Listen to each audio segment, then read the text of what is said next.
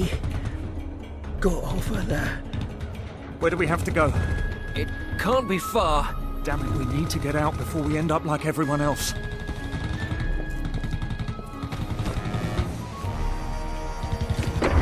Give us cover. We're almost there.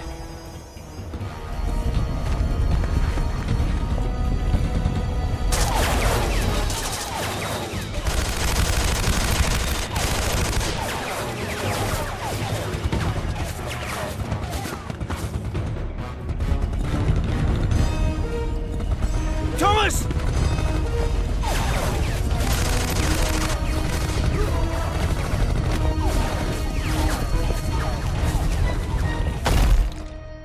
No!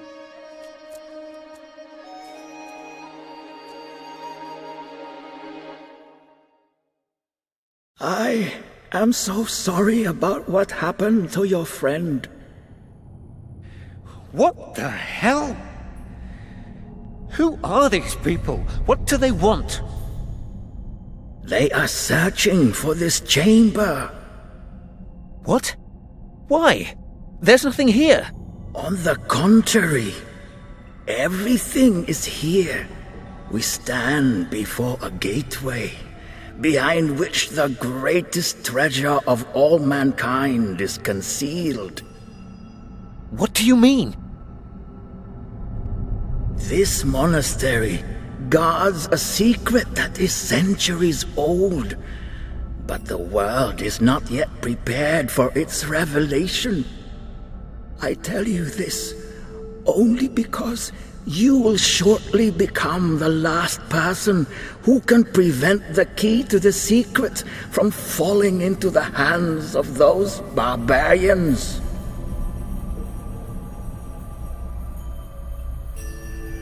What is that? This is a key. At some point, they will find this chamber and break down the door. The key must no longer be here when that happens. Take it, use it, and get it to the other side. Then you will understand everything.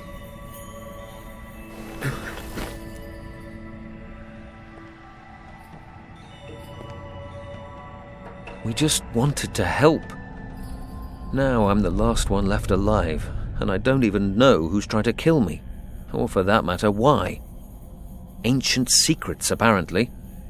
A great treasure hidden here in this chamber. Maybe that's what they're after. Doesn't matter. I need to get out and get in touch with England.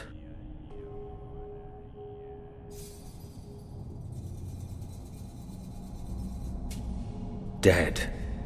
The monks gave their lives to protect the artifact and this chamber.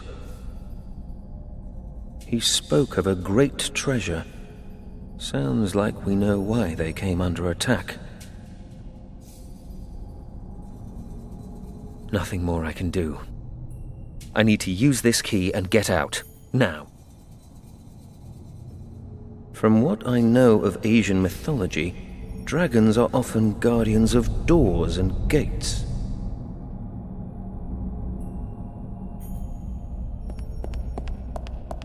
There's a recess in this plinth here, but nothing else interesting. It fits into the recess here. I haven't the slightest idea what that might do, but according to the monk, it's the only way out of here. I hope he was right.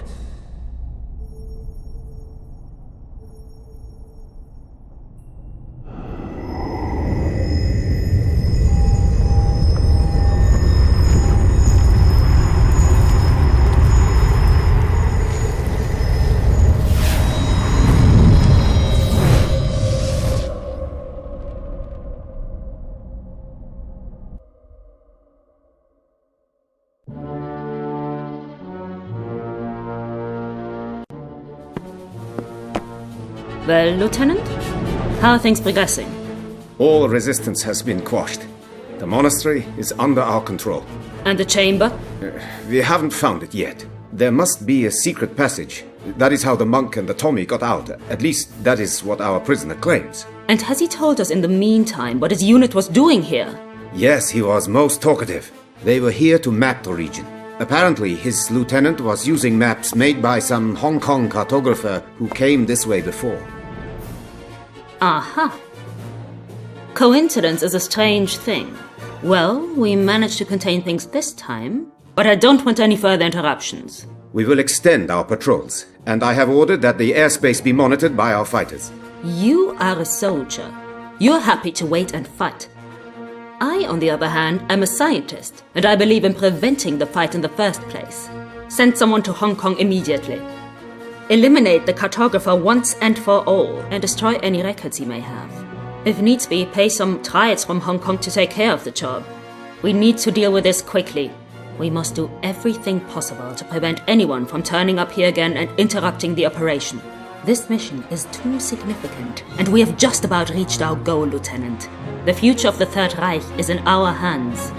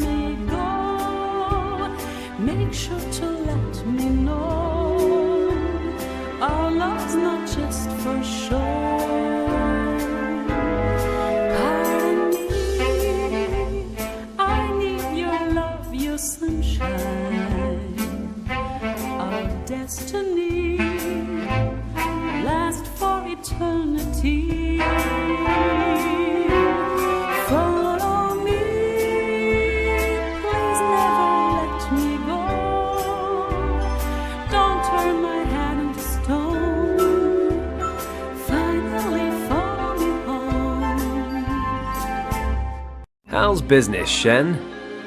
Can't complain. How about you? Still moving stuff you shouldn't be. Have you ever tried turning a profit the honest way? It's tough. I've got bills to pay. Besides, snatching a deal from the tongs is all the fun I get around here. Fenton. The tongs are not to be played with. These are serious people. Shen, I didn't know you cared. I'd be surprised if Tong even knew who I was. Oh, really? He was here looking for you last night. Finally, the celebrity status I've always craved. You need to relax, old friend. Fenton, you are my best customer, and for that reason alone, I'm going to give you some good advice.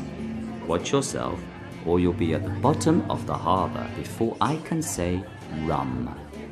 And you can say rum pretty damn quickly. Not as quickly as you can drink it. Didn't you learn in the forces not to underestimate your enemies? Christ, you make it sound like we're in a fight to the death. That may yet prove to be the case. I strongly suggest you forget smuggling and get your kicks elsewhere. Okay, I'll be careful. Promise.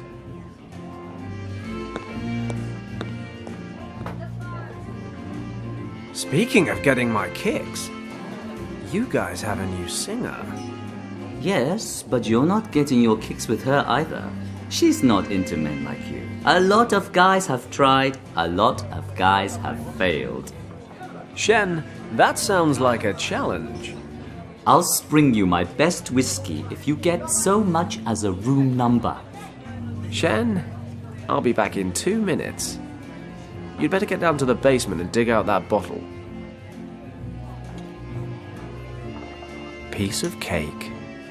In 2 minutes flat, not only will I have a hot date, but an excellent bottle of whiskey to go with it. Life is sweet.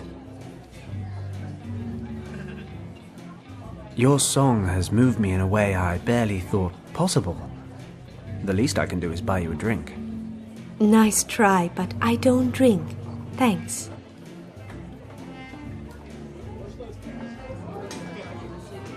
Wow.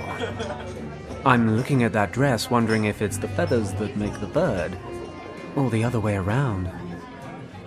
Either way, you look hot. I'll take that as a compliment, even if it's a dubious one.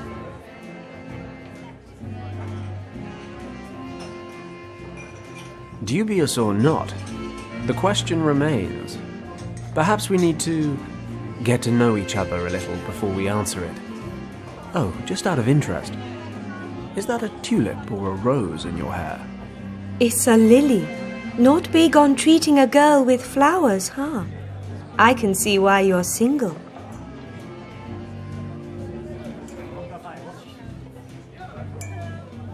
Ah, is that where I've been going wrong? I always thought women preferred diamonds. Although the ones you're wearing are far outclassed by the beautiful wrist they're wrapped around. A gift from a doting admirer? Perhaps. So, maybe you want to give me your room number so I can come congratulate you after the show. Oh, what a shame. You are doing so well. And then such a blunt question. Do I look like that sort of a girl? Go try your luck with someone more your type. I'm thinking someone with no self-respect and a thing for the wrong men. Wow, how did she know the sort of girls I go for? I'm really not getting anywhere here.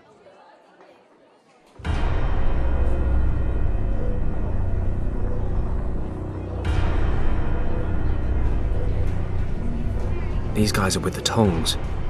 Looks like Shem was right. They must have found out that I snatched that last deal off of them. 1-on-1 I can handle. 2-on-1's pushing it. And knowing my luck, there's about 20 more of them waiting outside. I think a tactical retreat is in order. I wouldn't like to say a hasty one, but that's exactly what I mean. Let's see if there's anything useful inside. 3 Hong Kong dollars, 45 cents, and a button. Neither enough cash to buy my way out, nor enough buttons to fashion a coat. No one will miss this stuff.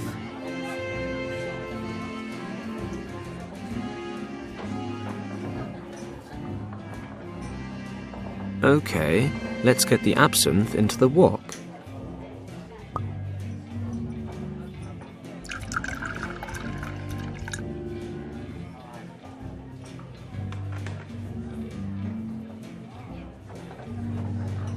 Plat de jour, flambé.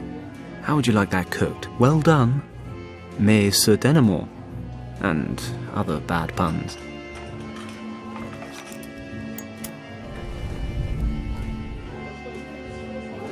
Now we're talking. Sending a burning card careening across the room while sneaking out of the door. That's how Fenton Paddoka rolls.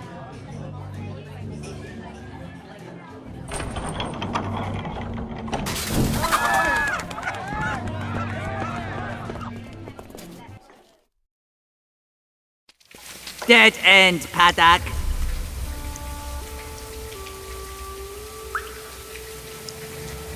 My answer makes no difference anyway. You're still gonna beat me up, aren't you? Right, kid. This time you're messing with the wrong people.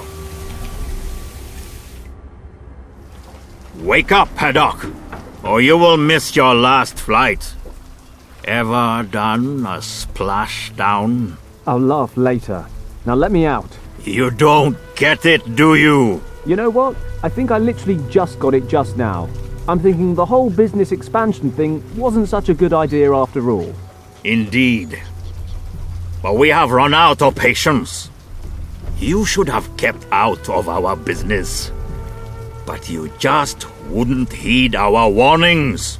Hey guys, why don't we just relax and talk about this? I promise I won't get in your way anymore, okay? Too late, Paddock. And once again, we find truth in an old Chinese saying. It is easy to open a business, but it is difficult to keep it running. But we don't want to be that heartless. We won't grant you a last wish, but you may decide how you would like to die. Would you prefer to suffocate or drown? You don't have to decide right away, Paddock. Let me explain.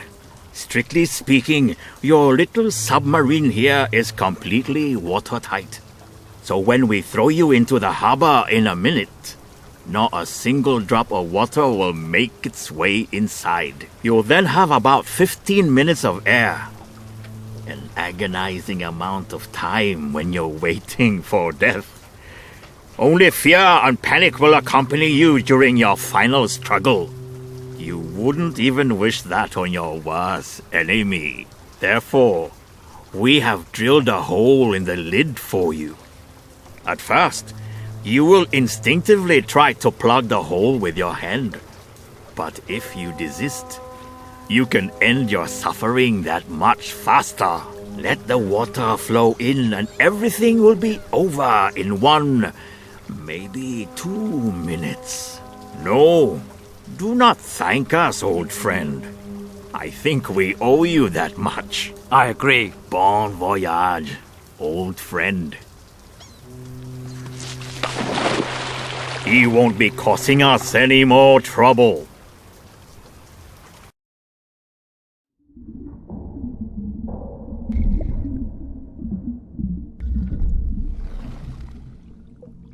Crap. Crap. Crap. Crap. I need a solution. Quick. Crap. There's a big lump of tar here. It's hardened. I'm not going to get it off like this.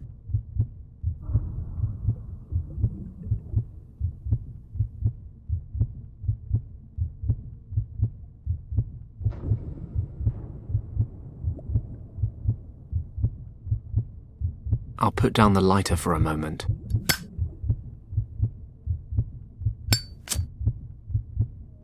It worked. The gooey tar is now sticking to the cork. They've sealed the cracks in this crate with tar.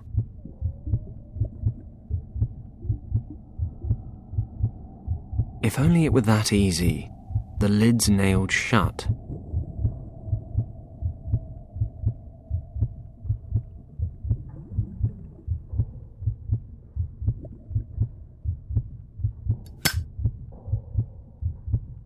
Perfect.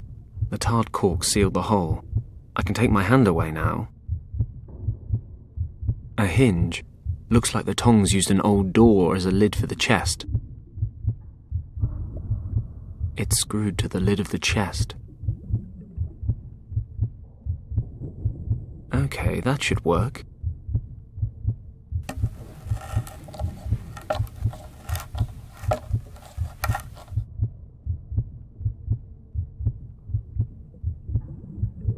If I manage to put the hinge between the lid and the crate, I might be able to pry it open. Let's try.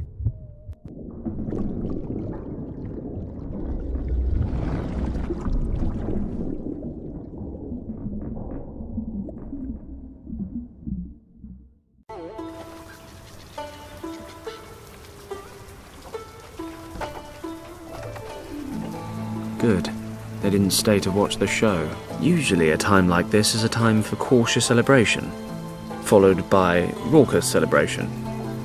Unfortunately, wandering back into Triad territory for a drink with Shen is most likely inadvisable. Plus, I'm soaked. Home time, I think.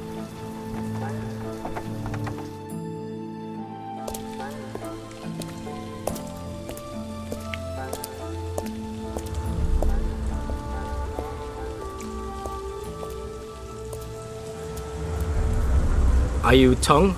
Moon Tong? How dare you, stranger? What do you want? Can we go somewhere and talk undisturbed, Mr. Tong? Somewhere less lively. We have nothing to fear here. This is our district. If you have something to say, say it. If not, get out of here. Very well. I need some men to do a job for me, discreetly and efficiently. I was told you would be able to help me. Interesting. We shall see whether I can or cannot once you've told me what this is about. My clients are looking for a man who is supposed to be living here in Hong Kong. He's in possession of something that my clients desire for themselves. And who are your clients? That is not important. Find the person and retrieve the item. That's the job. Well, many people live in Hong Kong, and I'm sure a lot of them are in possession of things that other people want. If you accept this job, you will of course receive more detailed information. This sort of work doesn't come cheap. You understand? Money is no issue. My clients have the necessary means. All that matters is that the job is completed to our satisfaction. Then I'd say it's a deal.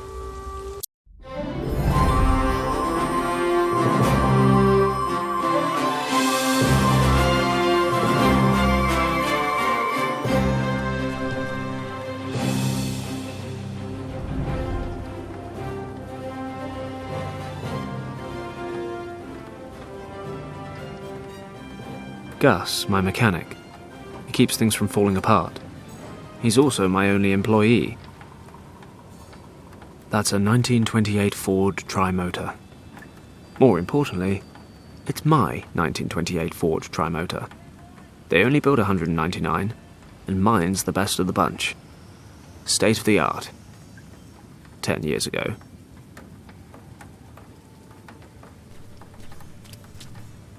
Hello, Gus. I'm back. Just look at you. Did you forget your umbrella?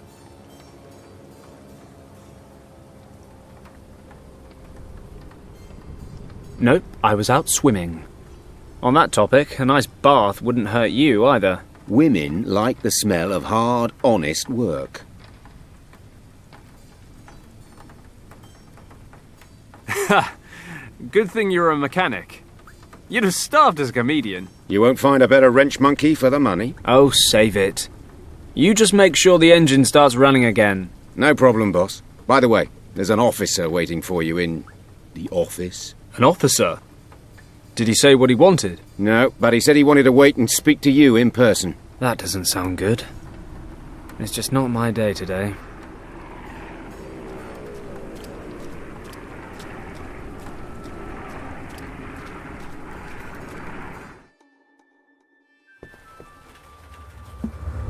Ah, Paddock. You're finally here. Huxley. This is a pretty miserable place to live, Paddock. Shouldn't war heroes be spending their retirement in more comfortable surroundings? Oh, I forgot. You were dishonorably discharged. Thanks for the reminder. What are you doing here? The governor ordered me to find you. Wasn't so easy, since I hadn't the slightest idea how deep in the gutter I'd have to dig. You certainly smell like you belong here. Well, you of all people should know your way around the gutter, Huxley. Watch your mouth, Paddock. There may come a time when the governor won't be there to protect you, and I'll be able to drag you to the penitentiary where you belong. Oh, spare me. I'm a civilian now. Deal with it. I was court-martialed and have received my deserved punishment. So leave Lord Weston out of this. You are responsible for the most severe riots in the history of this colony. The Empire conceded a lot in order to regain control. In disobeying your orders, you caused damage that we still feel the consequences of today. The Chai Wang Penitentiary would be a more appropriate punishment, if you ask me. Just let me know when you're done complaining so I can tune back in. Lord Weston wishes to speak to you immediately. Make sure you get rid of that awful stench. I'll wait in the car.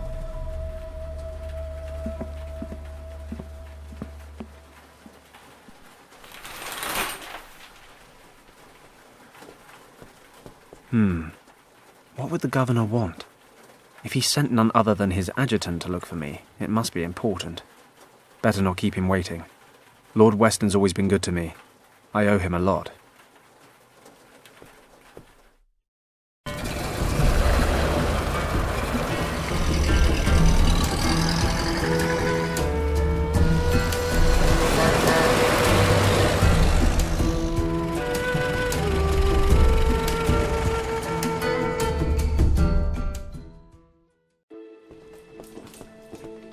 Fenton, I'm glad to see you. I hope you'll forgive the short notice. Lord Weston, please, I'm honoured. You have, however, piqued my interest. What's so urgent? Need a first-class flight to London? I'm afraid not, Fenton. I am in a somewhat awkward situation, and I think you might be able to help me. You are, in fact, my only hope. Sounds dramatic. Tell me more. The situation is as follows. As you know, the Chinese have been threatening to annex Tibet for years. I'm broadly familiar, yes. Well, the Empire's official position is not to get involved should a conflict arise. And what exactly is the Empire's unofficial position, Governor? Come, Fenton. One should be prepared for all eventualities. I see. Military intervention? No, certainly not. We simply wish to be prepared in the unlikely event that a military conflict arise, and that is why we need to know the lay of the land. No maps of Tibet are currently available. It is, officially, completely uncharted. And what does all this have to do with me? I'm not much of a cartographer. You have enough of your own. Quite right, Fenton. We have, in fact, already sent out an expedition. Entirely off the record, you understand. The Chinese must be kept in the dark. The last thing we need right now are diplomatic complications. The problem is, the expedition disappeared without a trace a few days ago. We haven't the slightest idea what their status might be. You've sent a rescue party? 2. Both returned, empty-handed. No trace of them, not a clue. So now what? I can no longer rely on military options. Eventually, the Chinese will get wind of the situation. The matter must be handled with discretion. Fenton, I want you to find our men. Well, I'm certainly flattered. But what makes you think I'd do the job any better? You said yourself you've got no maps. And I'm far from a local expert. Come, Fenton, you had quite the reputation. You've completed, successfully, numerous missions of this nature. I, for one, have the greatest confidence in you. Honoured, I'm sure, Lord Weston. But like you said, I had a reputation. I don't regret my time with the forces, but those days are over now. When they needed a scapegoat for the winter riots, I stood my ground, dishonourably discharged. So tell me, why should I lift so much as a finger for the Empire now? I realize that, Fenton, and I predicted this response. But you should know, this is about the people, not just the army. With all due respect, sir, appealing to my sense of compassion won't work. Oh, stop being so hard on me. You'll get all the financial support you need, and perhaps I can assist you in settling your little difficulties with the local competition. Tempting, but no thanks, Governor. Any other matter, I'd be happy to help. But there's a file in my life labelled Army, and it's closed. But what if the situation weren't so cut and dried? Enlighten me. Richard, Fenton. Richard was the expedition leader. Richard? You wait till now to tell me that? Fenton, I am the governor, and Richard is an officer. That he is my son shouldn't affect the performance of my duties. That may well be, but it can damn well affect mine. You know how close Richard and I were at the academy. I have a right to know what's going on, don't you agree? You are right. I know how much Richard means to you. How couldn't I? After everything you've been through. Good. So tell me what I need to know. I'm leaving now. You'll find all the information I've been able to collect in this dossier. Thank you, Fenton. I will never forget what you've done for me. Thank me when I've found him.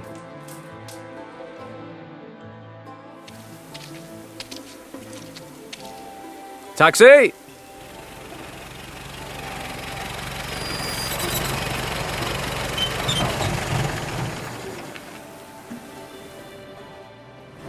Richard, what have you gotten yourself into? I've known you for most of my life, and I've never seen the old man so worried about you. I can understand why as well. No contact for over 10 days. Disappeared without a trace 400 miles east of Lhasa, in a completely unexplored region the size of England. What the hell happened? Avalanche? Snowstorm? That part of Tibet may as well be the end of the world. I need to stay focused. Stay rational, no matter how hard it is. Can't let my feelings get the better of me. First off, I need some local maps. Unfortunately, the region's never been officially charted. I need Gus to start working double time on the plane so I can get going. Maybe he can find me some maps as well. Might be he knows some pilots who have been out that far.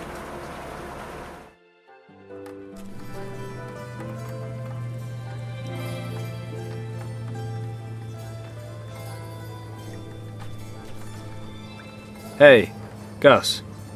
Listen, we're going to have to cancel all upcoming jobs. What's wrong, boss? Are you in some kind of trouble? You could say so. I'm going to Tibet. Tibet?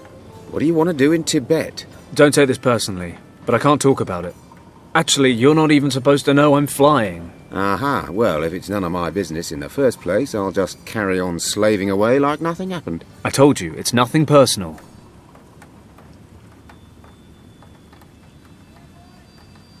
How's the engine coming along? I'm almost finished, but there's 4 screws left over, which is a bit strange. But I'll find somewhere to put them. I hope you're joking. When you're finished, bring my equipment on board and get that bird ready to fly. I want to leave for Tibet tonight. Aye, sir. I need some maps of Tibet. Maybe you can help me. I realise it's pretty much unexplored, but there must be something out there I can use. Do you know anyone who knows his way around the country? Most pilots around here head south. You could try old Wang. Hey, yeah, he mentioned it once or twice. Once or twice? He never stops talking about his time over there. And he reckons he's mapped a great chunk of the place. Can't you think of anyone else? Oh, yeah, of course. I know hundreds of people with maps of Tibet just lying around at home. What's the matter with you?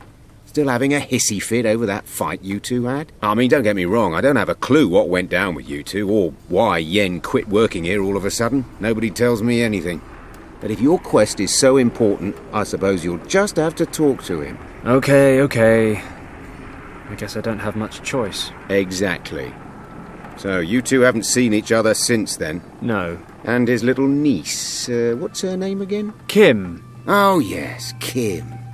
So, you aren't in touch with her either? No. Why, should I be? I just had an inkling.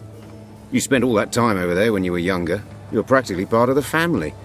And, well, are you saying she wasn't your type? Nonsense. No idea what she's been up to. You know anything new? Well, I did run into Wang at the club. Talked about the old days a bit. I think he misses flying, but he'd never admit it. He's retired now. He still lives in that old house on Victoria Road? He moved. Don't ask me where to. He never said, and I never asked. Great. And how am I supposed to find him? Maybe Shen in the bar can help you out. He makes it his business to know about the punters. Good idea. I'll drop by to see him. That's all for now, Gus. See you later. See you later, boss.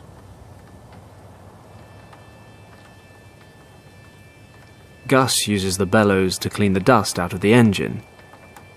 Or so he claims.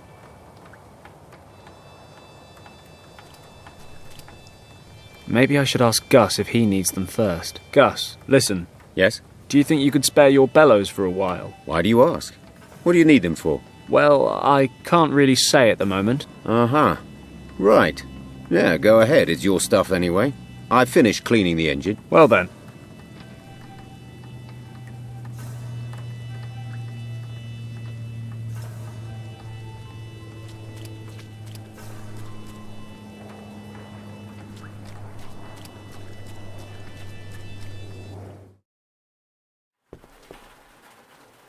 The safe was already here when I moved in. I just use it for old documents and what have you.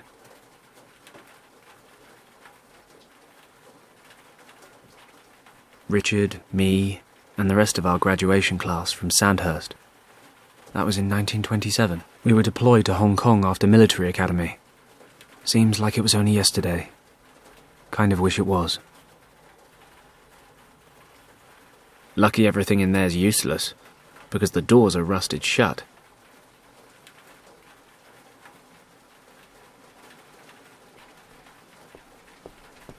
Who knows what that might come in handy for? Something, I'm sure. I've had this old thing for years. It's been halfway round the world with me.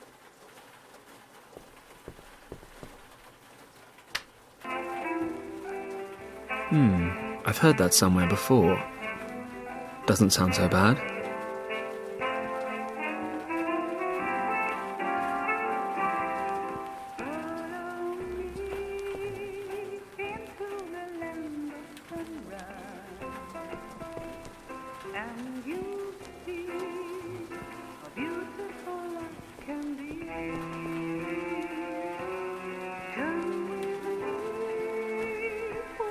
I rarely use it anyway. My bathroom. Okay, I admit, it's not exactly a room.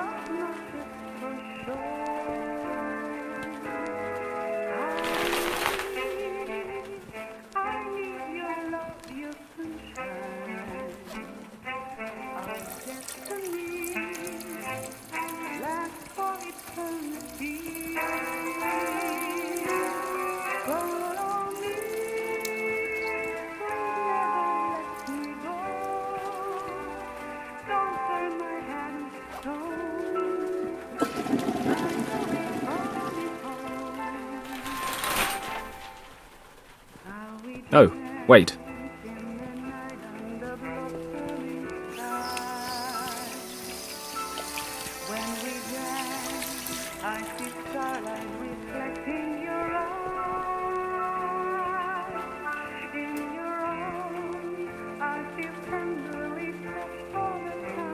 My hammock. If it could talk, it'd have tons of stories to tell, mostly about how I come home drunk, go to sleep and wake up on the floor. I need to rescue my best friend from unknown dangers in uncharted Tibet. A nap would be nice, but somewhat irresponsible.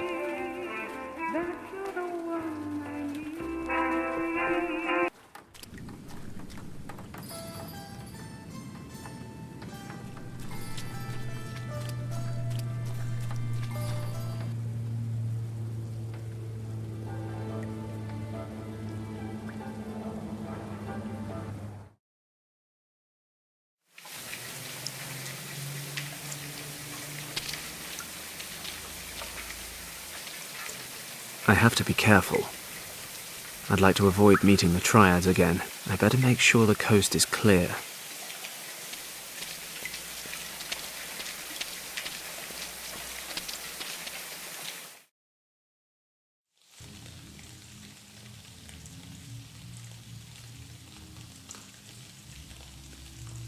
Muntong. Best stay away. There's a difference between being daring and being stupid. I may have a reputation for both, but I've no intention of living up to either by ploughing straight through Tong's men. I need another way in. Okay, Tong and his men are hanging around outside the club, so there's at least a slim chance there's no one inside. Good enough for me. I'd better ask Shem for Yen Wang's address.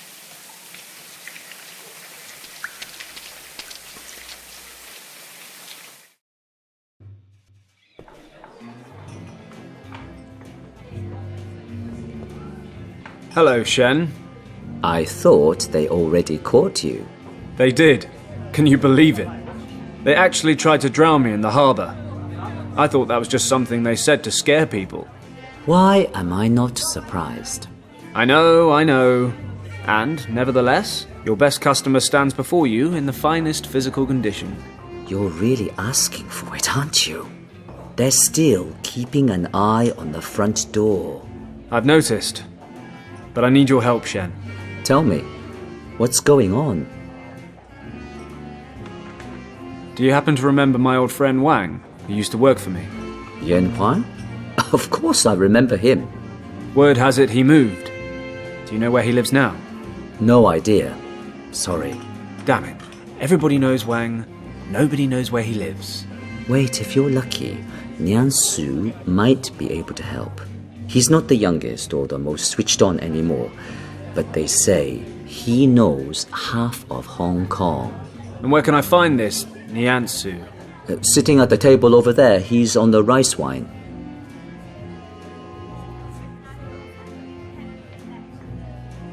Thanks for not snitching on me to Muntong.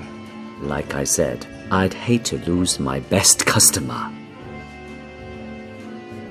Where can I find that guy Nian Su again? He's sitting right behind you at the first table. Thanks. See you later, Shen. Yes, good luck. Old Niansu. Word has it he knows everyone around here. Excuse me. May I disturb you for a moment? What do you want, young friend? Ah, wait. Aren't you the pilot, Poroge? Paddock. Fenton Paddock. Yes, that's what I said. So the barkeeper said you know half of Hong Kong. So far, that's holding true. He says that, does he? Well, maybe. I'm looking for a friend who used to live in this district a couple of years ago. He's called Yen Wang. Unfortunately, we lost touch, and now I urgently need his help. Have you heard of him? Maybe you know where I can find him. What was he called again? Wang. Yen Wang. Wang. Wang. Well, son, I am not so good with names anymore. He lived in this district, you say? Yes, 2 years ago. He was a cartographer. A cartographer. I am not sure.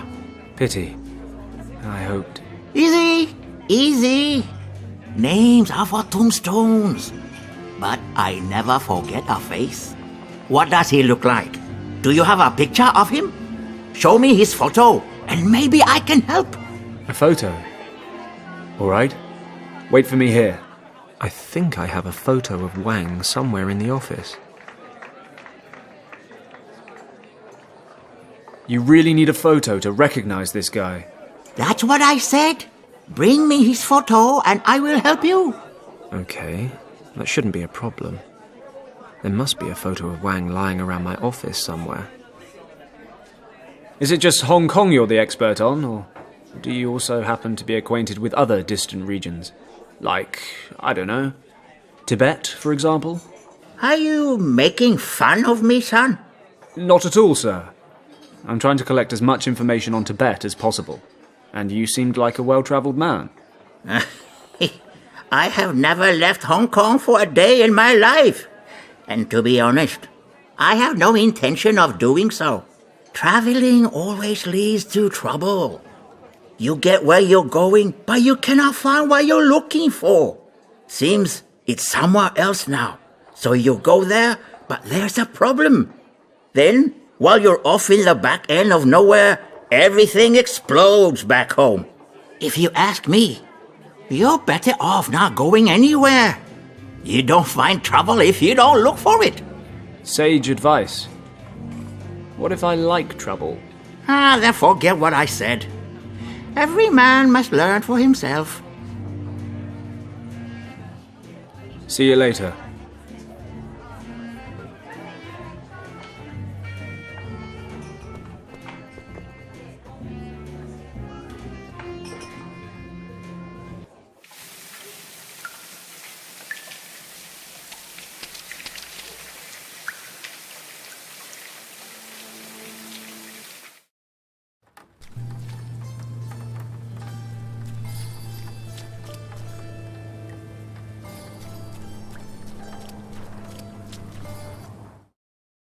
Okay, now where might I have a photo of Yen Wang?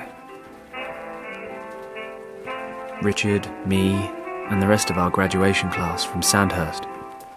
That was in 1927. We were deployed to Hong Kong after military academy. Seems like it was only yesterday. Kind of wish it was. I keep the old personnel files in the safe.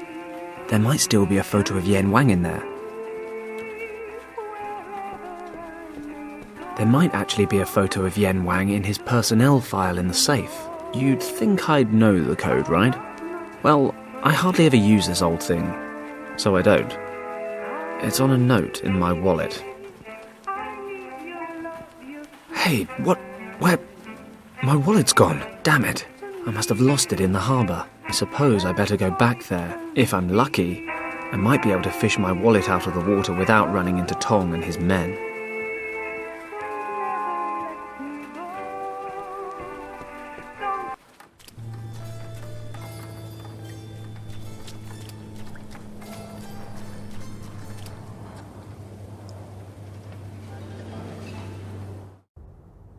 A wallet! Happy days!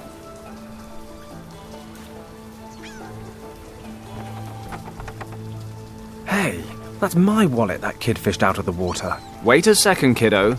That's not public property. It's mine. What? Yeah, right. Anyone could say that. How stupid do you think I am, big guy? No, honestly, it really is my wallet. So? So I want it back. But I found it! And how am I supposed to know it's really yours? My word is my bond. Now hand it over. No!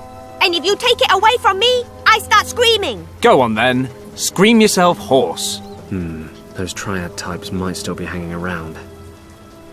Maybe I'm better off without unnecessary attention. Okay, kid. Look, that wallet is very important to me. I really need it back. Not my problem. Cheeky little bastard. Fine. He's only a kid. I can play along. Will you tell me your name? Only if you tell me yours. Well, I'm Fenton. I'm Hal. Okay, Hal. Do you want a reward for finding my wallet? You can have all the coins that are in it. No. Then what do you want? Help me catch a bat. Come again? Catch a bat? Yes. You're fishing for bats? Don't be stupid. I'm only killing time until the bats come out. There are tons of them over there in the warehouse. And you want a bat because... I bet my friends I could catch one. But you can't. Sure I can. Well, usually, but it's raining today. So? You don't know much about bats, do you? The rain drives away the insects. And if there aren't any insects around, then there's nothing for the bats to eat. And if there's nothing to eat, the bats won't come out. All right. No, it's not all right. If I don't catch a bat, they'll think I lied. And that's why you'll keep that big mouth of yours shut next time. And this is the persuasive charm you use on people when they've got something you want? Fine. I'll get you your bat, you give me my wallet. Sure, it's a deal. Fine. If I want my wallet back, I guess I need a bat. What was it again about bats? They hate the rain. Oh man, weren't you listening? The bats don't mind a little bit of rain, but the flies do. And where there are no flies to hunt, there are no bats. You follow? Wouldn't it be better if you try again tomorrow evening? Perhaps you know when it's not raining. I bet I catch a bat tonight, not tomorrow. Maybe the rain will stop. I see. Hope springs eternal. Very well. I'll come up with something. Maybe I can find a way to attract the bats. When I do, I want my wallet back. Deal! How's my wallet? It's in good hands. I give it back to you when you lure out the bats. I'll be off then.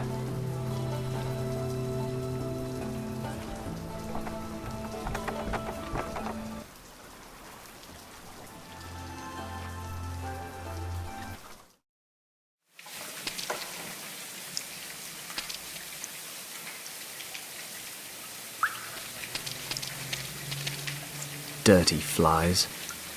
They must like this dry patch under the roof.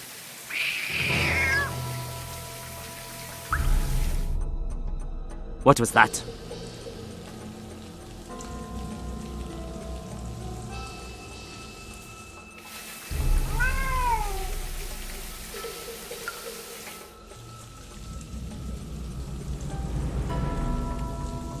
Just a magic cat. That was close. I shouldn't make so much noise. A cat?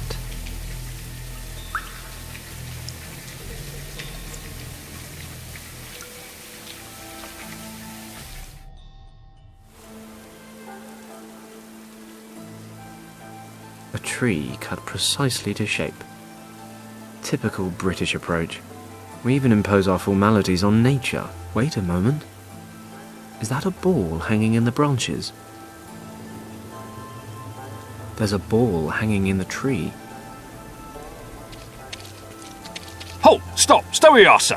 What do you think you're doing? I, want to get that ball over there. My, nephew accidentally threw it into the tree while he was playing this morning. I'm sorry, sir, but I cannot allow you to do that. What? I just want to go get my nephew's toy. That may very well be, and usually it wouldn't be a problem, sir. But today it's been raining, and you are just about to step on this decorative English lawn. So what? So what? Excuse me, but have you taken leave of your senses, sir? The constant rain has soaked the ground completely, and the precious blades of grass are defenceless against your brutal boots. Okay then. I'll be very careful when I walk across the lawn. I promise. Halt! If you take even one more step towards the border, I will have to arrest you, sir. Now wait just a minute. There's a million different crimes going on right now in this city. Your lawn will be just fine. Sir, I do not joke. When it comes to the protection and care of His Majesty's parks, I have full authority. After all, we represent the British Crown here. What is to become of the Empire if we are not even capable of establishing well-tended gardens in our colonies? Sir, you are preventing me from doing my duty. Either you step back, or I will be forced to take you into custody. It seems I am powerless against British conscientiousness. I can't even tell him why I'm here. I need a different plan.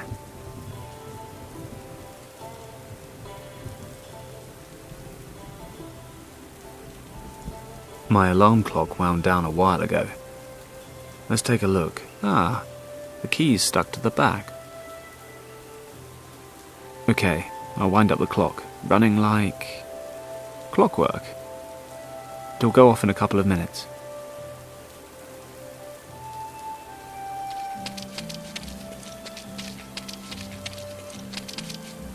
Okay, I'll place the alarm clock in the rubbish bin. Let's see what happens when it goes off. When the alarm goes off, I better not be here.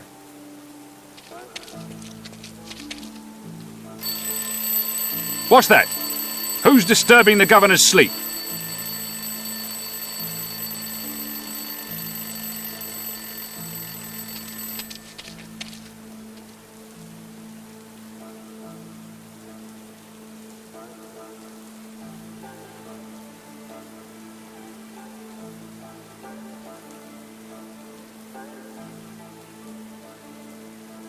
Well, can you believe that?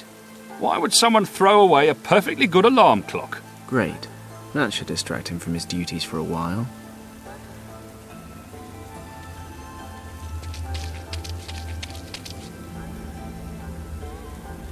And now off the lawn as quickly as possible.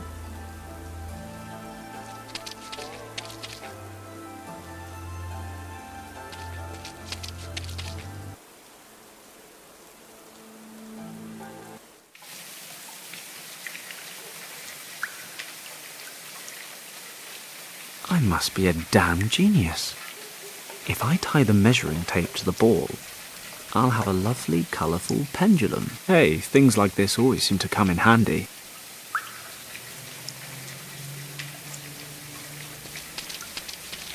Okay, you little rascal. Let's see if your animal intelligence is any match for my person intelligence.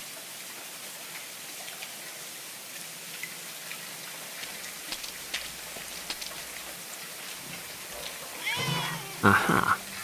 Take that, nature.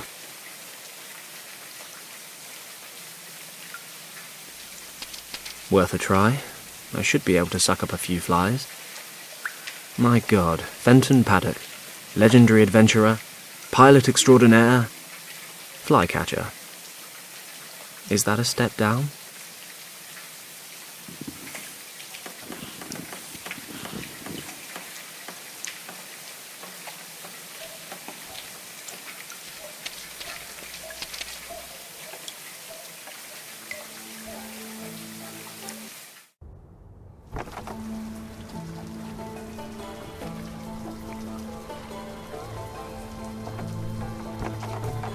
Fly, my pretties. It's working. The flies are buzzing round the lamp. Hey, what are you doing there? You said you wanted flies. I've got some. And that's supposed to work? Yeah. The flies lure the bats, and you catch one. I don't know. At the least, it'll give you a fighting chance. I'd say I've kept my part of the deal. Okay then. Here's your wallet.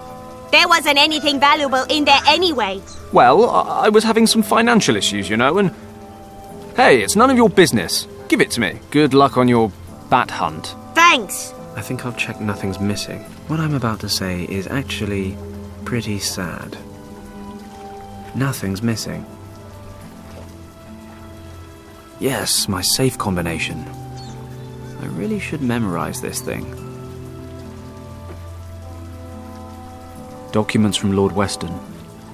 There's information here about Richard's expedition, but it's not an awful lot of good to me right now. Seems like before they disappeared, they were travelling through a region in the Himalayas about 400 miles east of Lhasa, which, of course, is the least explored region in all of Tibet. Without any official maps, I'm going to need some help from somewhere.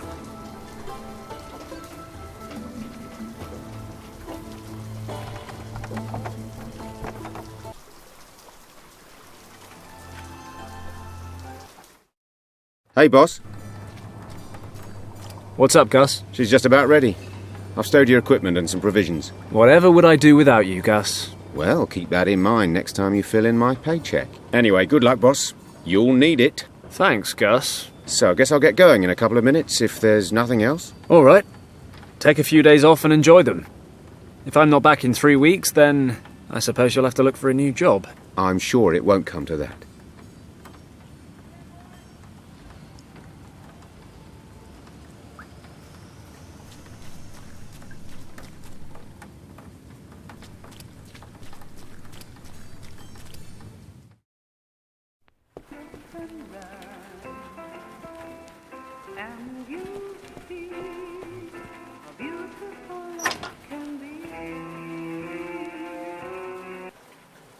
Old private documents and personnel files. There must be a photo of Yen Wang in here somewhere. These are the documents and certificates from my days in the army. A newspaper article on the 1932 Harbour riots. It says, 8 dead during riots in Hong Kong Harbour. Chinese dock workers came together on Friday evening in the Victoria Harbour to vent their anger over low wages. A British army unit was dispatched to the harbour to keep the peace. As the situation was about to escalate, the officer in command was ordered to retreat in order to prevent casualties. For reasons unknown, the officer in command did not comply with these orders. His soldiers opened fire and began to shoot randomly into the enraged mob. This incident caused a public outcry and was followed by several other clashes.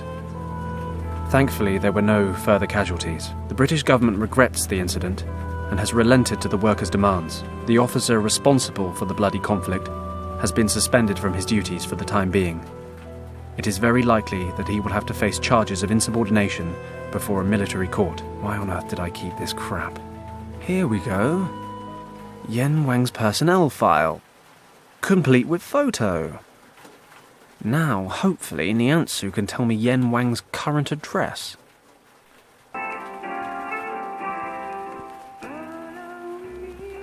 I've got Yen Wang's photo. That's all I need.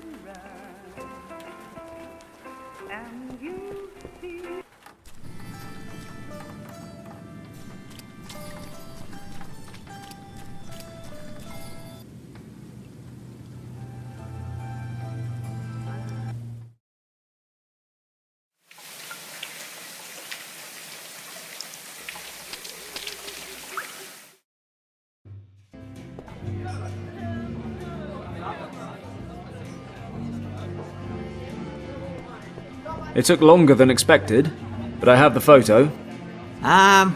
What photo are you talking about? The photo of my friend. You told me to bring it. Me? Do I know you, young man? Wait. You're that pilot boy, right? I don't believe it. Are you for real? Take it easy, son. You must forgive this old man his jokes. Come along. Show me the photo. Oh, yes. I know this man. And do you know where he lives? I said I'd tell you all you wanted to know. He has moved to the Won Moi district. And if I remember correctly, he lives in Wing Hao Street. Finally. Thanks a lot. That was all? Yes, that's all. You have been a great help. Perhaps I can return the favour someday. Be seeing you, Paslock.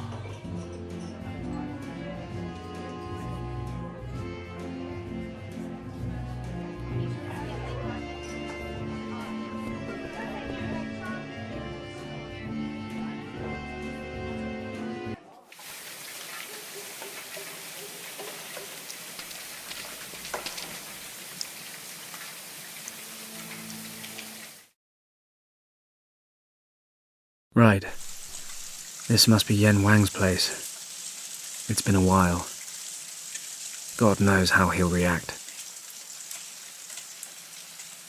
If Niansu's right, then Wang lives in this building here. Let's see if I can find Yen Wang's apartment.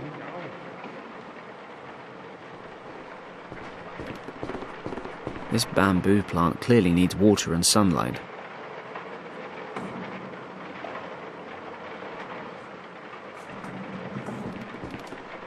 The nameplate reads Yen Wang. A child's bike. It's chained to the wall. What sort of a world do we live in where people can't just leave their bikes hanging around without chaining them up to stop people like me stealing them? Okay, this must be the one.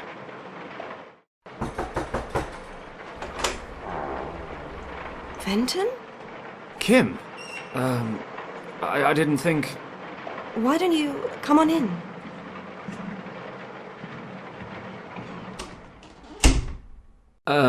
Thanks. How do you know... Oh, it wasn't easy. A strange old man told me. But first he needed a photo of your uncle, then he pretended to forget who I was, and... I don't get it. It's a much longer story than it should be. Anyway, I know it's been a while, but is Yen here? You don't know? Don't know what? What do you want? Well, I wanted to see your uncle. Why? Are you in interrogations now? I want to talk to him. Why now? Why didn't you come any earlier? He waited for you for so long. Did he? Well, better late than never. Not this time, Fenton. Uncle Wang passed away a few days ago. No. He did. Very suddenly. That can't... I'm so sorry, Kim. What are you sorry about? That you betrayed him and refused to talk to him for over a year? I'm sorry that your uncle passed away, but I never betrayed his trust. No? So what do you call it? What you did was terrible. And the fact that you never told us about it, that we actually had to find out about it from someone else. Don't you call that betrayal? You worked together, you were friends. We were practically family. How did we get you so wrong, Fenton? You hear lies and conjecture. You see words in the paper and you just assume the worst without even talking to me. You call that friendship? My uncle wanted to talk to you, but you just left him standing there. You didn't explain any of it. So we're left with 8 Chinese workers shot dead that evening and a missing man.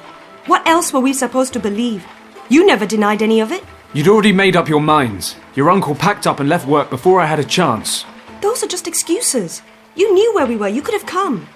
Either there was nothing to explain, or we just weren't worth the effort. Kim, that's not true. I can't believe you could even think that. You were supposed to know me. You know I'm not capable of... a massacre. I thought I knew you. I also thought we could talk about anything and everything. I just can't talk about that one thing. Then why are you here? I wanted to ask Yen a favour. What kind of favour? For the notes from his expedition to Tibet. That's the only reason? Yes. I see. Why do you need the notes? I can't tell you that either. Oh, of course. Who do you think you are, Fenton Paddoka? You should leave now. Kim, please. These maps are extremely important to me. Oh, really? Then tell me why. If you expect me to trust you, then you'll have to trust me too. Otherwise, get out of my sight. Kim, I don't want to drag you into this. Hello, honey. Oh, looks like I disturbed your little rendezvous. Honey? Who are you calling honey? Shut up and listen, girl. I want the maps. The ones Wang sketched on his way through Tibet. Which maps? My uncle never went to Tibet. Stop wasting my time, girl, or I will lose my temper.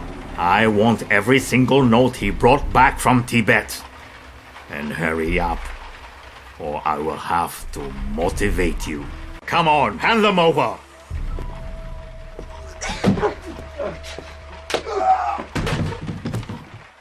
You okay? What does it look like? Who is that? Mun Tong. A triad boss.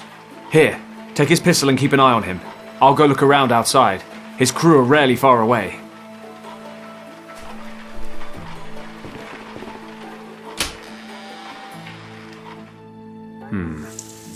Looks like Tong's got his men covering the front door. Like I thought. 2 of them outside the door. Why is everyone suddenly so interested in those maps? What do you mean? But just before my uncle passed away, Richard showed up here. Then you, and now those men. I want to know what's going on here. Richard? Did Yen show him the maps? Yes. That was about 3 weeks ago? And? Did Richard take the maps with him? No. Uncle Wang made copies for him. So the originals are still here? Yes. Uncle made me promise to keep them safe. Okay, look, I'll explain everything later. But we need to get out of here, quickly. These guys aren't going to give up. What is so special about the maps? No idea. And you expect me to believe that? No, I expect you to trust me. You'll explain everything? Yes, I promise. Okay. Last chance, Paddock. Thanks, Kimmy. Don't push it. Now what? We have to get out of the house. Is there a back door? I don't think so. I've only been here a couple of times, though.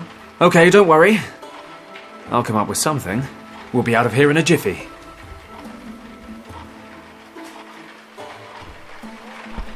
They're weeks out of date. Anyway, I'm not here to read the paper.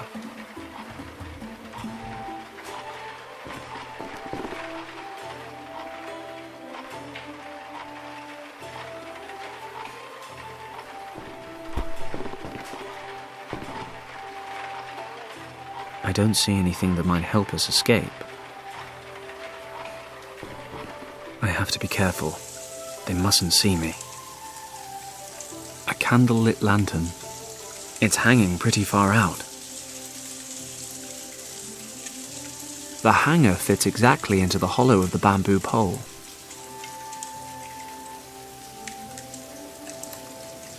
That should work, but I still have to be careful.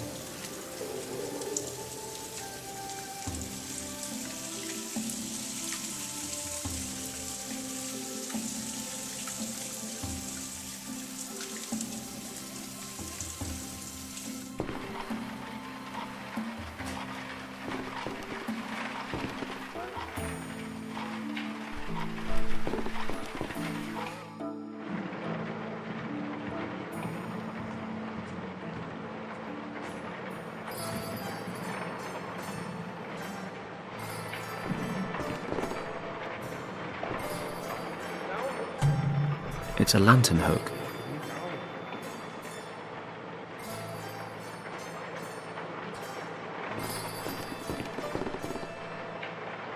Hey, there's a window.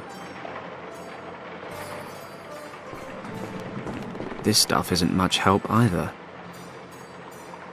If my sense of direction isn't completely off, this window should lead to the alley next to the house. I'm no psychologist, but I doubt Kim would be impressed if I left her here. Tempting, all the same.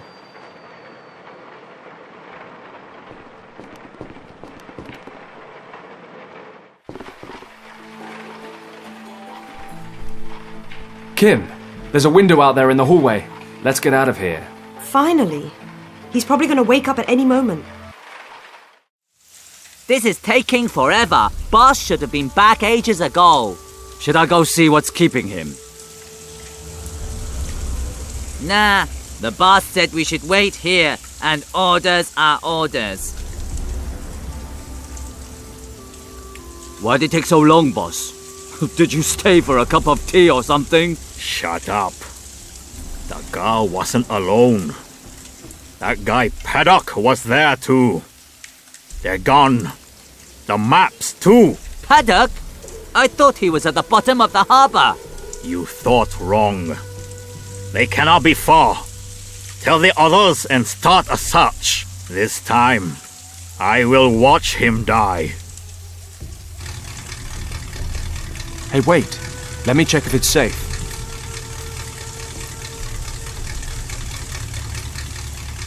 And what's the grand plan now? We have to get to the airport. We'll be safe at my office for a while. I'll explain everything when we get there. Over here! We found them! Damn! Kim, the truck's running. Jump in and step on it. I'll cover you. What about you? Drive! I'll jump in the back. They're taking the truck! I can see that myself. Get the car.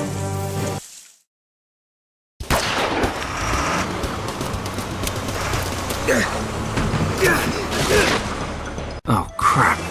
Better find a way to get on the truck. Kim! Yeah? Drive faster! Okay! Let's see what she can do. Kim! The brakes! Okay, whatever you say.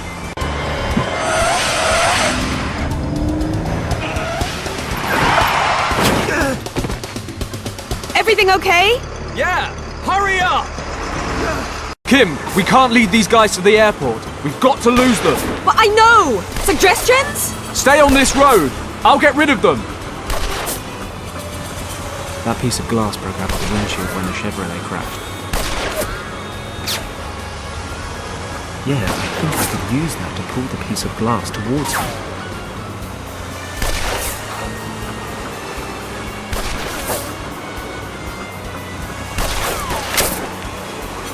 Whoa. Somehow he missed me, but shot the bamboo clean in half. Well, it's still long enough to try again.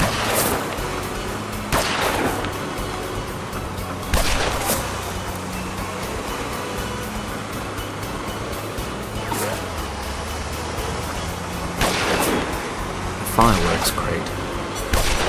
An oil-smeared tarpaulin. Looks like there's some engine parts underneath.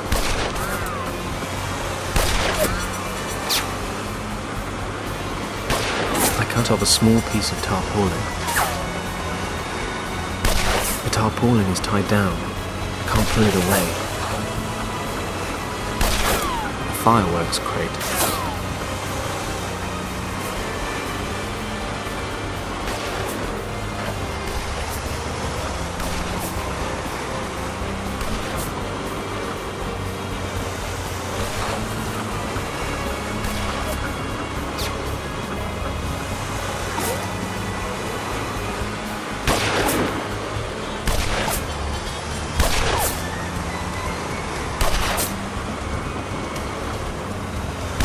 I'll take a few rockets out.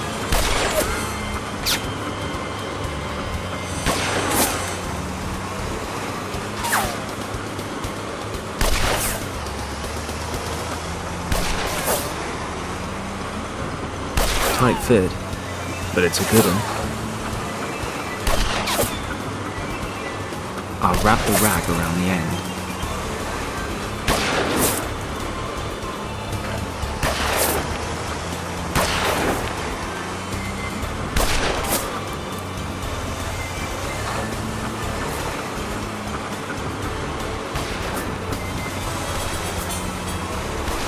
I've lit the end of the pole.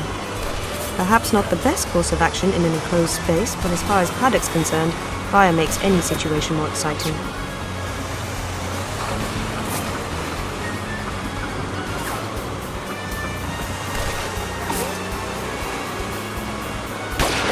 Open fire.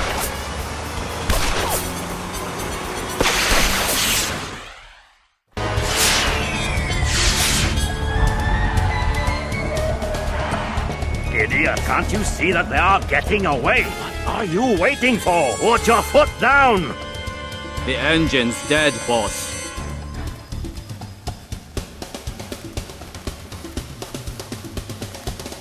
Oh, no.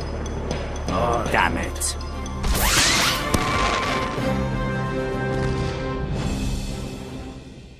Well, we lost them for now, but they won't be far behind. Then you haven't got long to fill me in, have you? What's going on? You have to leave Hong Kong, Kim. The Tong Triad wants your uncle's notes, and they're not known for asking nicely. What do they want them for? I don't know. Yet. But you have to trust me. Trust you? And how am I supposed to do that? You disappear for over a year and then turn up on my doorstep like nothing's changed. Kim, forget about that for 5 seconds. You're not safe here. And where do you suggest I go?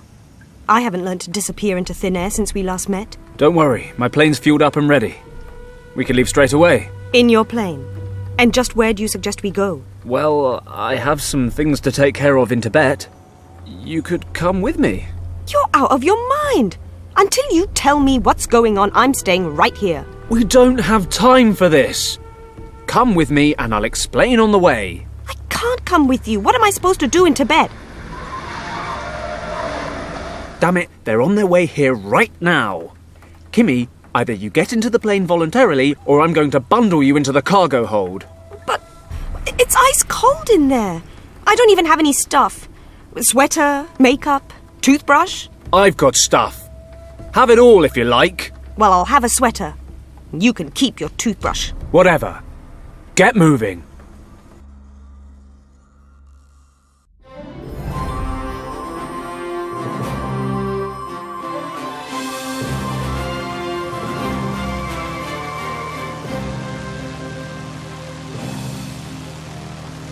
So, Fenton, I suppose we're safe now? Yes. Yes, I'd say we are. Good. Time to tell me your side of the story. Okay. What do you want to know? Where should I start?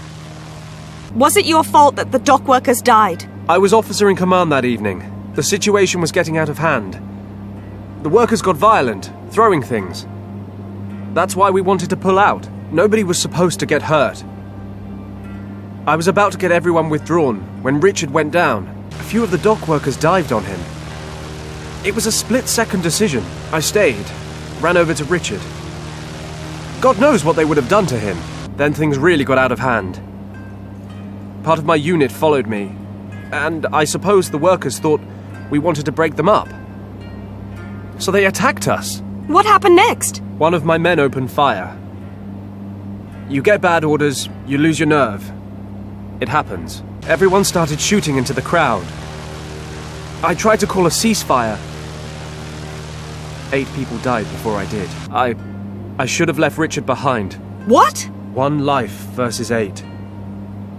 Easy maths. You can't weigh one life against another. It's not how it works. How kind of you. So now you're on my side. It was my job to know things might get out of hand. I had an order and I ignored it. We were explicitly told to withdraw to prevent people getting killed. Fenton, that is so... I don't know. If you hadn't been there to help Richard, he would have been killed, and... I know, Kim, and I don't regret having saved Richard's life. But I'm not proud of what I did. Those 8 men. Their families. That day is burnt into the back of my mind. You mean being discharged from the army? Yes. Among other things. But if all that's true, then it was just an accident. Didn't it count for anything that you saved the life of the governor's son? Richard was supposed to be kept out of it all. You never know what people might start saying if they knew he was there. Richard pulled all the strings he could to keep me out of prison. I owe him everything. Other people wanted to see my head roll afterwards. The Empire had to find a way to appease the Chinese population, so the person responsible was dishonorably discharged from His Majesty's service. And I accept that decision. In spite of the circumstances, I had a job to do and I failed. Richard and his unit were deployed in northern India soon after. We've hardly seen each other since. Fenton. Yes? Why didn't you tell us about all this? Did you really think we wouldn't believe you? Who knows? But... The men who were shot were your people. I guess I figured it would change things between us. You could have trusted us. My uncle missed you. And? Oh, nothing. So, why don't you tell me what we're doing in Tibet? Curiosity killed the cat, you know. Well, we've cheated death several times in the last few hours, so I reckon we're on a roll. Anyway, you promised you'd tell me. Okay. Richard needs my help again. The irony of fate. He disappeared on an expedition. No trace of him or his men for weeks, but it's all top secret. So Lord Weston asked me to go after him. Unofficially. He knows I'd do anything for Richard. And? What does all that have to do with my uncle's maps? Obviously, Richard used them to plan his route.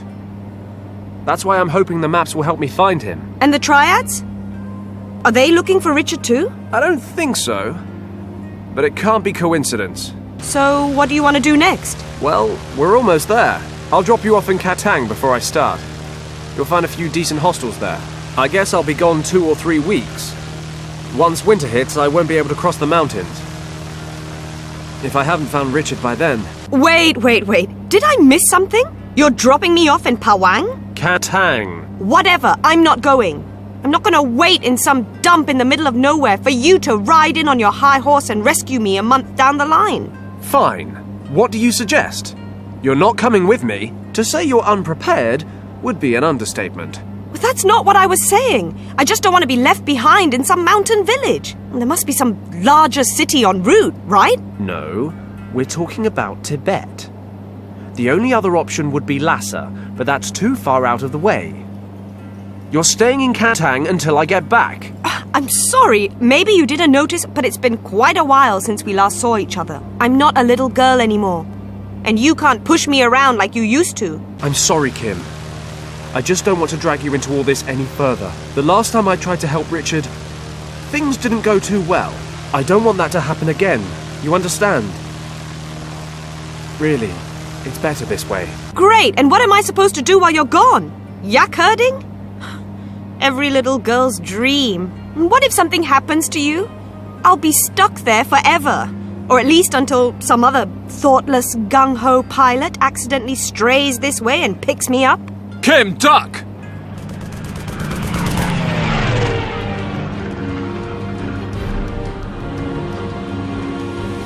Damn it! Did he just shoot at us? A German fighter plane? He just shot at us! I can't believe it! What's he doing in Tibet? I couldn't care less. He shot at us. He actually just shot at us. Shoot back!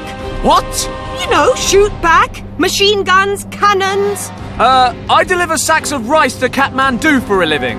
This is a cargo plane, not a war machine. And therefore, no, it does not have any weapons on board. You're telling me we have no way of defending ourselves? I didn't say that. Take the controls. I'm going to the back to take care of our little friend. Okay, Fenton, think. Think of a plan. Plan. The parachute, a pilot's best friend. Best not let on I've only got the one.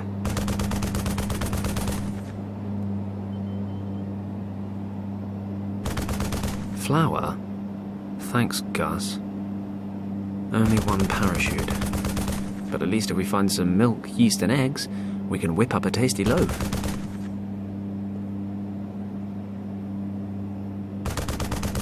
This canister contains distilled water for the hydraulic system.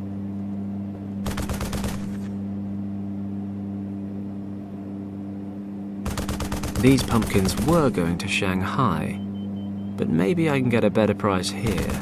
Even if they are so old they're hollow. That's capitalism, baby. I'll take one with me.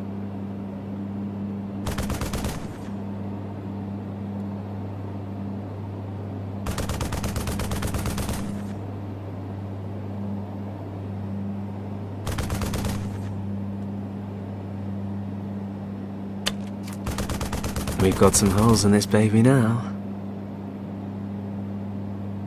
Very good. I'll pour some water into the pumpkin. And now some more flour.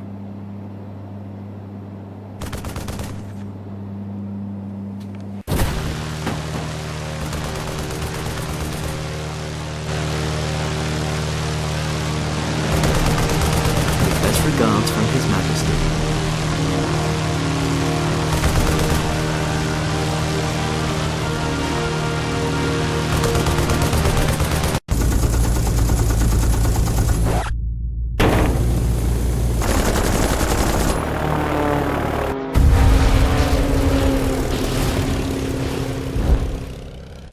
The plane is on fire! We're on fire! Oh no! He hit the starboard engine. Don't panic! I'll switch it off and try to stabilize us. You can fly with one engine? This baby's got 3, which means we've got 2 left. But don't worry, I'm an expert at emergency landings. Crap! I've never tried it with only one wing before. There's a field over there. I'm taking us down. Hold on tight! Fenton!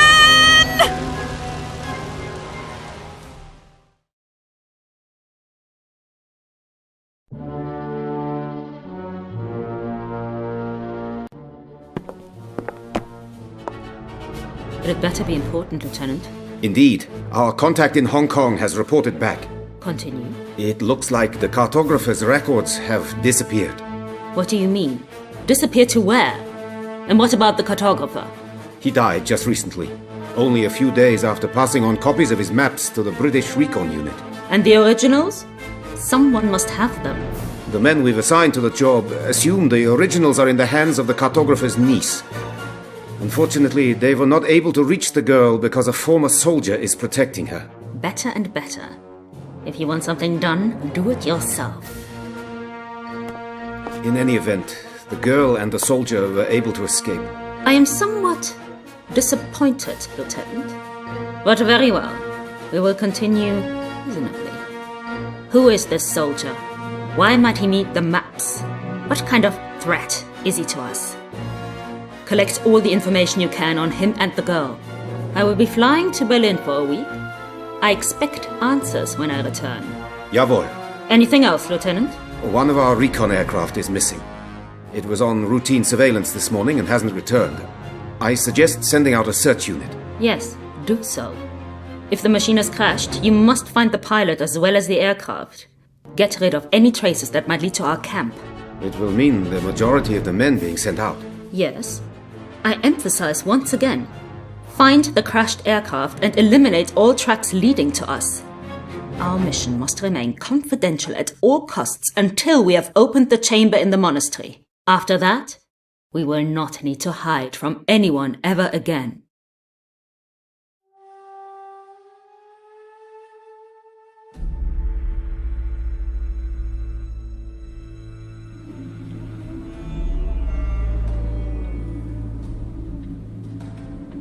What happened?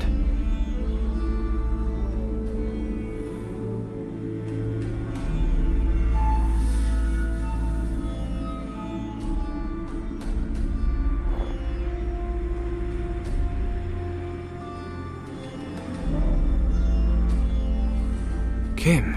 Kimmy? Can you hear me? Kim, please say something! Damn it. I need to get up there fast. My Ford. It only made 199. Guess there's one less now. Still, I better get to Kimmy. She's almost as beautiful. This crate was hurled out the plane, but it's still in one piece. True British workmanship. We can make an indestructible crate, but we can't build trains that run on time.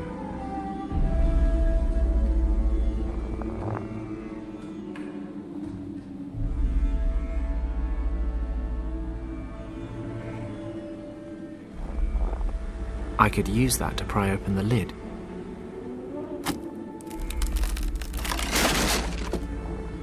Who would have guessed? It worked. The crate's open. Let's see what we have here. A gramophone and a few records. Most of it smashed to pieces. I'd take a ration pack over smashed records any day. Although I'd take whole records and a working gramophone over the ration pack. Josephine Baker is all the sustenance I need. That sled was in my plane. I use it during the winter to unload cargo. It looks like the crash didn't do it too much harm, although the seat's missing. Looks like I can still use this. It's only the seat that's missing. I'll take it with me.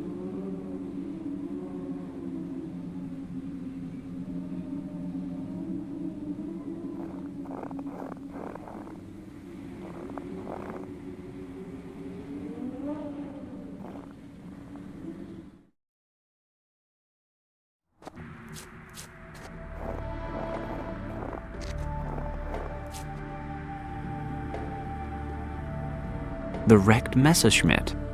Looks like it didn't get much further than my little Ford. Good. Might be something over there I can use to help Kim. I need to get over this crevasse first.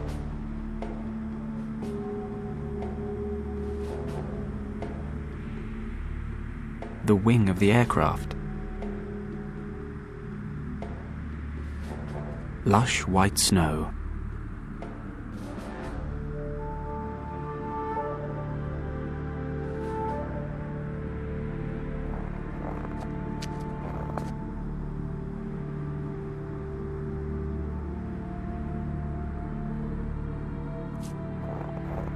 I can use this to collect some snow.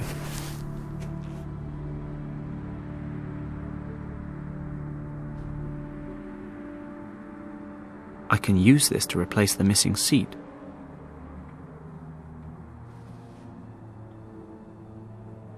You know what? If I could pick up enough speed on the sled, I might just about make the jump across the crevasse. However, there's really not enough snow cover to get me all the way. Damn it. That would have been heroic. I'll spread the snow evenly across the rock, but I'll need a couple more loads to get everything covered nicely. Okay, I'm done.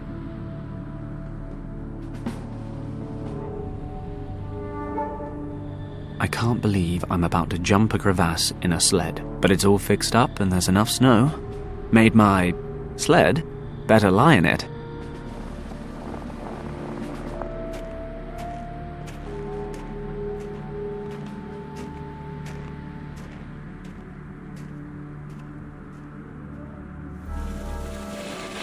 Yoo-hoo!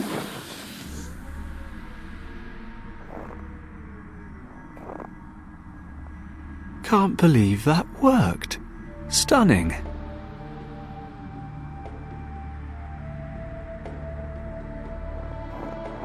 There's some sharp edges. I can't remove it with bare hands. I could use that to remove the cover without cutting my hands.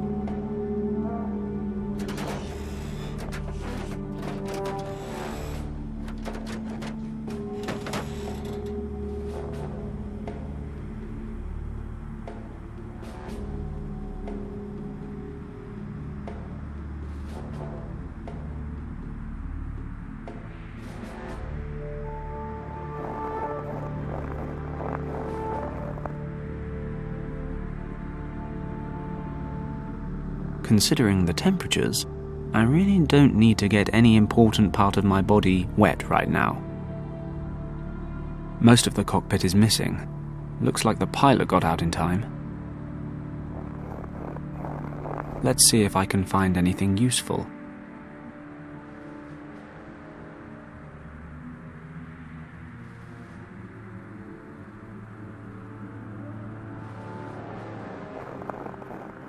The wing is too heavy to take with me, but I can push it over the slippery ground.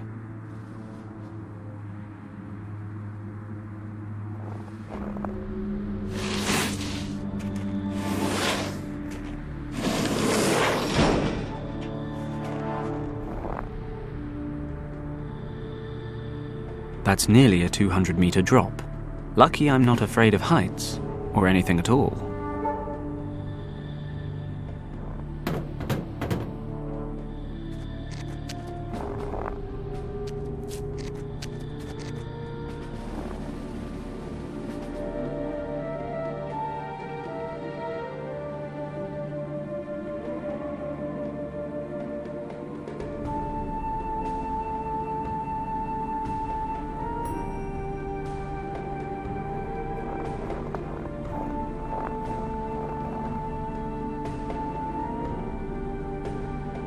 I can't reach it from down here.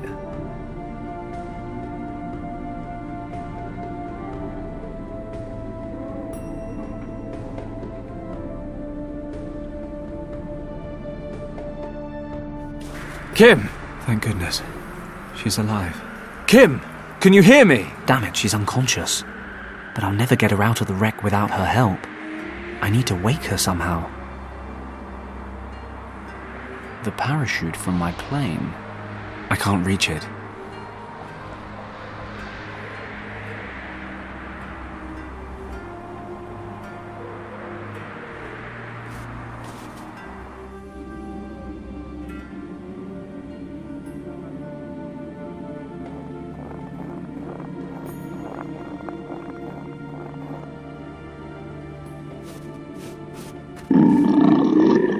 Whoa! Good boy! Good sheep!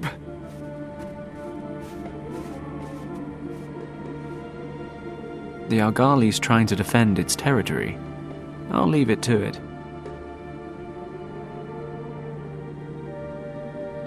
I haven't the faintest idea what that is.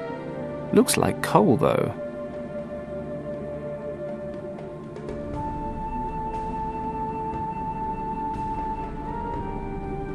Ah, that'll work.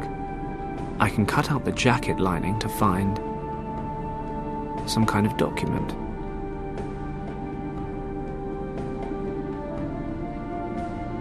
Okay, I'll put the lambskin on the sled so I'll have a nice soft seat next time.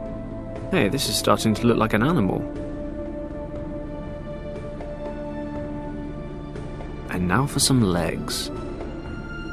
Wow, this thing is uncannily lifelike. I mean, if I squint my eyes a bit, it starts to scare me. I wonder what'll happen next. Ah, it destroyed my beautiful handiwork. Oh well.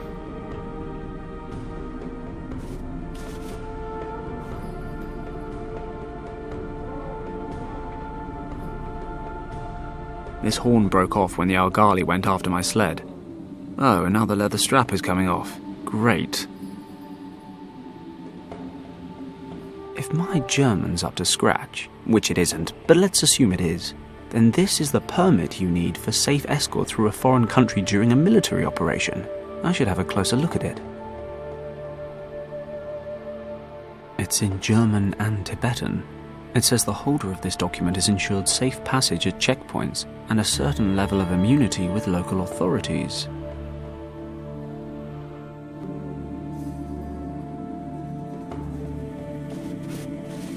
What are those strange lumps? Looks like coal.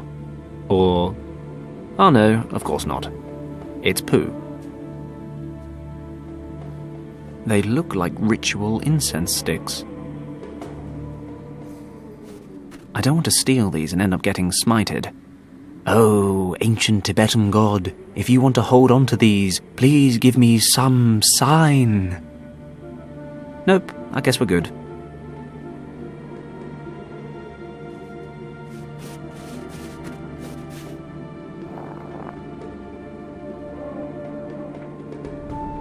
I'll just leave it here, I guess.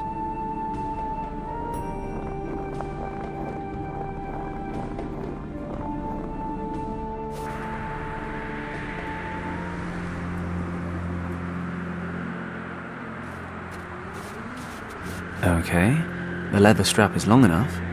Let's see if it's any good as a whip. Something about this just feels right.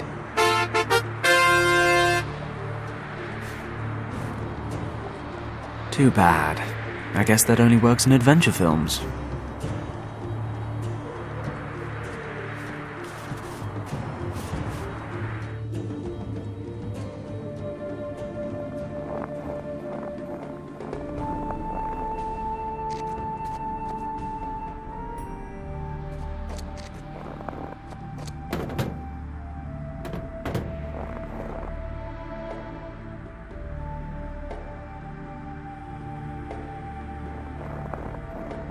Okay, I'll wet the leather strap.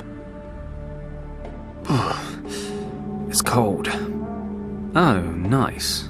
The strap's frozen through already.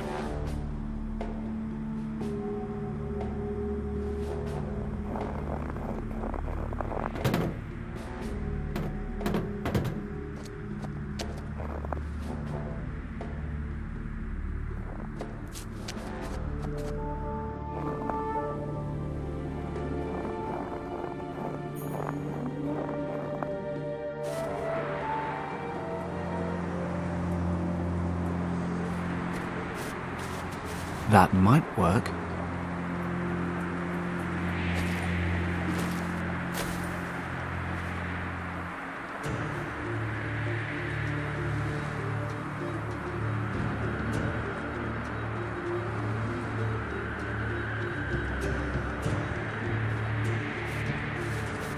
Let's get this chute hooked up to the cockpit.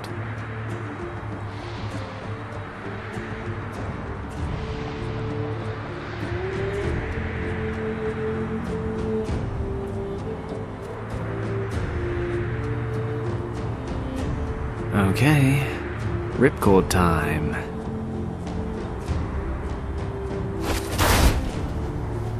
And there goes the chute. Some wind. Anyway, that's that. Now all I have to do is find a way to wake up Kim. Kim, Kimmy, can you hear me? She's out cold.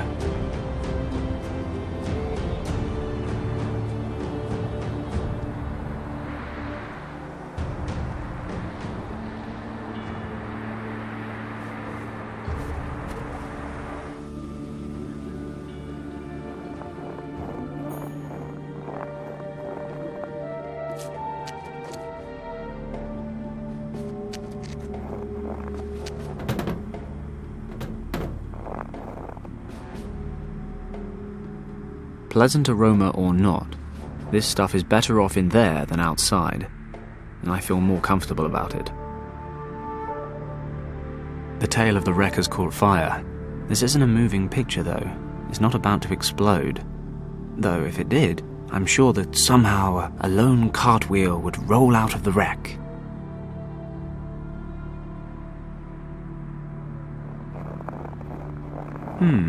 Let's see. That stuff actually burns. And it doesn't even smell that bad. Finally, a stroke of luck.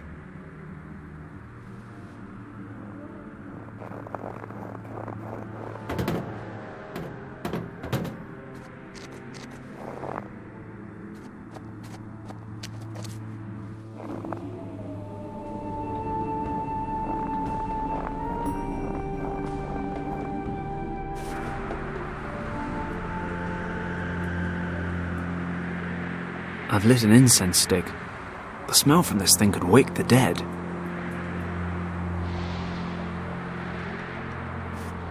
This smoke is vile. Let's hope it wakes her up.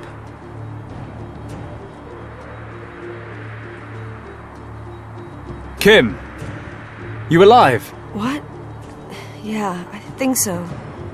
Oof, what's that awful smell? Sorry, I had to wake you up somehow. And I didn't really think you'd like the alternative. Are you sure you're okay? Pretty sure. My head is aching and I'm cold as ice, but other than that, everything's fine. Great. Let me help you out of the cockpit. You need to get warm quickly. Well, thawed out again. You slept almost 4 hours. I'm still pretty cold. Move about a bit. You'll warm up. We've got the fire burning. We're not going to keel over anytime soon. Wow, you really know how to reassure a girl. So what do we do now? Let me guess. You'll think of something. We'll have to stay here for the night. It'll be dark soon. A whole night? In the cold? Oh, wonderful. That's something to tick off my to-do before I die list. Probably the last thing. Remind me. You made me leave Hong Kong because... What was it you said? To be safe? Yeah, that was it. Come with me, you said. Otherwise the triads will kill you, you said. Kim. You're safe with me, you said. The great hero, Fenton Paddock. Kim! Let Fenton Paddock keep you safe. Absolutely no chance of being chased by triads, shot down by Nazis, and stranded in the middle of the Himalayas to freeze to death. No, sir. Kim, shut up for a second and listen to me. While you were sleeping, I checked out your uncle's documents. So? He was travelling this region in 1922 with a researcher named Arthur Hayes. Ring any bells? Yes, Uncle Wang told me about that expedition. Many times. Professor Hayes had taken him along on his Himalaya trip as a cartographer. Well, I noticed something really strange. Most of his notes are written in traditional Chinese, but your uncle wrote some of the sections in a language I've never seen before. According to what I could read, he and Hayes were looking for a monastery, which they figured was in this region. Do you know what that means? That you can't read every kind of language? Be serious. If there really is a monastery somewhere around here, it might be a safe place to head towards. Okay. My uncle sometimes wrote certain things in a kind of secret script that only he and I could decipher. Show me the documents. Here, can you read any of it? Well, it says here that a storm hit and my uncle and Professor Hayes took shelter in a cave. We were more than happy to have found shelter in time. When we moved further into the cave, we noticed we were not the only ones seeking shelter there. In the glow of our torches, we recognized a man leaning against the cave wall. Hayes spoke to him, but the stranger did not react. On closer inspection, we realized why. The man was dead. He was frozen stiff, and it was likely he had already been there for quite some time. The man was wearing a monk's robe and presumably had an attack of weakness during a pilgrimage. Hayes brought my attention to something. The torn up and burned remains of a parchment lay beside the corpse. It is possible that the monk had used the last of his strength to build a fire. On examining the burned remains more closely, it turned out to be a map. Hayes was able to determine a few checkpoints and thus conclude that it showed the region we were in. The texts we were able to identify on the map were written in an ancient script, of which Hayes was able to translate little. While the professor's eyes wandered across the map, he suddenly gasped. His trembling fingers moved over one word, Kembalong. Hayes, who had studied every possible source of information prior to beginning his expedition, explained that many myths and legends shrouded a valley by that name. They say there is an ancient monastery in the valley where no outsider has ever been. According to the legends, the monks from Kembalong Valley guard an ancient and very powerful secret. It was possible that we had come across a key to this hidden valley, and Hayes suddenly became excited when he realized what that could mean for him, the leader of the Tibet expedition. In that moment, I took a closer look at the dead monk. Could he be one of those monks living a secluded life in the valley? Where did he want to go?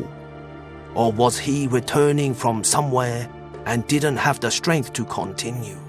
My eyes dropped to his hands, and I noticed that the fingers of his left hand were wrapped tightly around something. Hayes noticed it too and opened the clutched fingers in a somewhat harsh manner. Hayes grasped the object and held it to the light of my torch.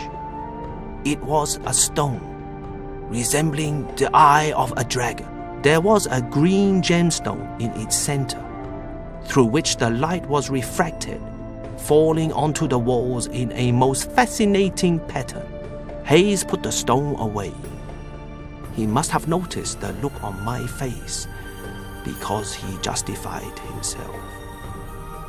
He remarked that the stone was better off in the hands of a researcher than those of some farmers or shepherds who might discover the cave someday. Okay, now skip a few passages. Did they find the monastery? Hold your horses. It's been a while since I last read this stuff. I'm a little rusty. They headed off to find the Kembalong Valley, but the approaching winter made it impossible. They couldn't make it through the mountains, so they broke off the hunt. They got home, and Hayes tried to raise money for another expedition with better equipment, but nobody was interested. People figured he was hunting myths. Uncle drew a map showing the valley's estimated location. It shows us where they gave up as well. Perfect. We can use it. I don't know. It's all pretty vague. How do you know the monastery exists at all? Hayes and your uncle believed it was here. Right now, that's good enough for me. And, to be perfectly honest, it is our only chance. Then I suppose we don't have a choice. Wait. Can you hear that? Sounds like an engine. Oh no. Not another plane? No, that's not a plane. It sounds more like...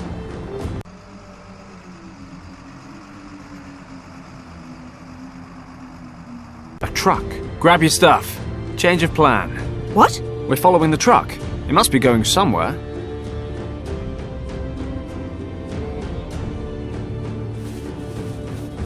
Could we stop for a moment, please? No, we need to keep moving. The snow's already starting to cover the tracks. Can you make it a bit further? Do I have a choice? I'm sure we'll find something soon. And what makes you so sure? I'm a boundless optimist.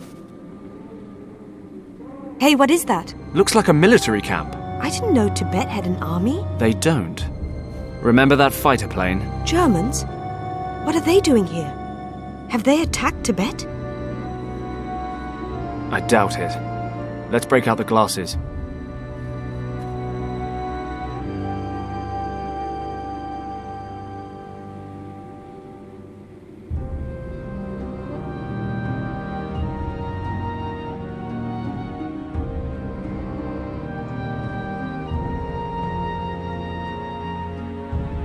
Damn it. What's going on? They're holding British soldiers captive. There's at least one officer with them. Richard? No, not Richard. But maybe someone from his unit. They must have met the Germans somewhere along the line. What are we going to do? What do you think? Rescue the officer, debrief him, find the rest of his group, and get everyone home in time for tea and medals. And we do that how? We? Forget it, Kim. You've made it this far, but you're sitting this one out. What? You expect me to just sit here and watch while you break into a heavily guarded military camp, get caught and tortured, and then leave me to freeze to death? For now, we just need to get the lay of the land. Then we'll wait till dark and make a foolproof plan. How's that? Why do I always let you talk me round? Maybe because you actually think I'm a pretty great guy. Dream on, Paddock.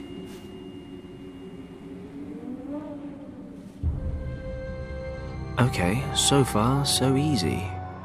Something tells me that's about to change. This place is bigger than it looked. What the hell are the Germans up to out here? Where are you going, Werner? To take a leak! Just make sure you don't fall down a crevasse. It's like Swiss cheese around here, you know. I'm not stupid, you know.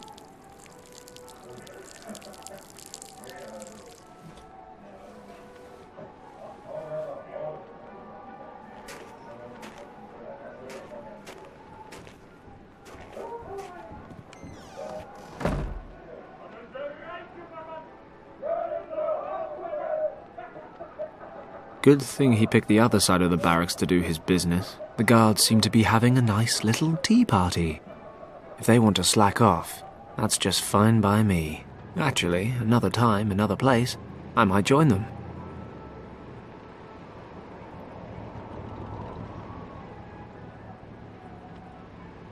The truck Kim and I followed.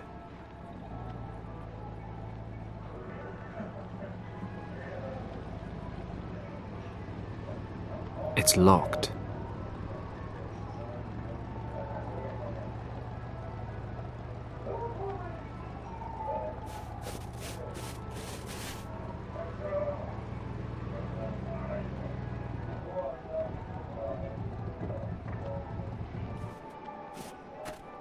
Let's see what that sign says.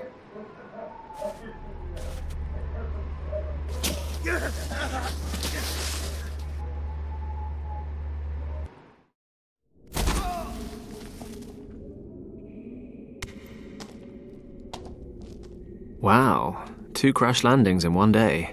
Bad karma. Ah well, 2 crashes and no casualties. That's something. Although I dropped some of my gear. Never mind. Let's get out of here. Paddock? Fenton, can you hear me? Kim? Damn it, didn't I tell you to wait?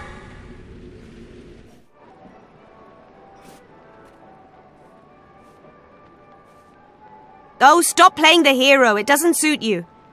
Of course, I could always just leave you here and go back. No. Just make sure nobody sees you. Don't fret. What's it look like down there? Can you climb back up? Not through the tunnel. I've slid down about 10 meters. But there are some passages here. Shh, be quiet. Kim?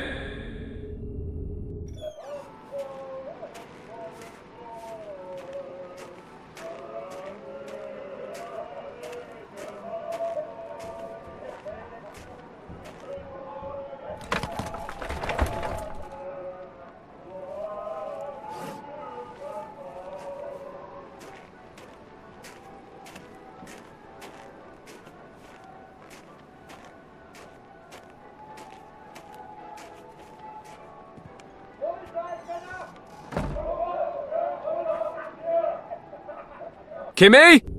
Is everything okay? Yep, coast clear. I'll take a look around up here. There must be something we can get you back up with.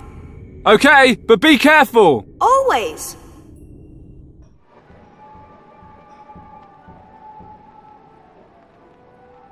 The sign warns of crevasses. Fenton ignored it. It's not doing much good here, so I'll just take it with me.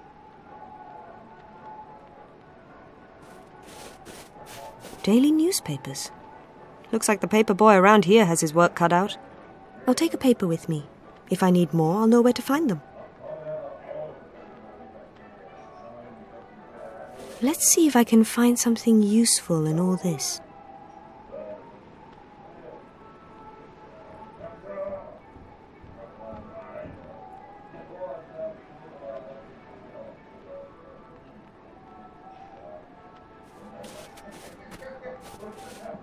Watch it, Fenton! If this hits you in the face, you won't get any uglier, but you can still lose a few brain cells. You might want to back up a bit. Watch out!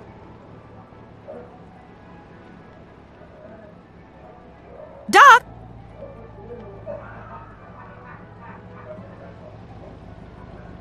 Fancy some light reading, Paddock?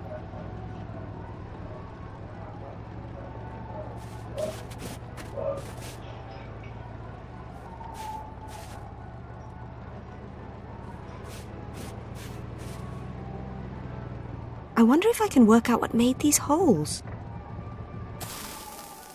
Now I know. Those are smouldering cigar butts melting into the snow.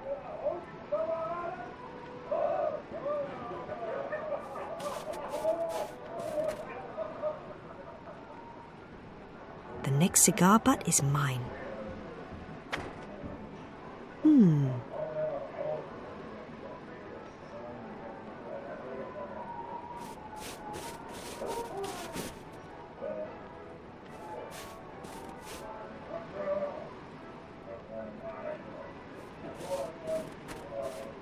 Watch your head down there!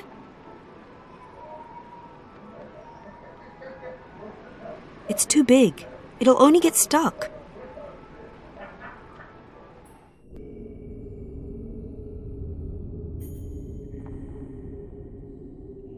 Some large chunks of ice fell from the ceiling when I landed. I'll grab a few smaller chunks of ice, just in case I come across any fine bourbons on my travels.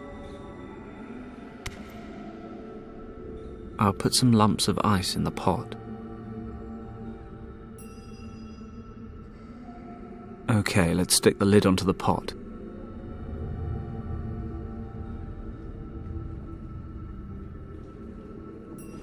I'll light the burner. It's certainly not my favourite flavour, but it's burning.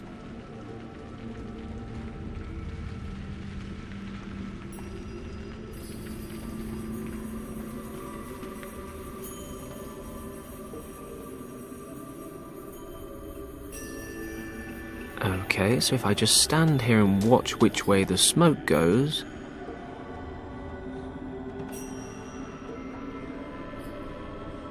Bingo! It's drifting down the left-hand passage. Ugh, this place smells like Gus's house. I must be right under the camp. The Germans tossed their rubbish into this cave. Building rubble, wood scraps, and other rubbish. Nothing useful. Aside from that, most of it's frozen.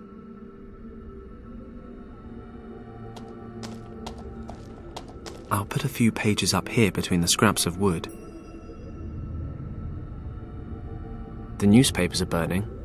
Let's hope the rest of it catches.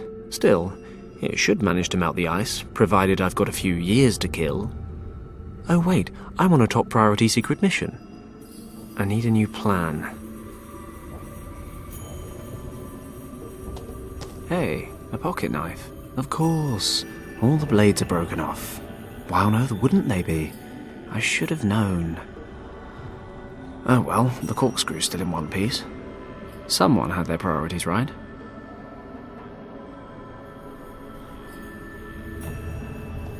Worth a try. Fenton Paddoka, physicist. Location? Underground cave, Tibet. Here begins my experiment on the effects of heat on ice. Phase 1. A kettle with ice is heated up.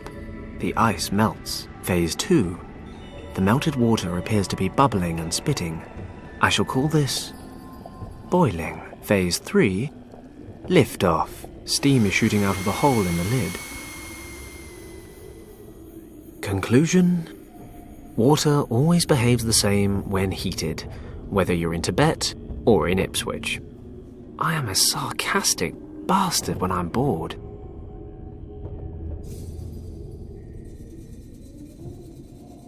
Let's see what I can carve out. Not much, as it turns out. But I've used the corkscrew to pull out the knot.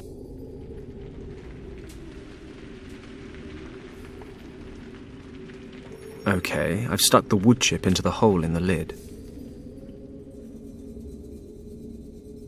Let's see what happens next.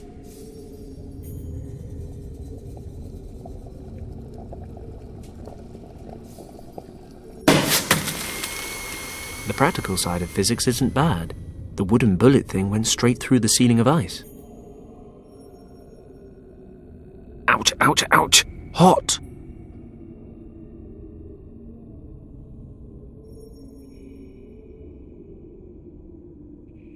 My word, a grappling hook. I am so resourceful.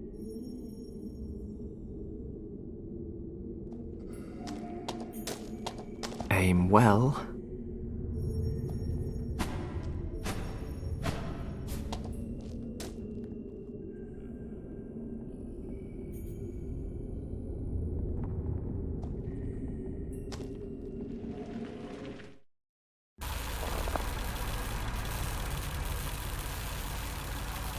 That must be the tent we saw from above.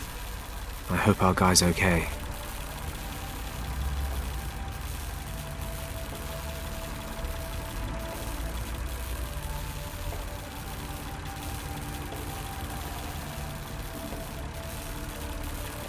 Leftover ammunition inside.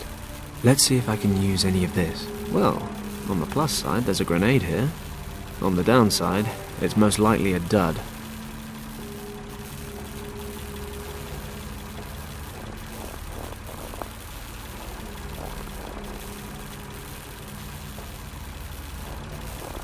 The generator motor sucks in air through this opening. The water would cause a short circuit. Sounds promising. Mensch, what's happened now?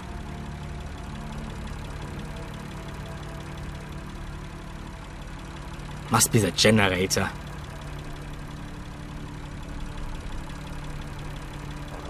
What now? You can't stay in there forever.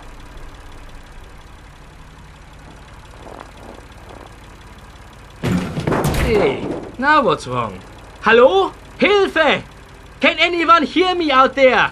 Something's blocking the door. Hello? Good thing the generator in the other hut's loud enough to drown out his shouting.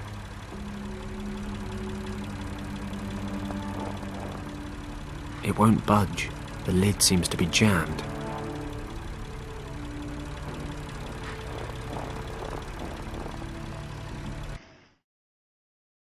Okay, I'll ask you again. How did the monk and your lieutenant escape the monastery?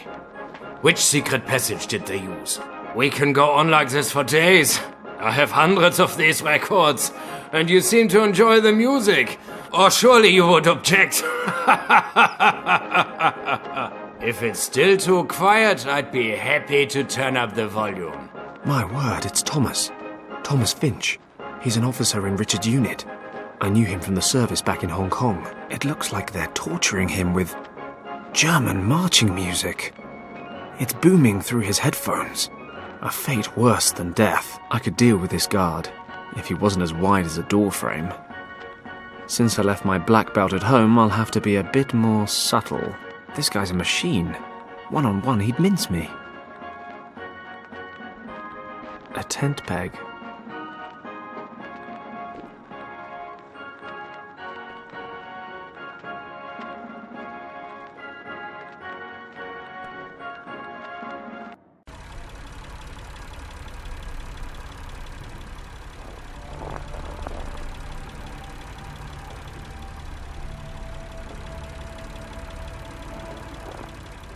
Yes, I can use this to lift the lid a bit. Let's see what I can pull out through the gap.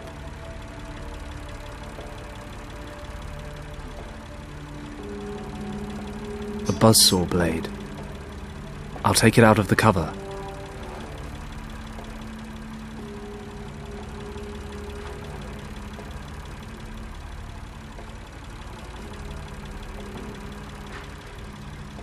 Perfect.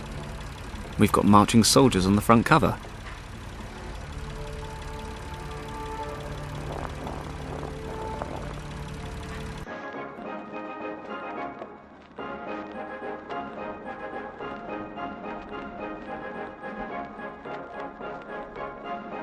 I've covered the edges of the pieces with glue. Now they just need to go back together. I can pick up, turn and set down the pieces. No reason why I shouldn't be able to handle this.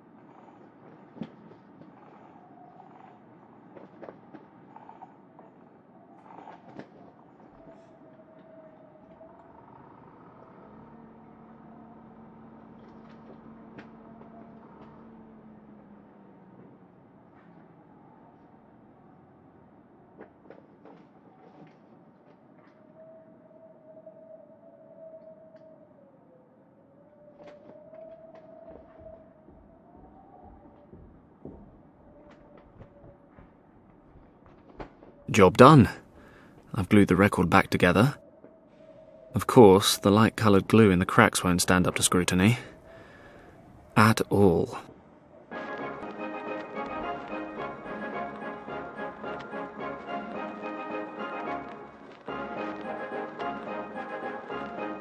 I've unscrewed the top of the grenade and poured out the gunpowder. The gunpowder's sticking to the glue in the cracks. You can hardly see them. The record looks as good as new. Hey, maybe I'll sell this as a collector's item instead. If I'm lucky, Hans won't notice it's not marches. Something tells me Thomas will.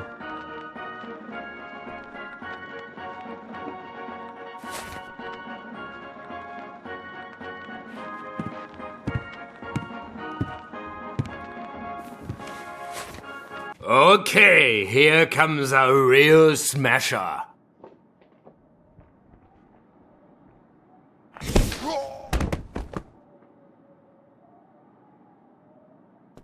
Yeah.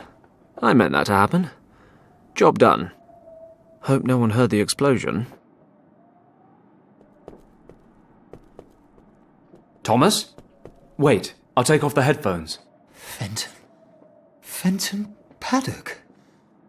What the hell are you doing here? I'll explain later. You have to listen to me now. We don't have much time. Are you okay? Fenton? You're back with the forces? Where's the rescue unit? No. Listen to me, Thomas. Is everything okay? Are you injured? Well, my ears are still ringing a bit and I'm pretty knackered. They haven't let me sleep for 3 days. Can you stand up? Not as long as I'm handcuffed to this crate. Okay. I can take care of that. I need to know what happened. I suppose we were in the wrong place at the wrong time. What do you mean? Well, our mission was to survey the area. Richard's maps were taking us towards some key defence points. An old monastery set near a valley. It was dark when we got here. The search for the monastery was due to begin the following morning. We were prepping our gear and setting up camp when we heard explosions. The monastery was set on a mountain slope, and we could make out someone trying to blast open the entrance. We couldn't tell, but we assumed they were bandits. Richard ordered an attack. The maps showed a second, hidden entrance to the monastery, so we took a team up and made contact with the monks. We got in touch with the abbot, or whatever they call him, but we were too late. They stormed the main entrance. We were massively outnumbered. Didn't have a chance. The old monk hid Richard and I in a secret chamber. He was scared. Didn't think he'd make it. He told us something we were to remember at all costs. And what was that? He said, "The door is guarded by 2 dragons, Yao the Strong and Zhao the Wise. Zhao, the mother, is twice as old as her son, Yao." Something like that. Anyway, he made it, along with Richard, but I took a bullet and wound up here. I only realised then why we were overrun. Nazis put up a better fight than bandits, I guess. What are the Germans doing here anyway? They found something very exciting in the monastery, but I haven't the faintest idea what it is. In any event, it's important enough to the boss around here, that Countess von Hagenhilt, to slaughter innocent monks. They kept asking me how to open the secret chamber, but I didn't give them anything. I suppose whatever they're looking for is in there. You mean you didn't tell them anything about this dragon code? No, not a word. What happened to Richard? I assume he and the monk made it to the chamber, but I really don't know. So Richard might still be there? Maybe, if they had some supplies. But he might even have made it out. Well, whichever the case, I'm going to find him. That chamber. Where exactly is it? In a kind of courtyard. There's a secret mechanism on the west wall. Right. Thomas, do you have any idea how we can get out of here? You're a card. The best thing would be to leave the same way you came, don't you think? Yeah, we can forget about that. I kind of fell down a crevasse. Besides, you don't look like you're up for any sheer rock faces quite yet.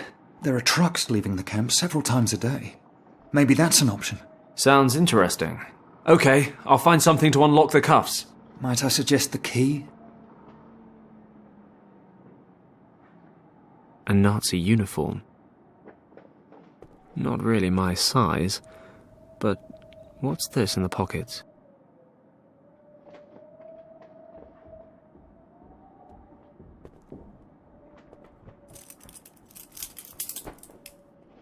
Perfect. The smallest key fits.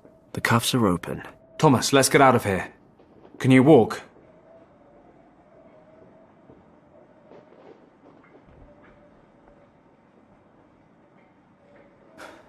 I've had better days. Maybe you better hang here until I can find us a way out. I'll check out the trucks. Get out of here in style. The explosion knocked him out, but it takes more than being engulfed by flames to kill a monster like him.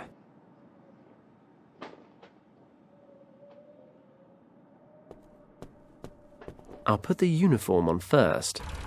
Blend in with the locals.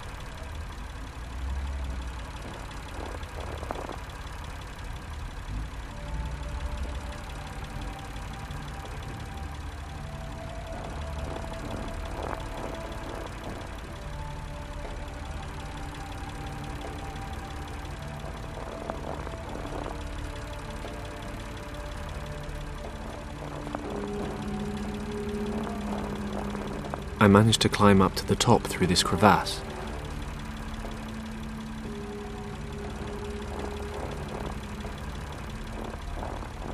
There's one just like that standing in front of the gate. Hey, yeah, I can just drive Thomas out of here. I can hide him in the back of the truck. If we make it past the gate, we're home dry. Okay, Thomas is hiding in the back of the truck. If my luck holds, then the key's in the ignition. Hey, what are you doing there, Junge? Another one caught the bug. It's this weather. I've had a cold this entire time. Yeah, can hardly speak. Don't worry about it. You wanted to go to the monastery, did you? Mm-hmm. Did the men up there order another truck? At this time of the day? I've told those fools 100 times that I will not allow a convoy to drive up there at this time of the day. They better learn to stick to the rules. No truck leaves the base after 1600, unless they've made a find of utmost priority up at the monastery. What's all this about anyway? What needs to be picked up so urgently? Well, what did they say on the radio? Whatever, I just need the military assignment form, filled out in full. Have them give you one in the radio room. If the finds are particularly important, I can send you up with a truck. I'll be in the barracks. But don't come back unless we're talking really important finds. Otherwise, we'll have it picked up in the morning. Very well. Radio room, form, and important find. Off we go.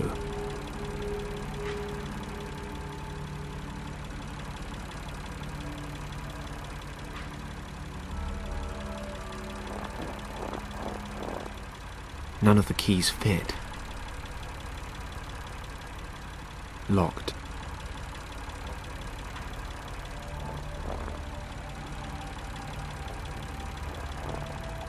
Locked. None of the keys fit.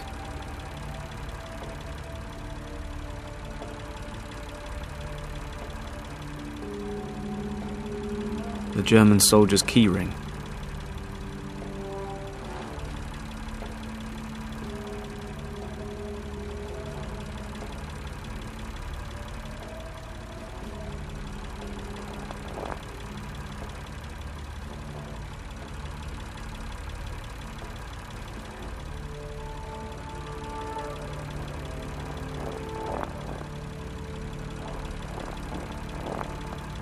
Locked.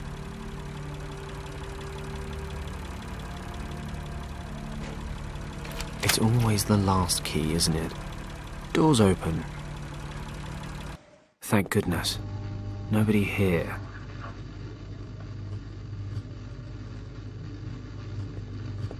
I wouldn't have figured the Germans for bureaucrats, but the number of forms here puts our police force to shame. These papers here look like the special assignment forms the guard was talking about. I'll take one with me.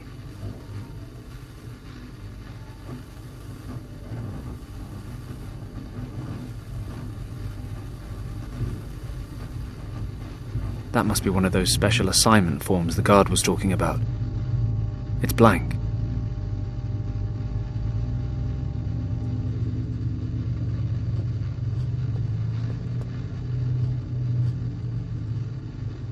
It's a list of sacred Asian artifacts. That must be what the Germans are looking for at the monastery. I better leave the list hanging there.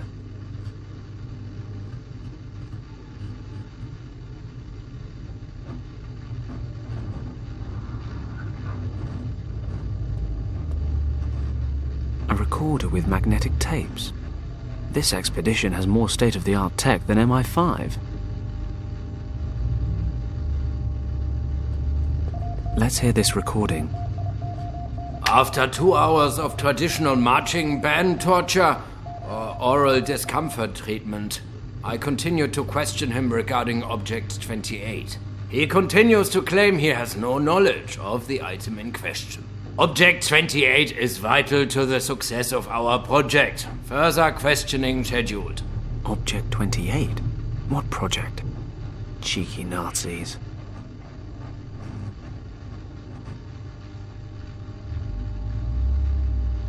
It's a list of sacred Asian artifacts. That must be what the Germans are looking for at the monastery. I better leave the list hanging there.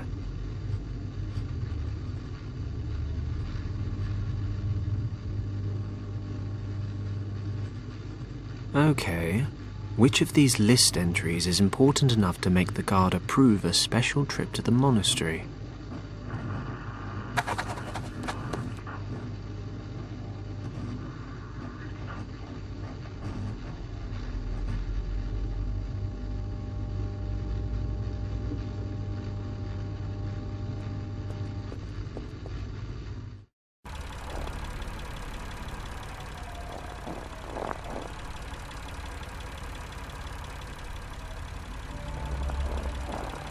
Here's the form. What? Teufel, what a find! Frau Hagenhild will be thrilled. Los, what are you standing around for? Start the truck and head up there. Zu Befehl!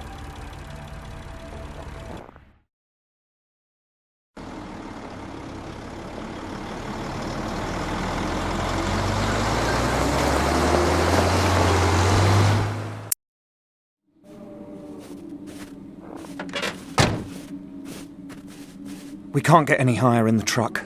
You'll have to continue on foot from here. How far is it? 800 metres, maybe a kilometre. The path forks halfway. Head to the left to reach the side entrance. Okay. You head back down the pass with Kim. Try to make it to the Indian border. When you get there, contact... Hello? Yes? This is one of your terrible jokes, right? What do you mean? This is the second time you've tried to palm me off. You're sending me away with a complete stranger? Sorry, no offence. None taken. Kim, I've known Thomas for a long time. He's not about to sell you for a camel. I, on the other hand... Oh, please. Where exactly would you be right now if it weren't for me? Kim... Impaled on an argali, stuck down a crevasse? I'm not saying you haven't helped, but this is no place for young girls. Oh, of course. I forgot. You infiltrated the German camp all on your own. Fine. My life's achievements I owe entirely to you. Is that what you wanted to hear? Close enough.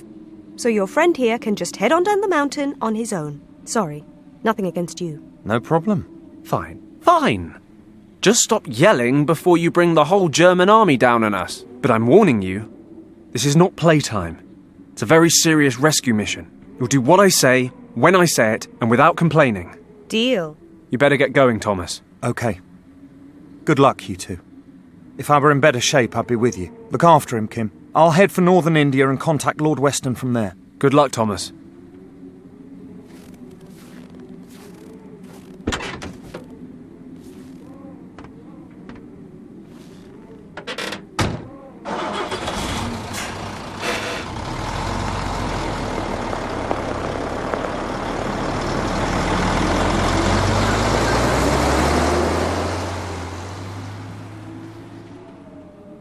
Damn, these Nazis sure do know how to organise and carry out an expedition. This lift was installed recently. It leads up to the monastery.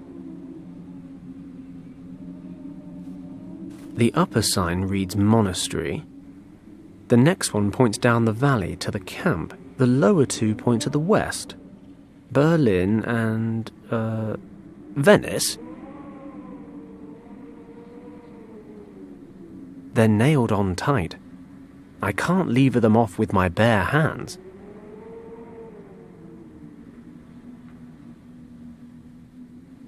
How is it that a tent peg is more multi-purpose than a penknife? I've levered the signs off the post. Now the Germans will never know how to get home.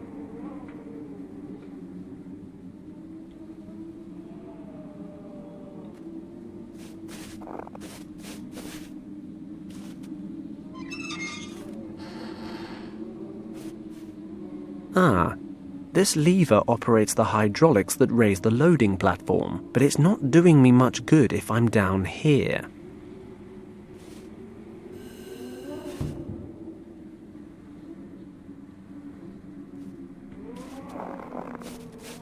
Hey, Kim. Yes? Please don't get in a mood.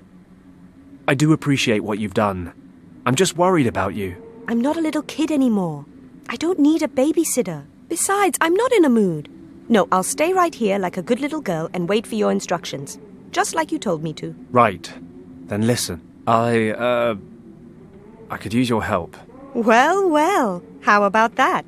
Really? Really. And you can start by stopping the Madam Act. We're supposed to be saving Richard. Okay. What do you need? You see that container up there?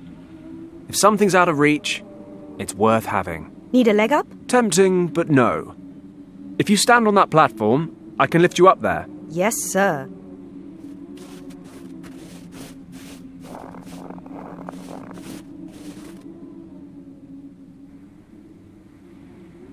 Okay, then. Here we go.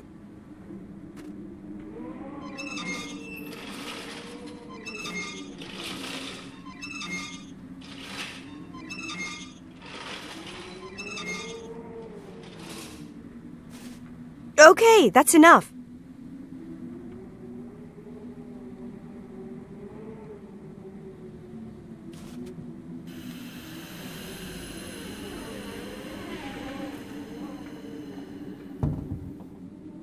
Hey, you were right. This stuff will come in handy. It's some wood and a packet of white stuff. Sheesh. Hey, I saved our lives with a bag of flour and a pumpkin not long ago, so don't be too hasty. Oh, you're welcome then. I'll just go stand back over there so I don't bother the master at work.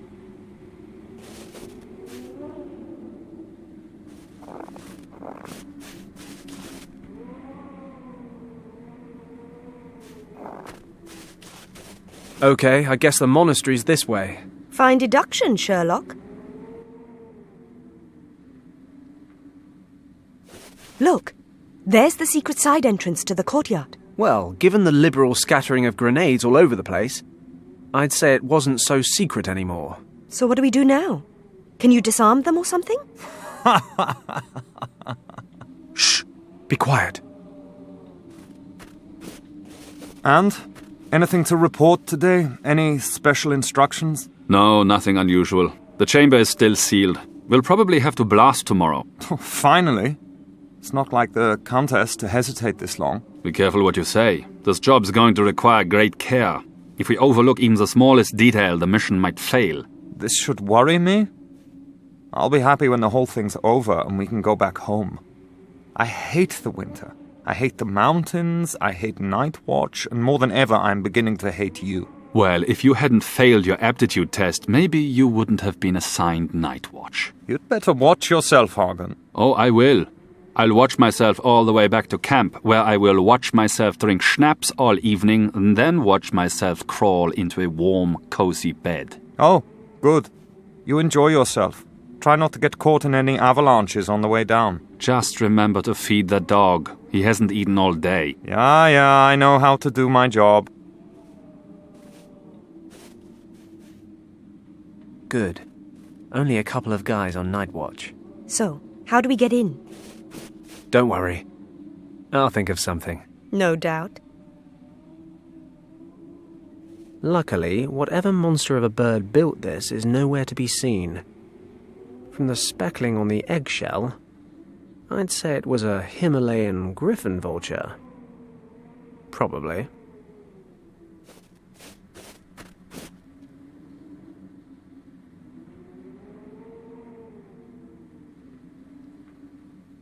A broken eggshell.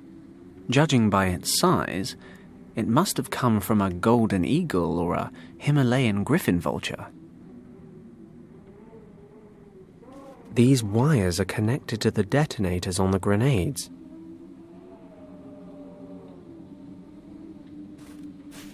It's a small drain.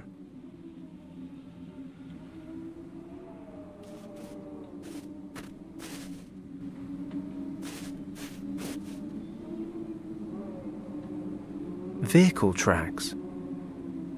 They must transport equipment here for lifting up to the monastery.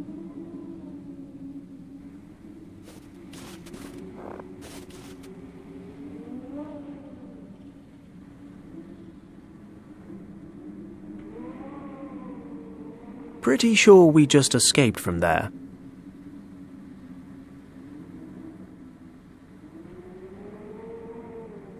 A loading platform.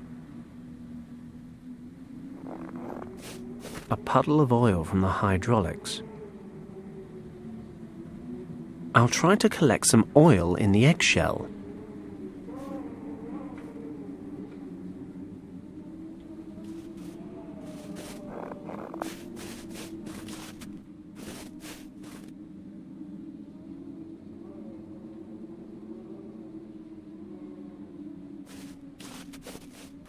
The plank should just about reach the drain from here.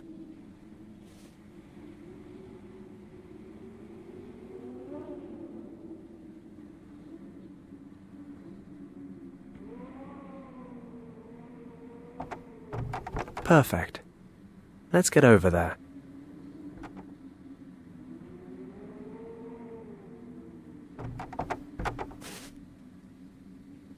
This must be the side entrance to the courtyard that Thomas mentioned. A figure of a dragon carved into the wall.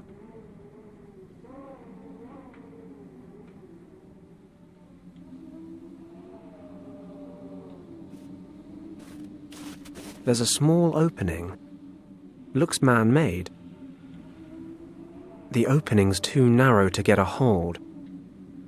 But if I give the stone a knock... Yep, it's certainly hollow back there.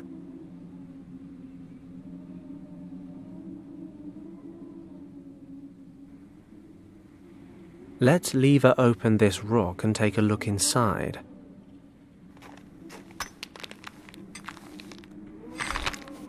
Well, what do we have here? It's a wooden wheel mounted on an axle deep in the rock. There's a slot in the front here.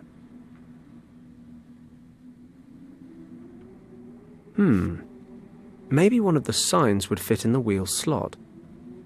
Great. That makes for a good handle. The sign makes a decent makeshift handle.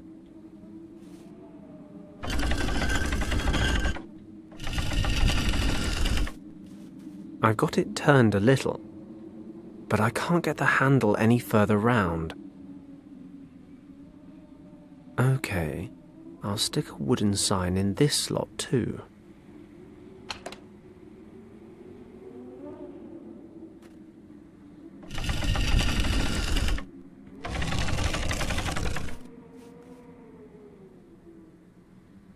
And another handle is set.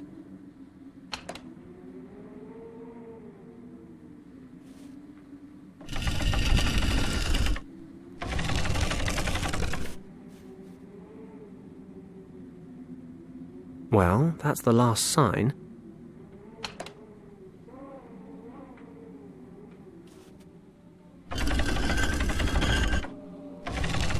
Perfect. It's come all the way around.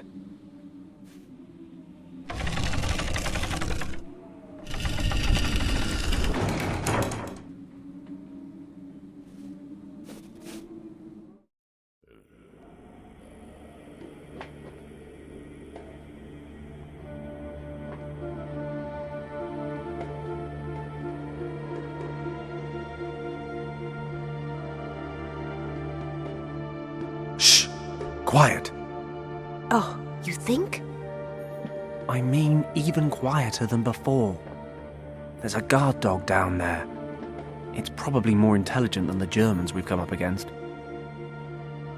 Relax. You're the one nattering away. Well, we're definitely in the right place. This must be the courtyard Thomas talked about. According to him, the entrance to the secret chamber should be in the western wall. So what now? Same as before. You stay put, and I'll come up with something. I'm giddy with anticipation. We're about 3 meters up. An aluminium knapsack. Used to use these things in the army. There's a tin down there. It's a pulley.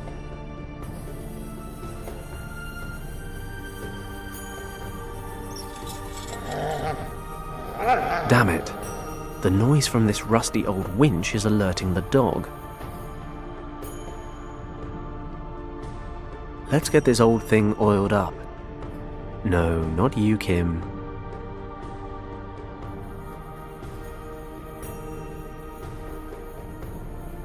Let's give it a crack.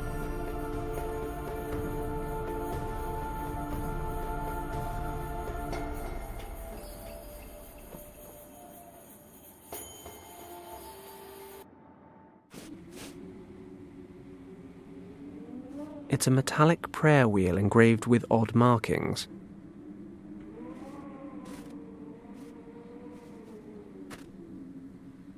It won't spin anymore. Maybe it's jammed or frozen, but that's odd. The metal feels strange somehow. It's warm to the touch.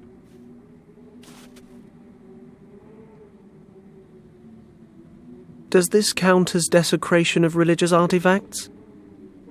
Come to think of it, I did fall down a crevasse immediately after sealing those incense sticks.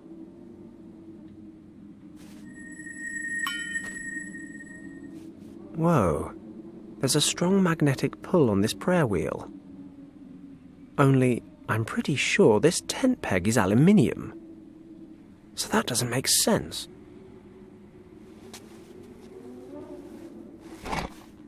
Done. I've got it.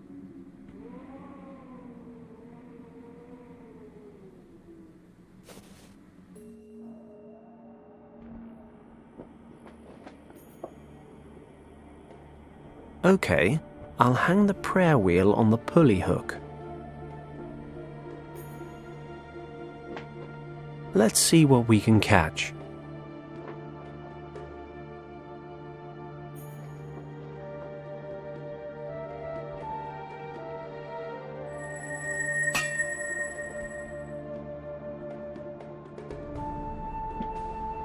Meat in a tin, the classy option. This is how they used to open things in the past. You'd think they'd invent the tin opener at the same time as the tin. Should be a nice, quiet landing.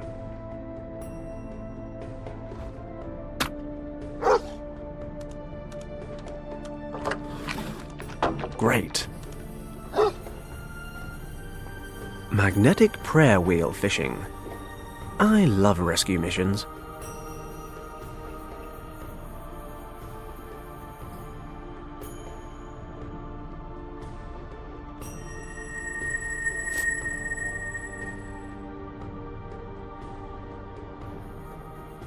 There's something interesting about this prayer wheel. I'll hold on to it. Let's see what's in this knapsack. A gas mask, a canteen, a compass, and a torch.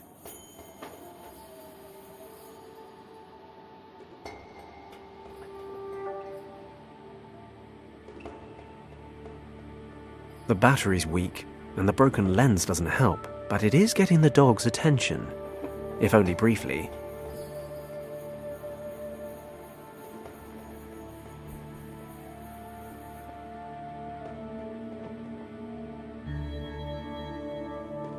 I'll spread some glue on the broken pieces of glass from the torch.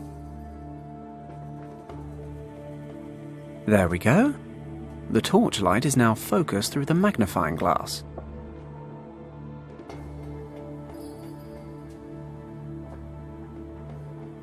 All right, let's get this bugger back in his house. Good boy.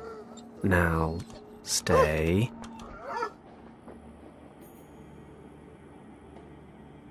Always experiment in hopeless situations. The baking powder's bubbling and fizzing. It does say on the packet, avoid contact with acids. I suppose sour fruit tea does constitute an acid. That's what happens when you don't read the instructions. I can't screw it on too tight. The gas might make it explode. Which I assume would be bad if I'm still holding onto it. With the lid sealed tight, the canteen should blow in a few seconds. Should be enough to bring down that snowdrift right on top of the mud. Here goes.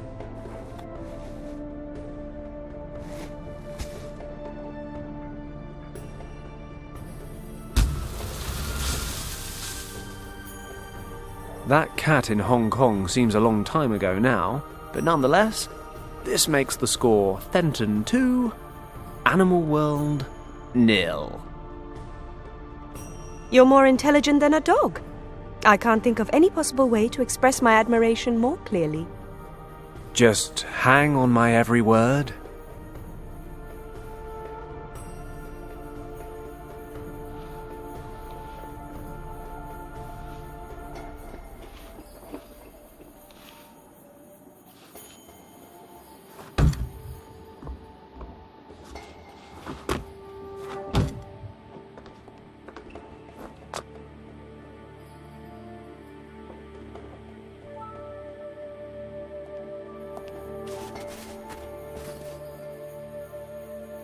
Real adventurers love a challenge.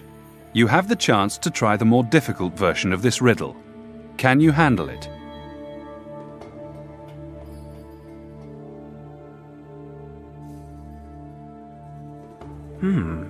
This box is a giant battery. Impressive equipment, but what the hell is this? I thought Germans were supposed to be efficient. If I can get these connected properly, we should be able to shed some light on the situation. Okay, which socket?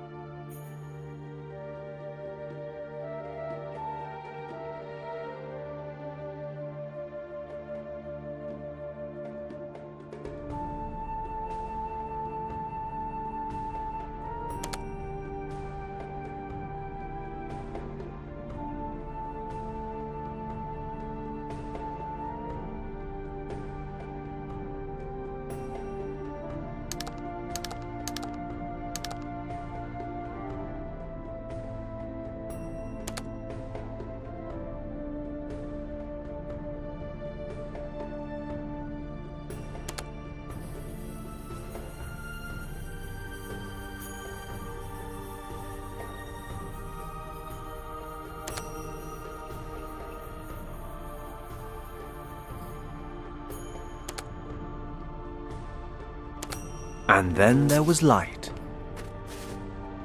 I'll give this to you. You do get there, eventually, despite all sensible evidence to the contrary. I'm ignoring that. Now, this secret door must be around here somewhere.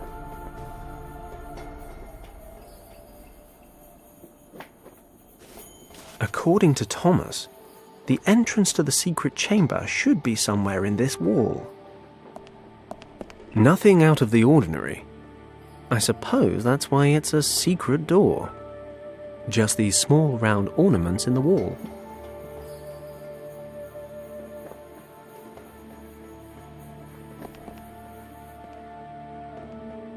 Strange.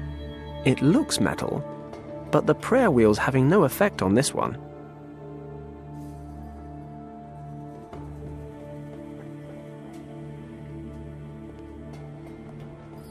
It won't budge.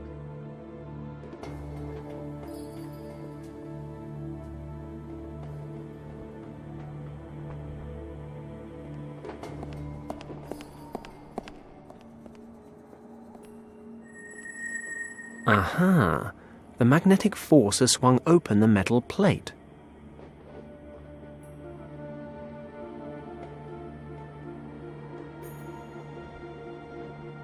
Real adventurers love a challenge. You have the chance to try the more difficult version of this riddle. Can you handle it?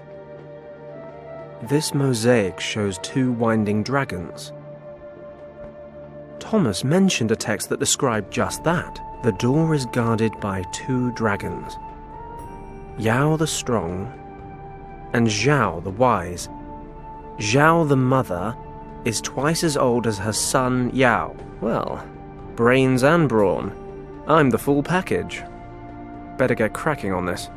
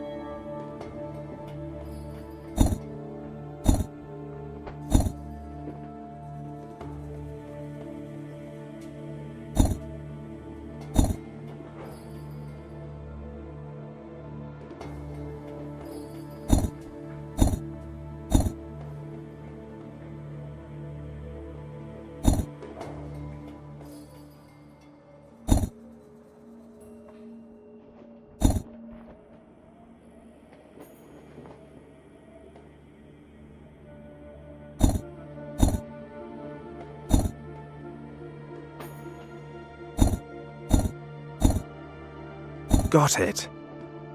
The body of the mother dragon covers twice as many tiles as her sons, twice as old.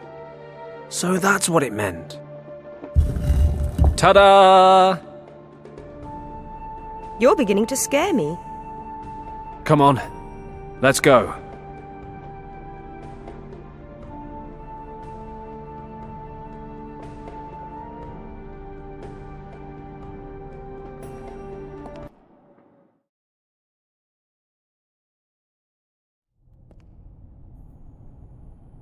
My nose is telling me this monk's been dead for some time.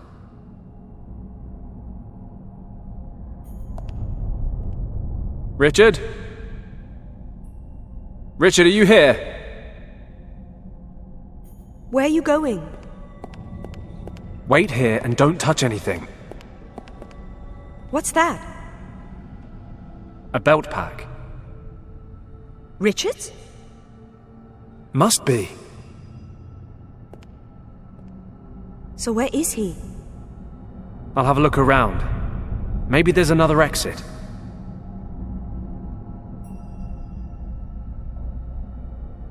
He's been dead for days. The British Army belt pack. The pouches are empty, but it's got to be Richard's. It's a huge carving of a dragon. I don't understand any of this. A stone column. No idea what it's for, but I can't move it.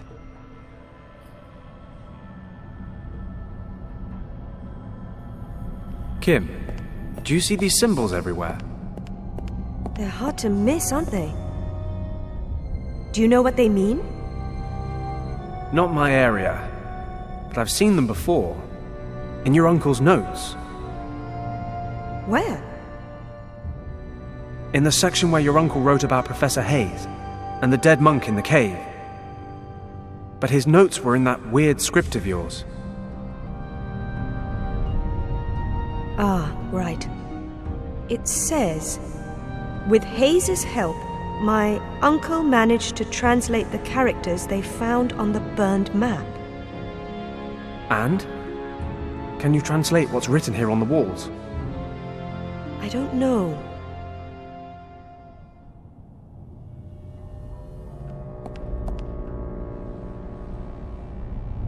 Hayes thought these weren't really hieroglyphics in the truest sense of the word, meaning he didn't think the pictures actually represented words. So what are they then? He believed they may have been the first real writing system, a proto-script. Okay. Is that good? That's good, right? You can translate it. Can't really say until I've taken a good look at it. If I'm going too slow, feel free to take over. Sorry, I just don't know how much time we have before the guards notice the open door. Okay. So according to Hayes, the characters don't represent individual words. They represent complete sentences. Really? Yes. The characters aren't arranged in horizontal or vertical lines. They're organized in squares. How practical. I think the characters over the door read, behind the gate in this room, the sleeping dragon is hidden. So there is another exit. Where? Maybe there's something about it here.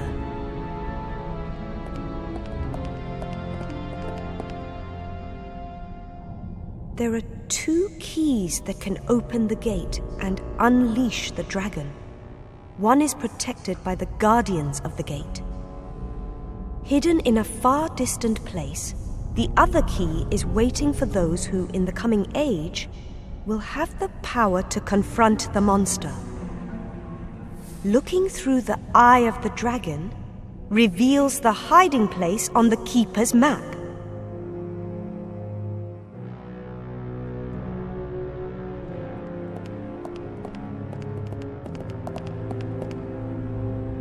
All must beware of the dragon. Its power is tempting but Death and decay await those who cannot tame it. That's it? I'm afraid so. Great. Doesn't make sense to you? Well, I suppose aside from all the dragon stuff, we do at least know there was a key here somewhere. Richard probably used it to escape. And there's a second key. Somewhere.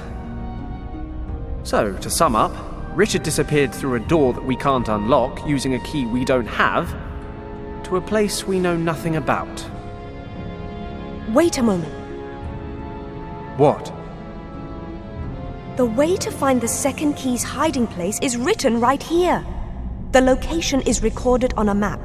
We'll be able to see it when we look through the eye of the dragon. Great. Unfortunately, I don't have any dragons on me right now. Think about it. When Hayes and my uncle found the monk, they said he had the remains of a map, along with a gemstone resembling the eye of a dragon. Great to see you're keeping up. Do you know what happened to the stone and the map? If we believe the notes, then Hayes took the eye. Then Hayes might still have both. It's possible. Wherever this gate leads, Richard must be on the other side. We need to find Hayes. It's worth a shot. Do you know where he is? In Marrakesh. I'm sure that now that his meaningless career has finally failed, that pathetic excuse for a scientist is still hanging around there, selling cheap junk to tourists. But your conversation just now renders him essential to the cause.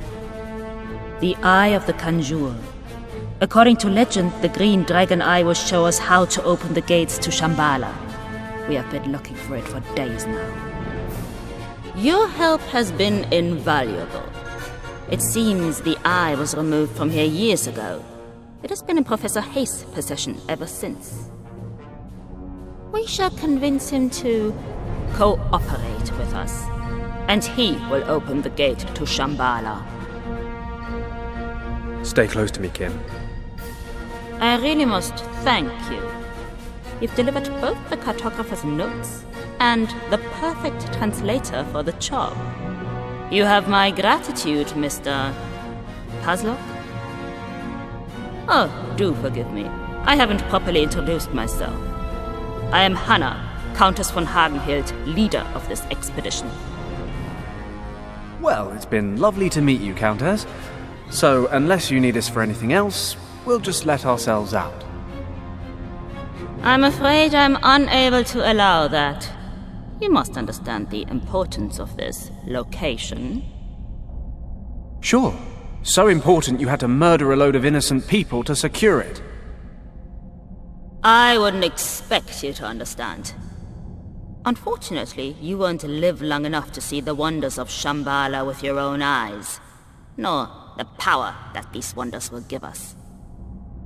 I'm certainly not going to make the same mistake as our somewhat amateur friends in Hong Kong. I won't keep you alive any longer than is absolutely necessary. Which is around about the next 30 seconds. Take him outside and execute him.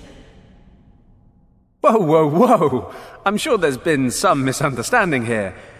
Maybe we can help each other. I'm not trying to make friends. I plan to annihilate my enemies. But take heart. My decision affects you alone. The little girl stays alive. For now. She will be very useful in helping us to translate the cartographer's notes. Grasser, take the girl down to the camp and see to it that she is made comfortable.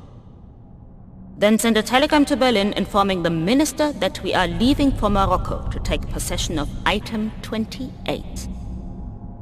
And tell the museum that we need to examine the original Piri Reis map. They shall make the necessary preparations. Jawohl, Countess. And you two, why are you still standing here? I want this man coloring the snow red.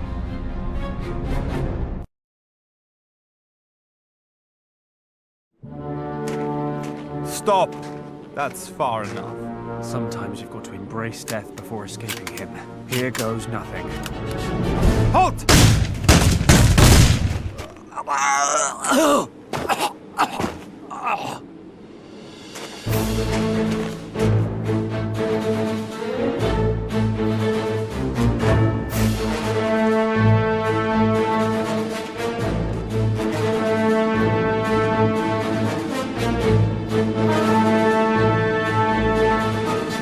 After you, young lady. Get your hands off me. Let's go. Back to the capital.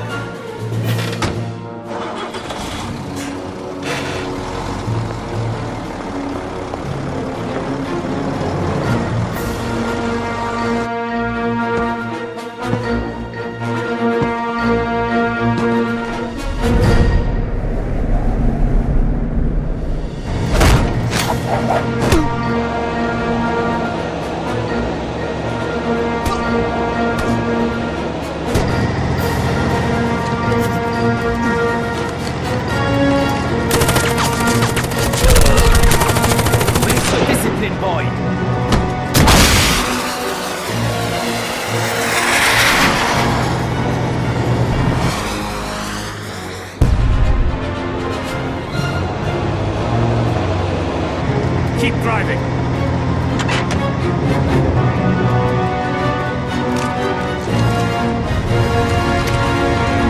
Christ! Get out, kid! Fenton!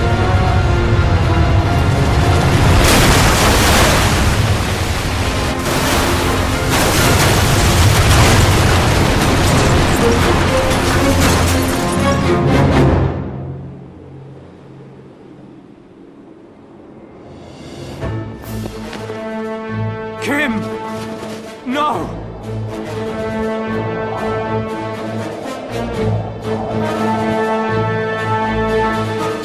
He's up ahead! Fire!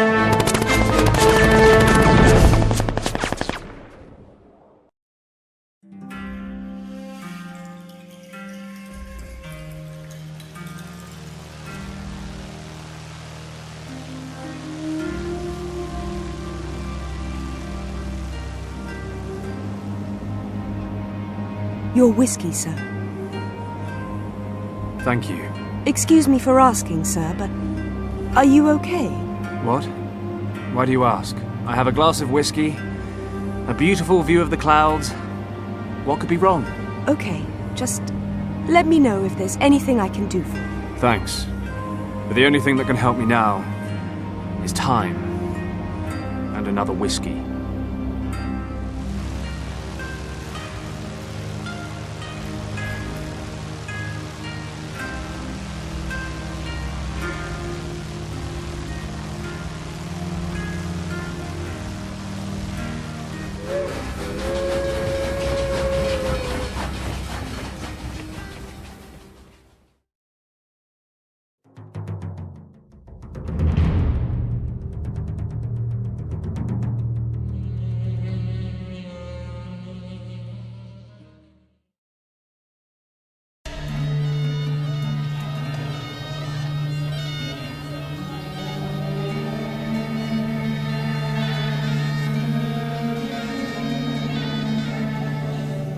Hello? Shop? Bonjour, monsieur. Professor Hayes, I presume? No, sorry, monsieur. My name is Philippe Lacoste. Oh, I thought... Well, I was told that this was Professor Hayes' shop. That is, in fact, true, monsieur. Unfortunately, Monsieur Hayes has neglected to punctually pay his taxes to the local administration on numerous occasions, which is why he is now in prison while I inspect and catalogue his possessions for the French courts. If you're here to assert claims against Monsieur Hayes, I'll have to ask you to wait until I have a complete overview of his possessions. He does have something I need. Can you tell me where I might find him? In the gendarmerie not far from the Medina. If you exit the bazaar through the northern gate, you cannot miss it. Thank you. Au revoir, monsieur. It would have been too easy anyway. And in any case, the avalanche has probably cost the Countess half a day at least. Professor Hayes and the Eye of the Dragon are as good as mine.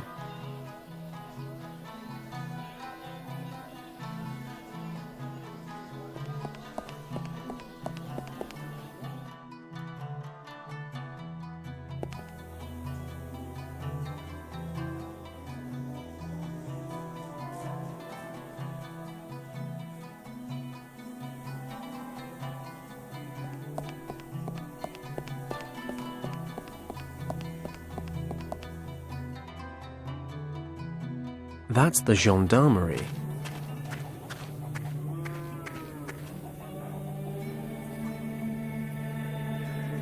Looks like the gendarmerie's car.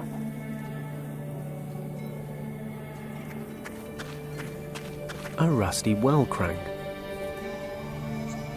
The well's all dried up. But I might find a use or 5 for this crank handle.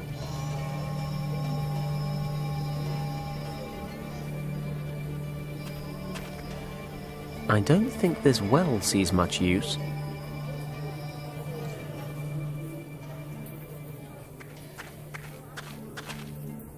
I beg your pardon? Bonjour. How can I help you? I'm looking for Professor Hayes.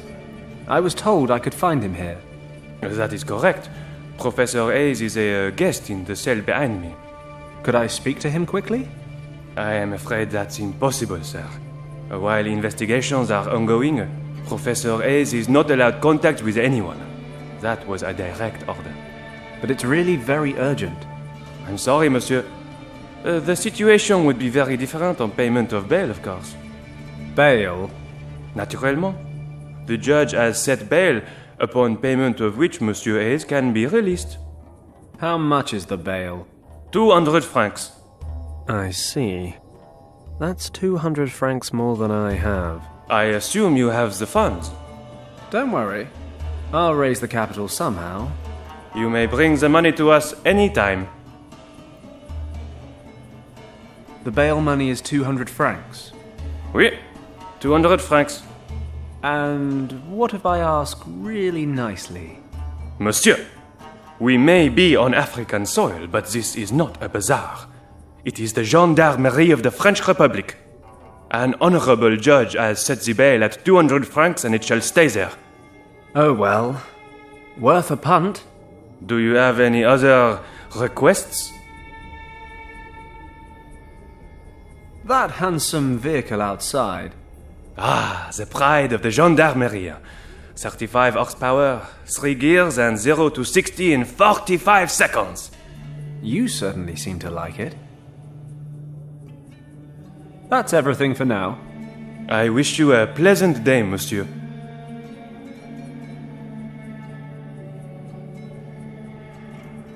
Professor Hayes is in this cell. I don't think that the gendarme would like that. Psst. Hey, young man. What? Who? Over here, from the cell window. Hayes? Professor Hayes? Shh. We have to be quiet. What do you want from me? My name is Paddock.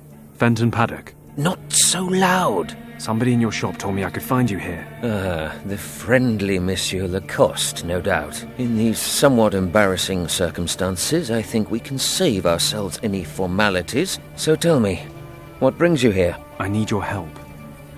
Do you remember your Tibet expedition about 14 years ago? Are you joking? How could I forget? It all began with that expedition. Call it fate or maybe destiny, but I don't believe it was chance that brought me there. Then the name Yen Wang means something to you? Of course. But why on earth are you interested in this expedition? Yen Wang was an old friend of mine. He died a couple of days ago, and I used his maps from that time to try and find an expedition that's disappeared in Tibet. We reached the Kembalung Valley, but found a Nazi squad occupying the monastery there. Stop!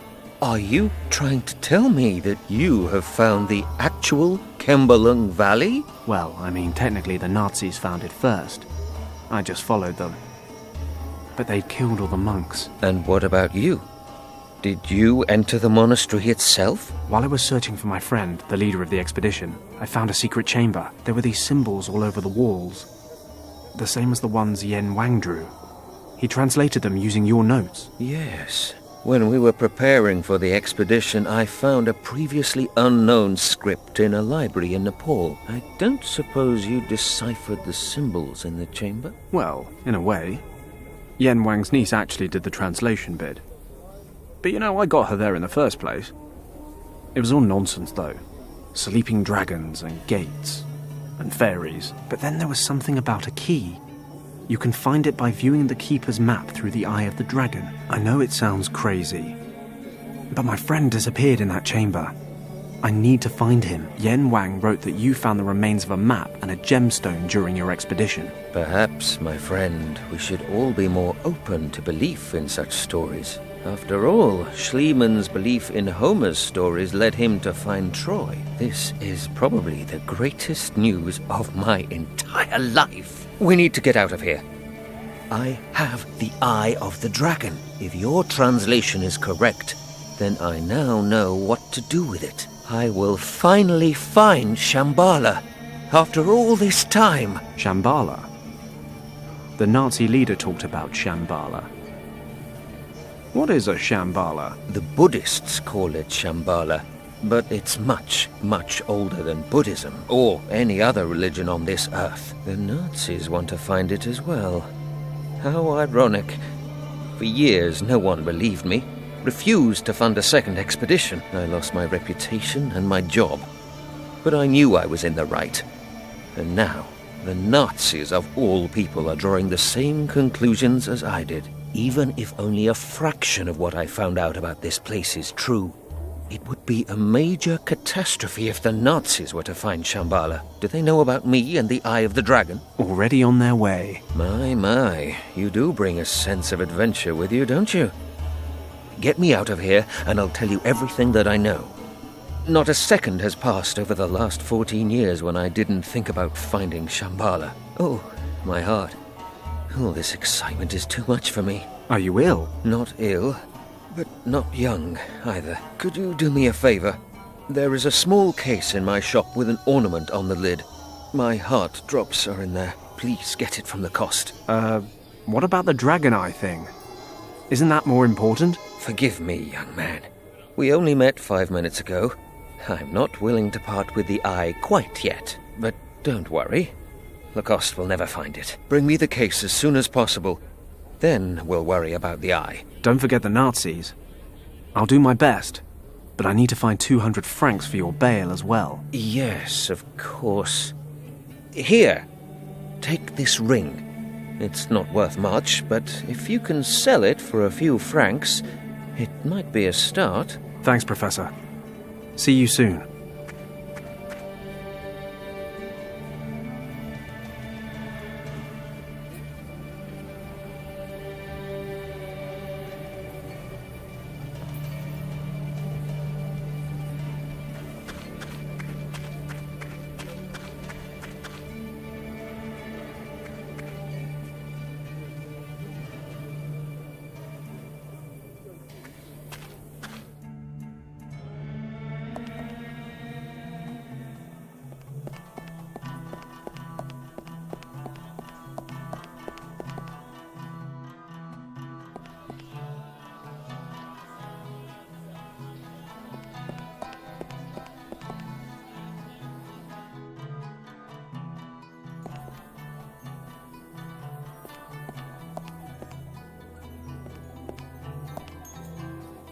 Monsieur Lacoste. Oh, it's you again. Have you found Monsieur Hayes? Yes, and I'm afraid I need your help. Pardon? Professor Hayes asked me to bring him his heart drops. He's not very well, you know. The arrest, the prison... Too much upset for an old man. In any case, the drops were in a small case, and I... Excusez-moi, monsieur. Before you go on, I have to stress once more that I cannot possibly hand over any piece from this shop before I have catalogued everything in it. Listen, this man has heart problems. He needs his medication. You can't call red tape on me. Believe me, I've had my fill of red tape in the last few days. You misunderstand me, monsieur. All of Monsieur A's property has been confiscated. However, I can give you an application form. In certain cases of hardship, personal possessions of particular importance may not be seized. Now you see, I would think that vital medication would be one of those items of particular importance. I am not disagreeing with you, monsieur. However, I still need official permission. Present your case to the authorities and get this application form stamped. Ah, bureaucracy. The only thing more dangerous than the Nazis. You'll see me again. Au revoir, monsieur.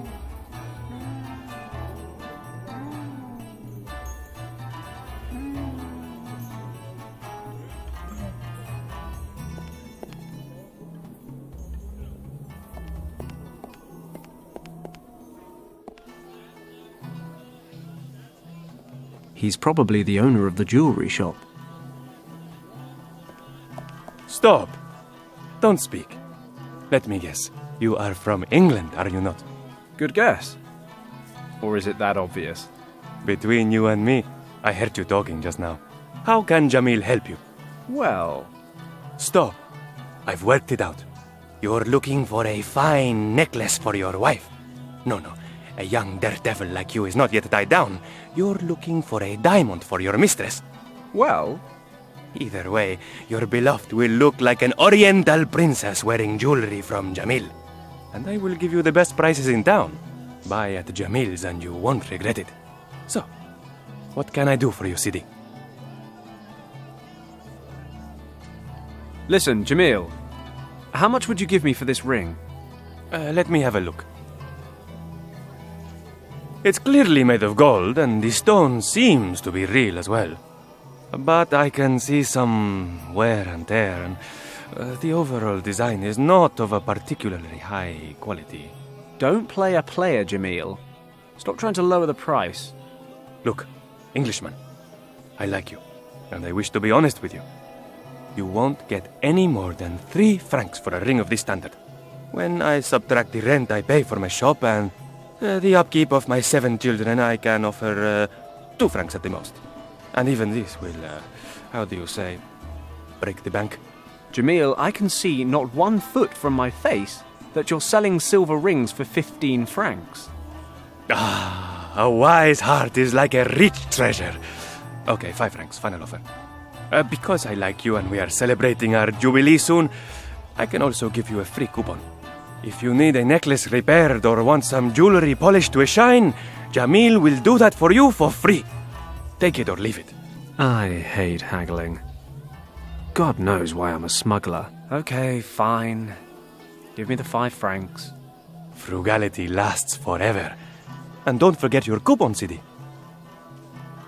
You have lovely jewelry. Thank you, Sidi. Jamil learnt the trait from his father and uses selected materials only. I bet. Jamil also accepts jewelry as payment. For a reasonable price, of course. He will repair, restore, and clean your jewelry. Your wish is Jamil's command. I appreciate your business philosophy. How's business? Marrakesh is the pearl of the Moroccan imperial cities. And now, with the Berber rebellion in the past, we attract visitors once more. Berber rebellion? I am not an information center, Sidi. I'm a jeweler. I see. Unfortunately, I have no money. I'm going to have another walk around town. See you soon, Sidi.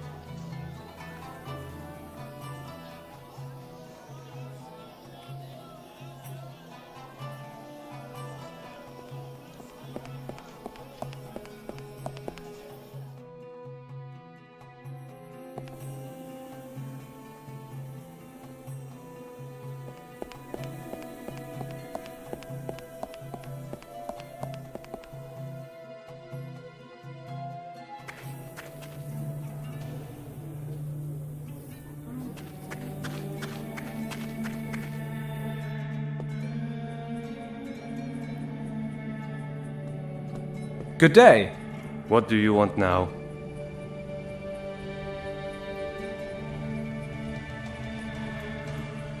It's about Professor Hayes. I've known him a long time now, and I know he suffers from heart disease.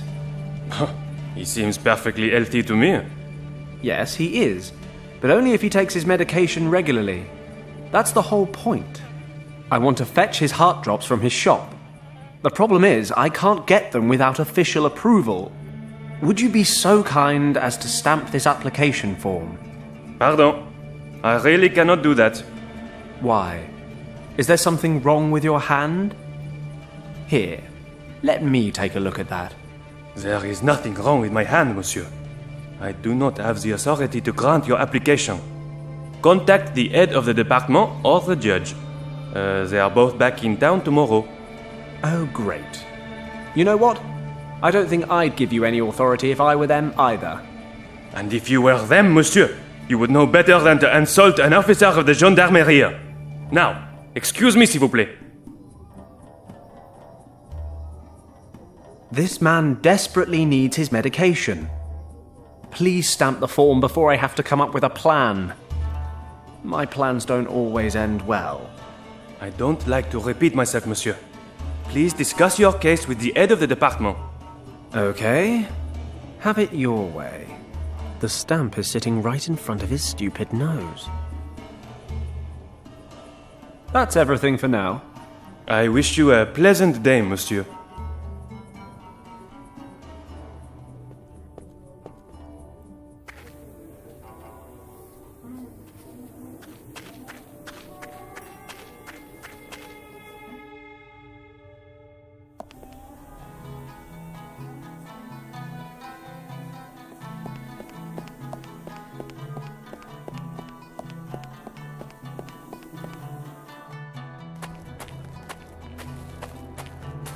Ah, end of the line. The sign says, "Danger. Do not cross the salt lake on your own." It seems the salt lake may only be crossed in the company of an experienced guide. And where does one find oneself such a guide? Danger. Do not cross the salt lake on your own. There's hay in the trough. I'll take some hay with me, just in case.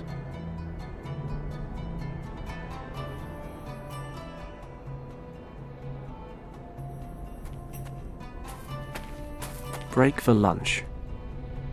Guided tours across the lake take place again this evening. Why does that not surprise me?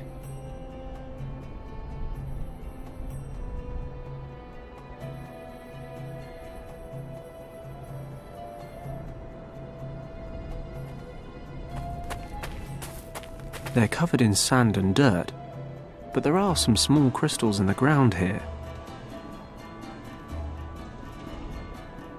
I should be able to break off some crystals. Got it. I've levered off a piece of crystal.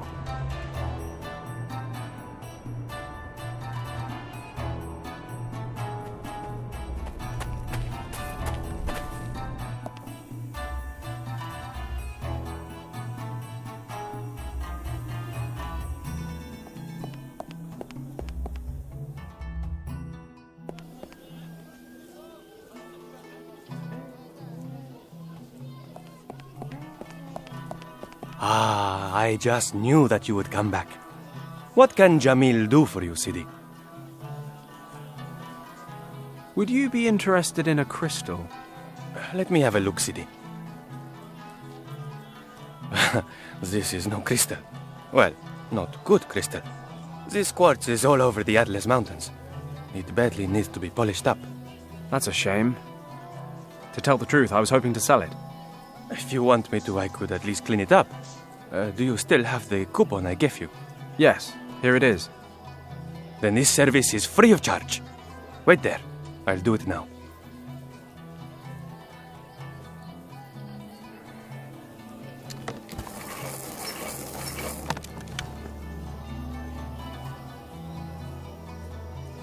Your quartz, sir. Looking considerably finer for Jamil's light touch. Thanks, Jamil. I'm going to have another walk around town. See you soon, Sidi.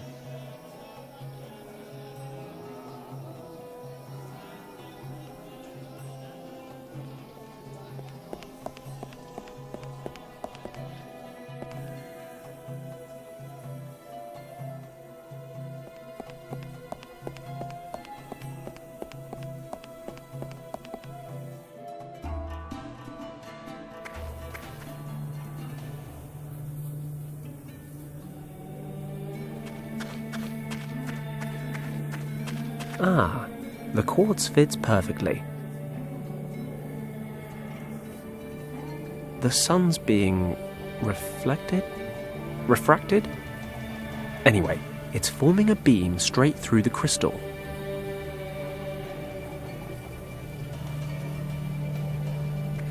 It's amazing how you can solve your problems by setting fire to things. The gendarme loves this car. While he's fretting over the fire, maybe I can get to the stamp. What's that smell? Fire! Something's burning! What?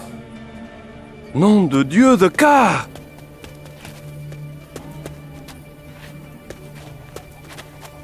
Oh, sacre bleu! Oh, children in this country can never be trusted. I've got to put this out! Professor Hayes. Yes? What's going on? I've set up a distraction, but I can't move from here or I'll be spotted. I see. A distraction from what, exactly? From you stealing the gendarme stuff. Do you see the table? Yes. There's a telephone, a stamp, and an ink pad. I need the stamp. Can you reach it? No, I'm afraid not. Okay. I'll think of something.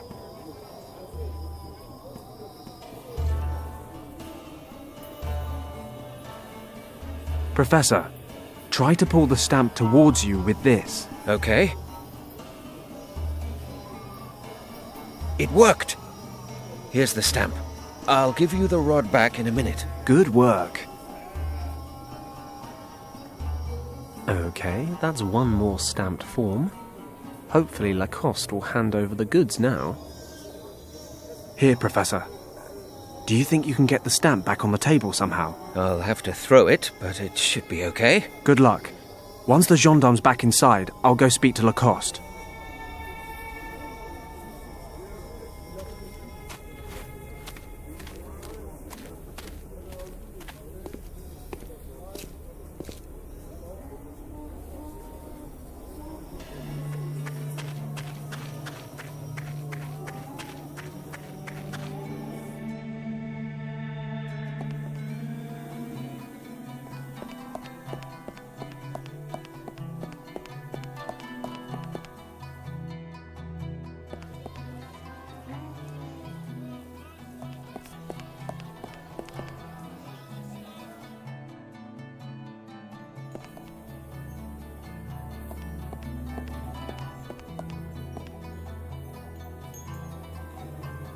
Monsieur Lacoste. Oui? Here's your form. Oh, all right. Let me have a look at it. Good. The stamp of the gendarmerie. This appears to be in order, monsieur. Please, take what you require. I thank you with all my heart.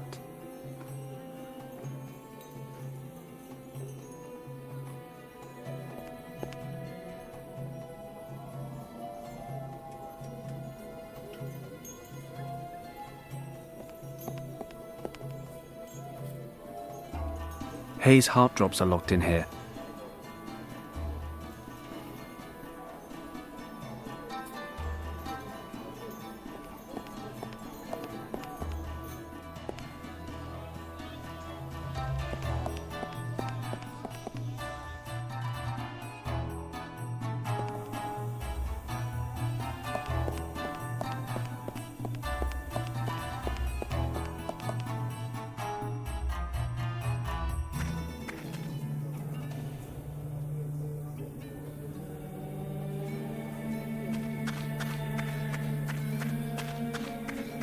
I have your drops, Prof. God be with you. I'll just take my drops. Hold on to the case for me. I don't want the gendarme to see me with it. What's this instrument in the case? Ah, my gold detector. I have a physicist friend who developed it for me. It measures the gold content of certain objects with the help of a weak electrical field. I use it to check the gold content of artifacts people are trying to sell me. Take good care of it. It's very unique, you know. Not a problem.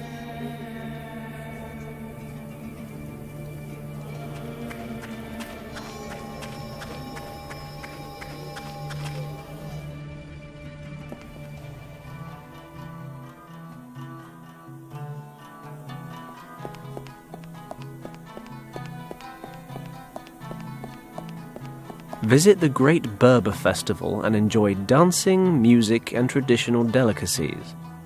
Just north of the town and easy to get to.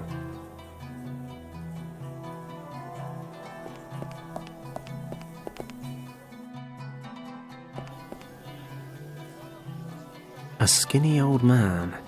He's sitting in front of a basket. Good day. May I interrupt you briefly? A tourist. Assalamu alaikum. Can I interest you in a demonstration of my art? I don't technically have time. But why not? Watch very closely.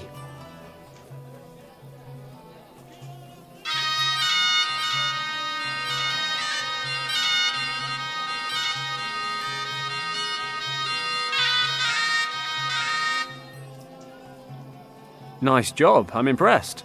Thanks, Sidi. That was... lovely. Thanks, my friend. Unfortunately, not everyone here appreciates it. What do you mean? Recently, I was driven out of the bazaar. I'm not allowed to play there anymore. The merchants accused me of scaring away the customers. This flute is something very special. It has belonged to my family for more than 100 years and can produce magical tones. My forefathers were nomads and played music for their camel herds with this flute. Come again? For their camel herds? Exactly. Camels are very sensitive creatures, you know.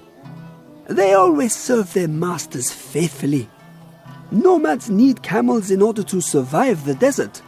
Thus, there is a unique bond between an animal and his owner, which can best be expressed through music. Camels can feel the warmth and gratitude emanating from the sounds of the flute, completely different to the ignorant and soulless traders here in town. These peasants do not know good music, unlike you, my friend. And the camels, of course. I always wanted to learn how to teach snakes these tricks. I mean, how long on average does it take to teach a cobra to move to the rhythm of the music? I shall be honest with you, stranger. Like most snakes, my cobra is completely deaf. It does not even hear the music. It just follows the movements of my hands. But the music creates the right atmosphere amongst the spectators. My thirst for knowledge is quenched. I'm loving the story you told me about this flute. No wonder, Sidi. The flute is something very special. Is it really true that the sound of a flute has a special effect on camels? Allah is my witness. Can I convince you to give me a demonstration? No offense, Sidi, but in order to find a camel, we will need to leave the town, and my legs aren't what they used to be. If the whole thing really interests you, you can borrow the flute and try it out yourself. Ah, grand. Not so fast, Sidi. There's an old saying that goes, "Give and you shall receive." If I lend you my flute, I'll have to take a break. And when I have a break, I get thirsty. Understood. You'll lend me your flute if I get you something to drink? Yes. Okay. I'll be off then. Salam, stranger.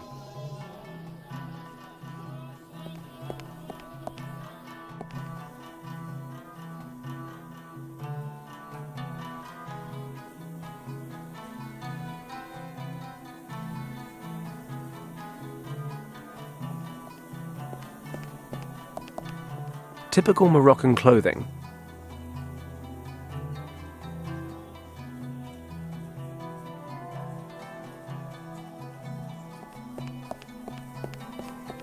Greetings, stranger. I have the freshest and juiciest fruits from far and wide. Thanks, I can see that. Can you recommend something special? I just got these juicy figs a short time ago, and the dates are also very fresh. Oh, no thanks. They're not really my thing. How much do these oranges cost, for example? 10 francs per pound. Well, that's a bit much. What about the pineapples there? 8 francs each. My word, that's more than back home. How long do I have to stand here and bargain till I get these goods at the non-foreigner price? I can't go any lower, I'm afraid. These fruits, they don't grow locally and are transported here by caravan.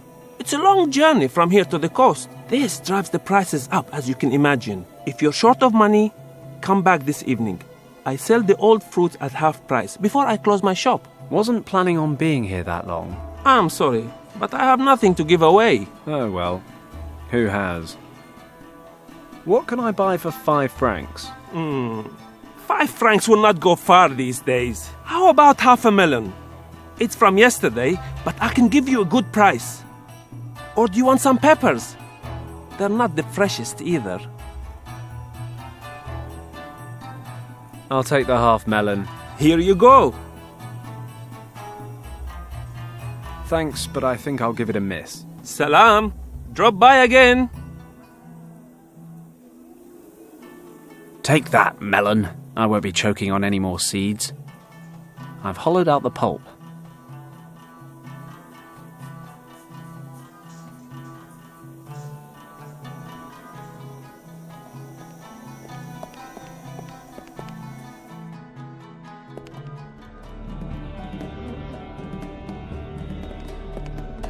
Hello. May I interrupt you? Welcome to my dye factory. What brings you here? What exactly do you dye here? Oh, simply everything. Cloth and clothing, fabrics, wool, skins, leather. How do you produce these dyes? They are all natural colors. We extract them from plants, fruits and minerals, amongst other things. The red color here is made from iron-rich clay, and the green is made from lichen. For some colors we use ingredients of animal origin. Very good colors come from a certain species of aphids and snails. The purple color there comes from fluid secreted by a particular snail. Wool takes this color very well. Nice! So you can cuddle up in your lovely woolen jumper made from snail secretion. Perhaps your standards in the West are somewhat more backward. I've something else to see to. Salam. Salam.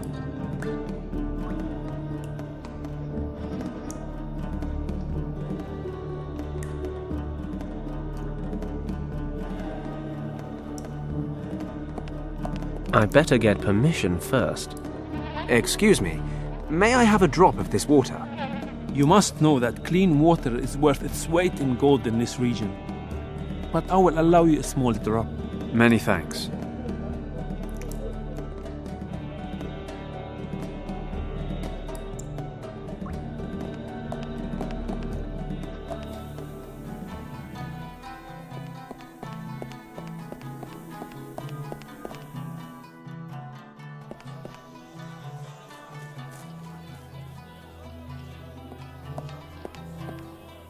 I've got you some water in a beautiful and rustic melon-style container.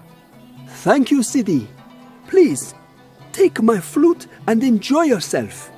But do not get spittle on the mouthpiece. Thanks. I'm very excited. And don't forget to bring it back. I promise.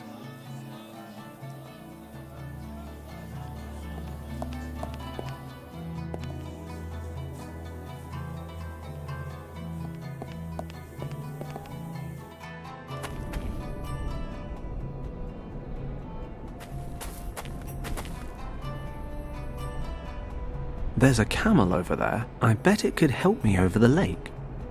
I once read that camels always find a safe route because they instinctively avoid quicksand or unstable ground. Or is that cats? No, it's definitely something to do with camels and their sensitive feet. But of course, the camel guide is nowhere to be seen.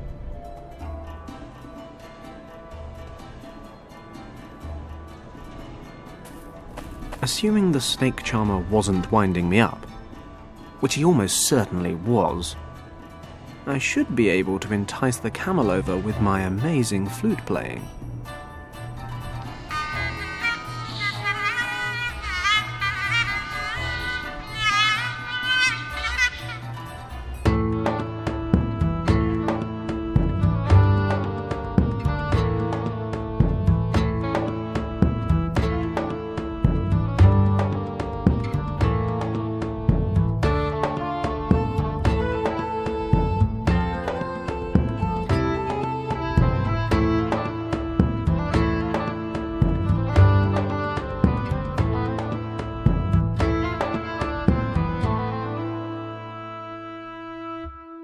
Hey, he wasn't kidding. Camels do love these tunes.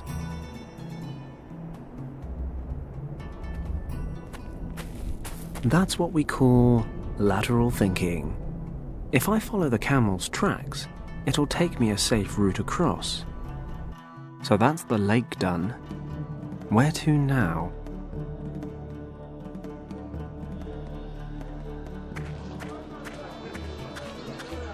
Assalamu alaikum. Welcome, stranger. We are happy to have new faces join in our festivities. Festivities, eh? Then I'm the right stranger. What's going on? We celebrate our forefathers banishing the demons from the mountains you see in the distance. Every year we hold a festival in their honor. And today everything is really, demon-free. Have no fear, stranger. Our ancestors were very thorough. Nobody here need worry about demons anymore. Great. So what do you guys do for fun? Wrestling matches are the most popular events. You are a big Western man. Maybe you could challenge our champion Aziz. It is years since he has been defeated, and anyone who ends his run can claim prize money of 100 francs. Did you say prize? And money? And 100 francs? Yes, stranger, but, be warned. Aziz will most likely tear you limb from limb. In actual fact, I strongly advise you against challenging him. Perhaps you lack the physical requirements to face Aziz. Hey, I'm bigger than I look. I'm not entirely sure that makes sense, but you don't need to make sense when you're as big as me. Besides, I've done stupider things than this before. It's your life, stranger. I'll take a closer look, at any rate. Thanks for the tip. Hold on, stranger. You must keep in mind, the Berbers have very old and strict traditions. Appropriate clothing is required in order to attend the festivities. What's wrong with my clothes? I like my clothes. I expected a Westerner to be better dressed. Look at my clothing.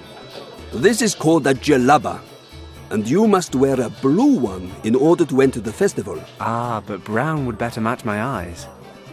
Just kidding. Of course I respect your traditions, but I don't have a jalaba, and I'm having some cash flow issues. Are you sure you can't make an exception? Yes, but do not worry yourself. Take this garment ticket and go to the bazaar in town. You can hire a jalaba there. Fantastic. Thanks a lot. Sorry, I just usually expect these things to be more convoluted. Get yourself a blue jalaba and come straight back. I don't want to miss a fight between you and Aziz. See you later. Salam.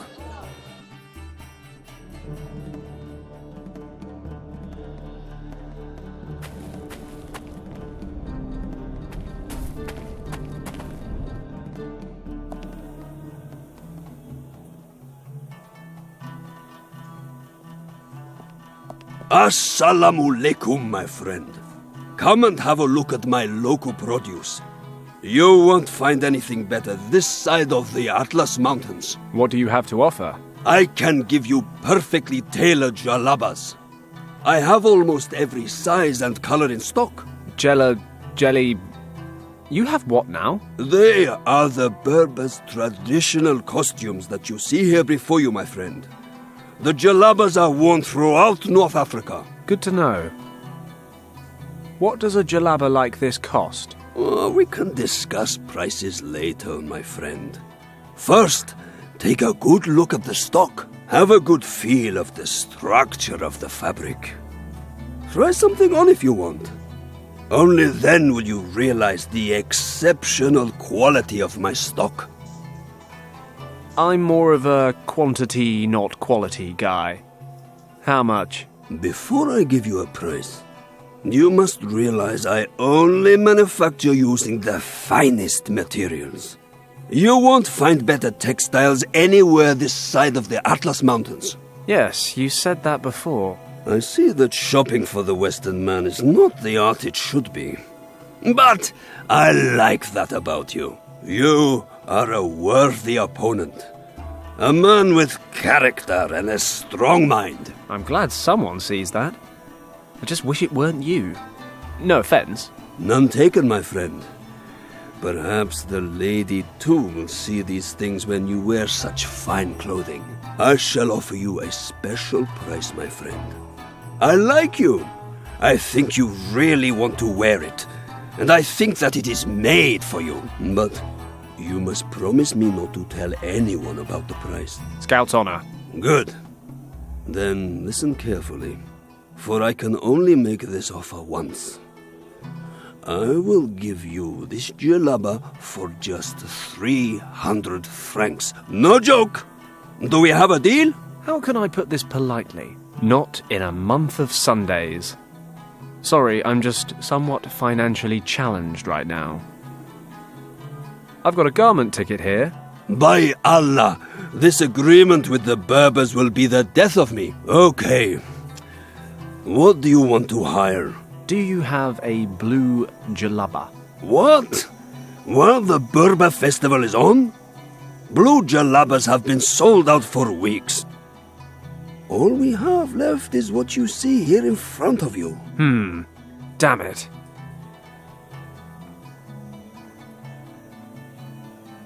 I'll take the white jalaba. Ah, a classic. You could not make a better choice. That's all for now. Perhaps I'll come around again later. Salam.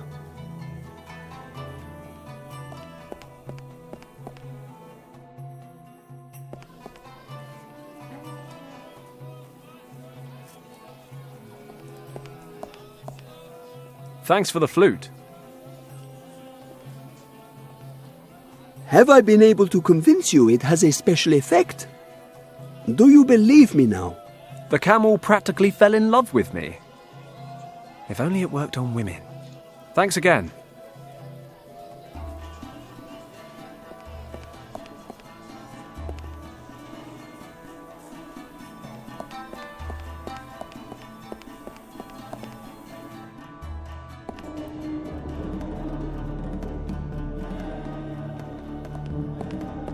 Hello, it's me again.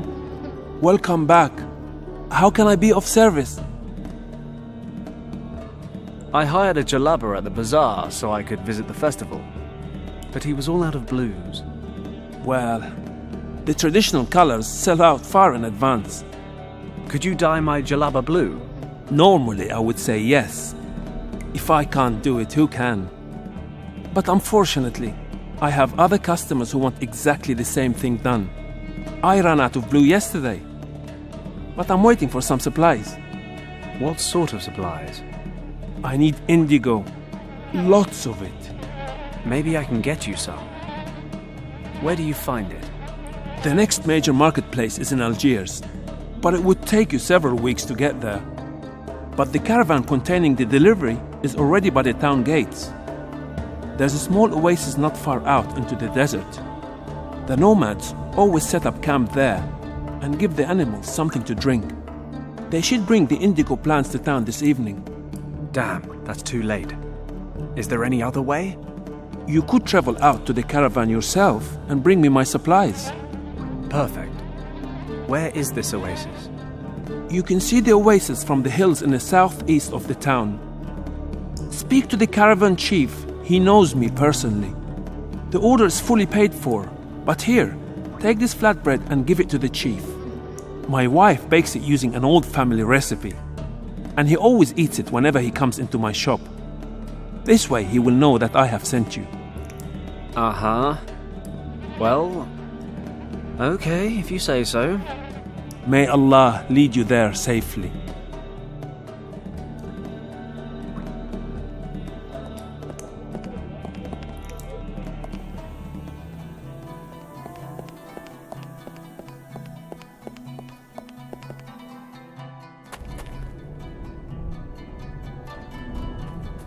The tracks the camel left when it crossed the lake.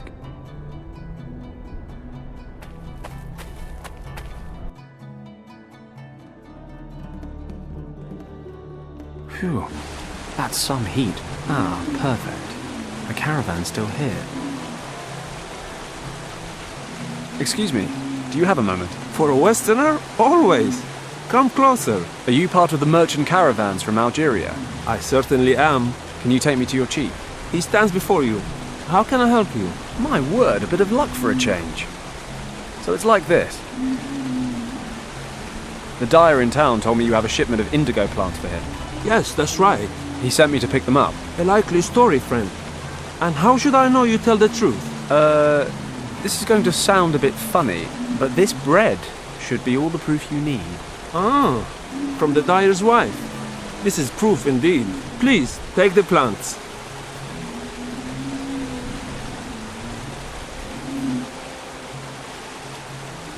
I thank you. This has been a most efficient transaction. I wondered why you stopped so close to the town. The city gate is only a few hundred meters away. You don't know much about caravans, do you? Is it the flight jacket that gives me away? We have almost 40 camels in our caravan, and they are all fully loaded with goods for the merchants in Fez, Rabat and Marrakesh. If we pass a town along the way, we cannot possibly ride through the souks with all our animals. Souks? The rows of alleyway stores. Gotcha. We now load the goods bound for Marrakesh onto a few camels for transport into the city. Makes sense. But there is more. You must realize that we are nomads. We move from one place to the other and never settle anywhere. The hectic confines of a large settlement are often unbearable, which is why we only travel into town after dark, when things are quiet. Hey, I think I just learned something. Thanks for your help. I'll be going now. Goodbye.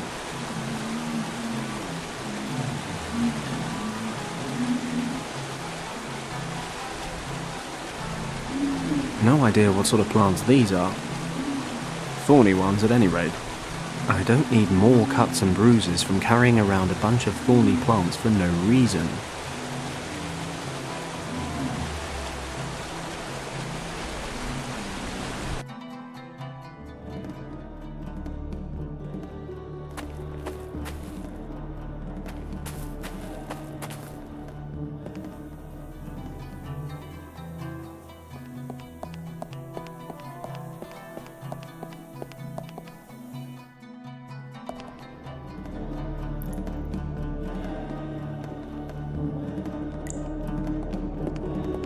Hello, it's me again. Welcome back. I've brought the indigo flowers. Excellent. Now I can produce more blue dye. Can you dye my jalaba now? Of course. Give it to me.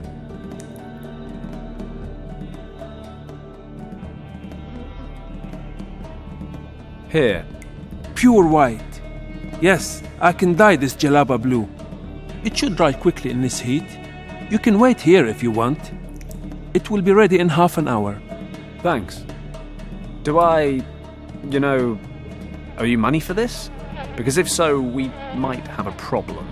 One good turn deserves another. Thanks to you, I have blue dye again and can perform my duties. We are even now.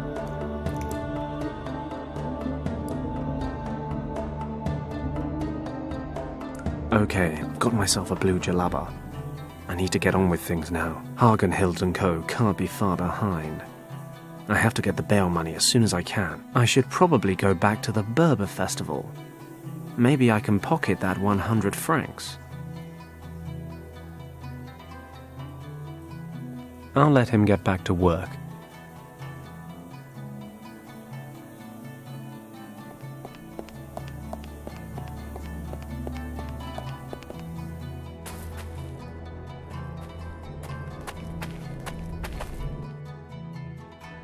I'd better get this jalaba on before I get there.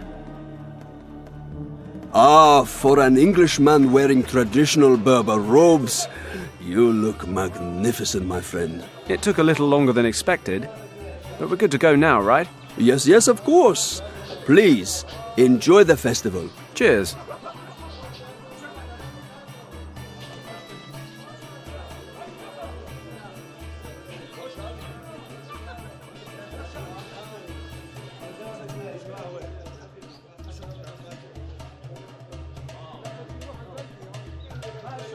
I'm not much of a carpet boy.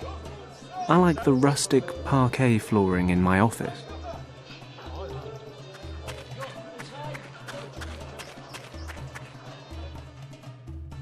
I am looking for a challenger for Assist the Invincible. Who has the courage to challenge Aziz? 100 francs for anyone who can bring Aziz to his knees.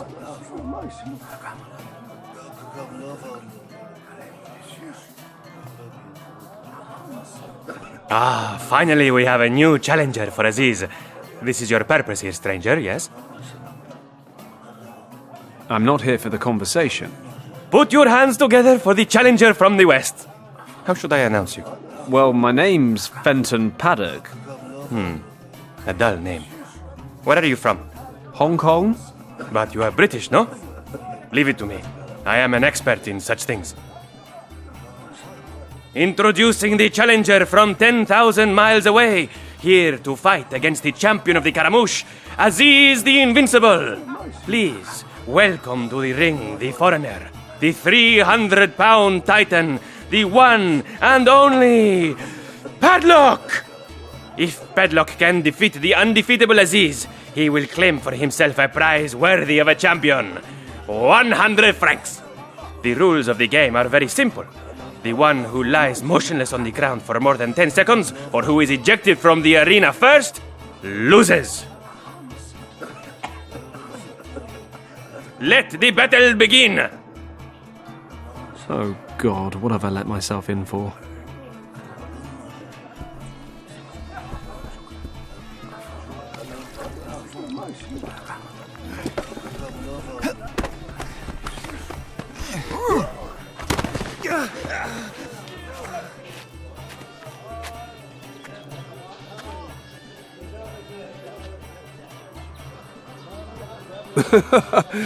I did warn you about Aziz. I'm just trying to lull him into a false sense of security.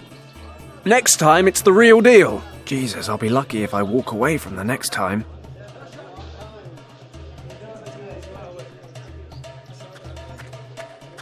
Is there nobody here who would like to challenge Aziz? Are you all cowards? Aziz water bucket. He drinks from this before every fight.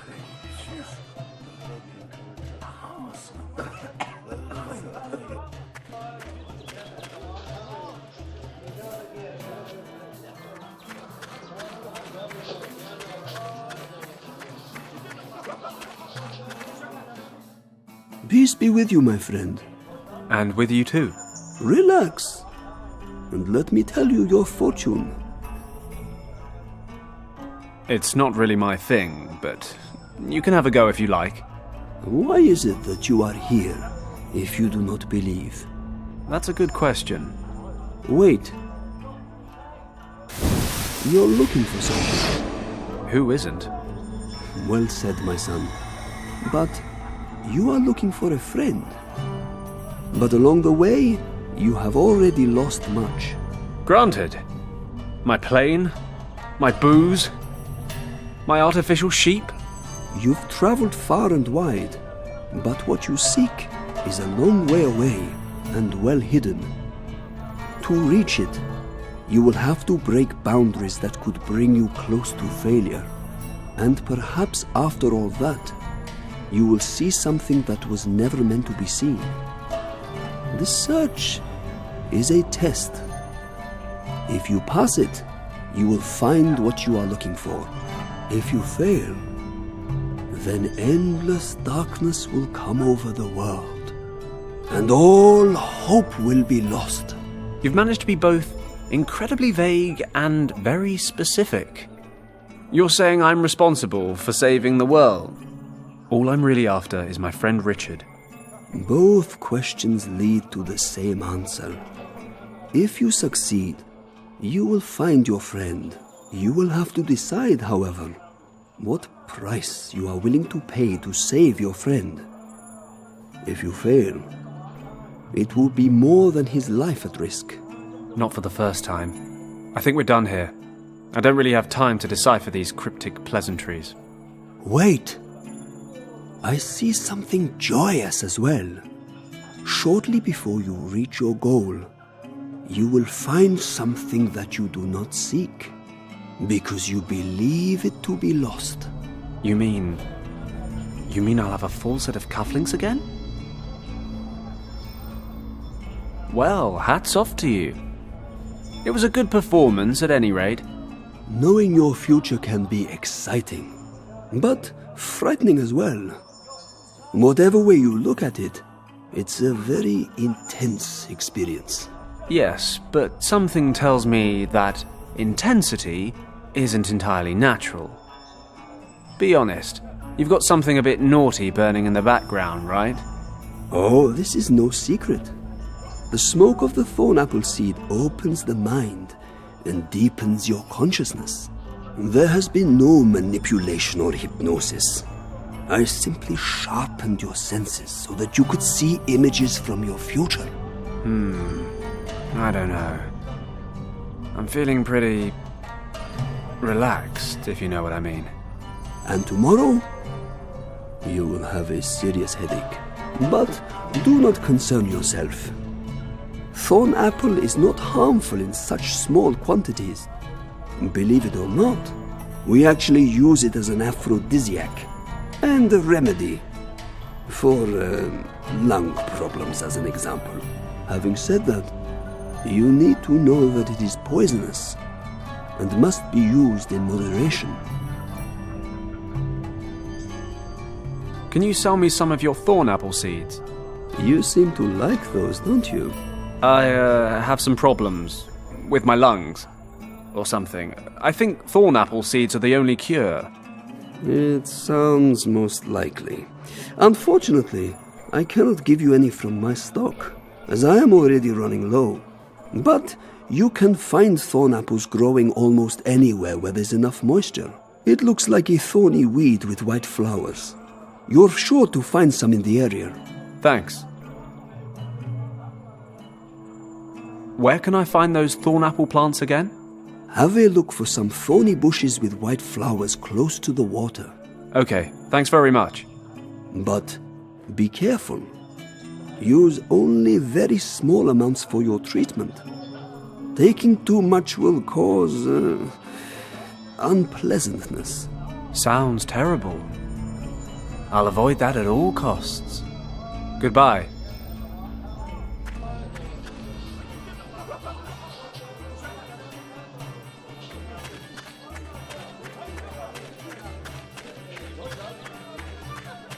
Can't wait to get this robe off.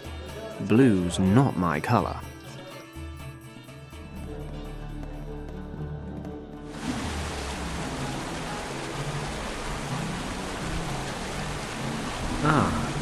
These must be the seeds the shaman talked about.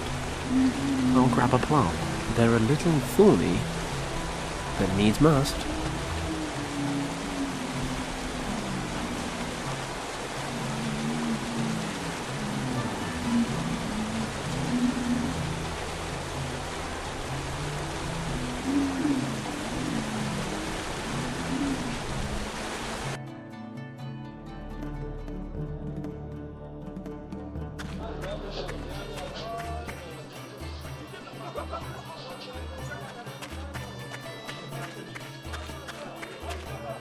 Is there nobody here who would like to challenge Aziz? Are you all cowards?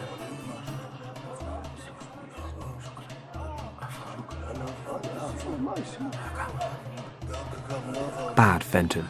Shouldn't be cheating, but it's all for the greater good. I just need to slip the seeds in when no one's looking. I am looking for a challenger for Aziz the Invincible. Who has the courage to challenge Aziz? 100 francs for anyone who can bring Aziz to his knees. Job done.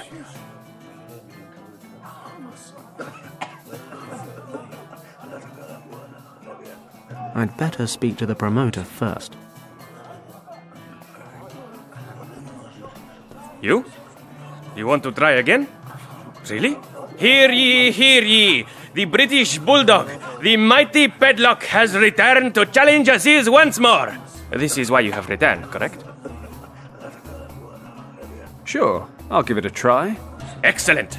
Let the battle begin.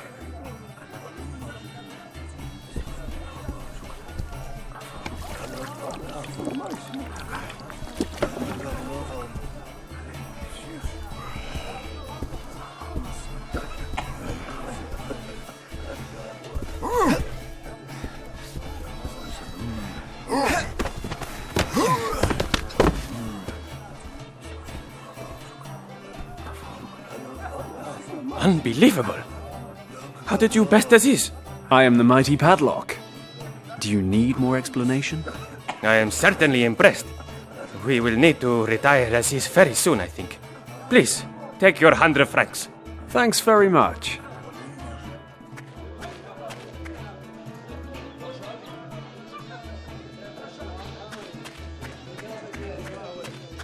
Can't wait to get this robe off. Blue's not my color.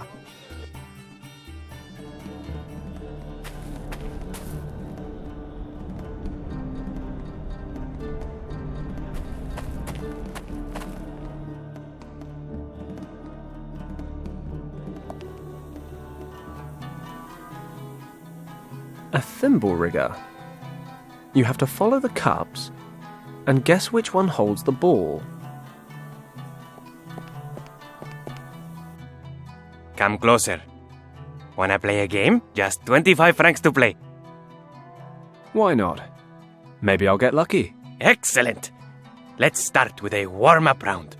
We'll play without bets first. Before we start, take a close look at everything so that you understand the game and won't accuse me of anything afterwards. So, I've got a wooden ball here. I'll set it under this cup. See? You haven't lost me yet. Now, I'll move the cups to different positions. Got it? I think so. Where's the ball now? Choose a cup. Middle cup. Got to be. Exactly! You see? It's simple, isn't it? Now, let's get down to business. If you choose the correct cup, you will win double the amount of your bet. But if you get it wrong, your money belongs to me. Got it. Let's start. Is it just me, or did you go a little faster that time? Well, of course it's going to get harder once you placed your bet. So, where's the ball? The ball has to be under the middle cup. Or not. Tough luck.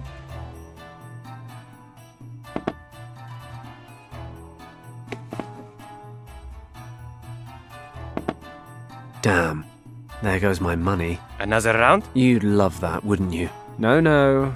I've had enough. What a pity. Maybe later. Wow. This guy earns his money. I need to win it back. But I get the impression it's not exactly a fair fight. I need a way to track the ball's movements. Why should I break this thing? Let me rephrase that. Why shouldn't I break this thing? This little ball has at least some gold content. I can't follow the cups at all. I don't think there's much room for fair play in this arrangement, on either side of the table. Ah, it's you again. I knew you would want to give it another try. I'll play again, but I want to make sure that everything's above board. You're not accusing me of doing something underhand with my cups or the ball, are you? In a word. Don't worry. I've got nothing to hide. I'll prove to you that I'm not cheating. I'll use any suitable item that you give me. It shouldn't be too big, and it has to fit under the cups. So, what should we play with? How about this gold ball here? No problem. We'll play with that.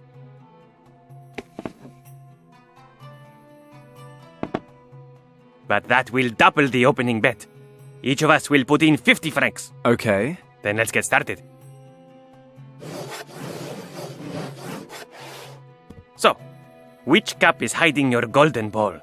If you guess right, you win 100 francs. God bless modern science.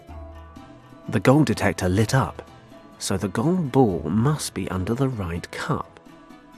If the detector's working, the gold ball must be under this cup. All right then, the ball is definitely under the right cup.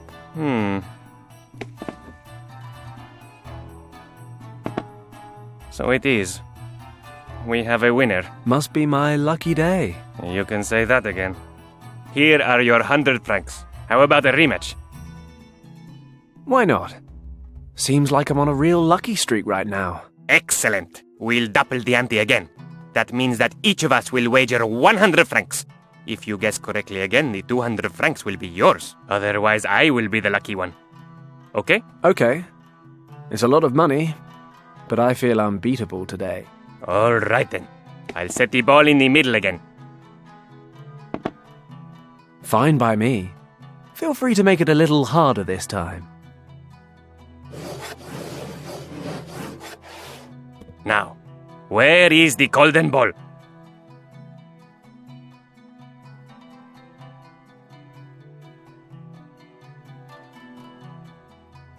Negative. The detector's not showing anything. No reaction. The golden ball doesn't seem to be under the middle cup. Got it. The light on the detector lit up. Left cup. I'm 100% sure. Are you really sure? I mean, we're talking about a lot of money here. You can't make me change my mind. Left cup, I said. Whatever you say.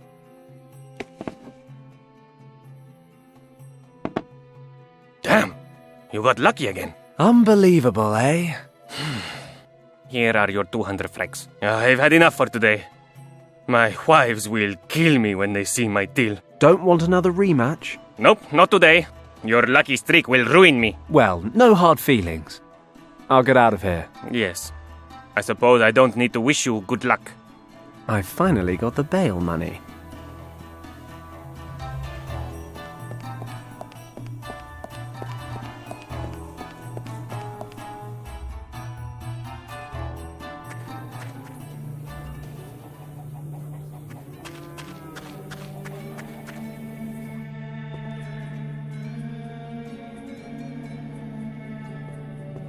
Listen. Oui? I've got Professor Hayes' bail money. All of it? Yes. 200 francs. Very well. Then Monsieur Hayes is free to go.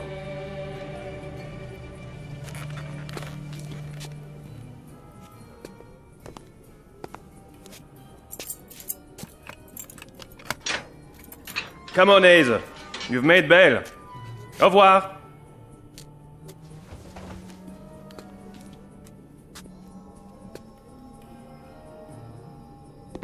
Are you okay? Yes, thank you. Let's go.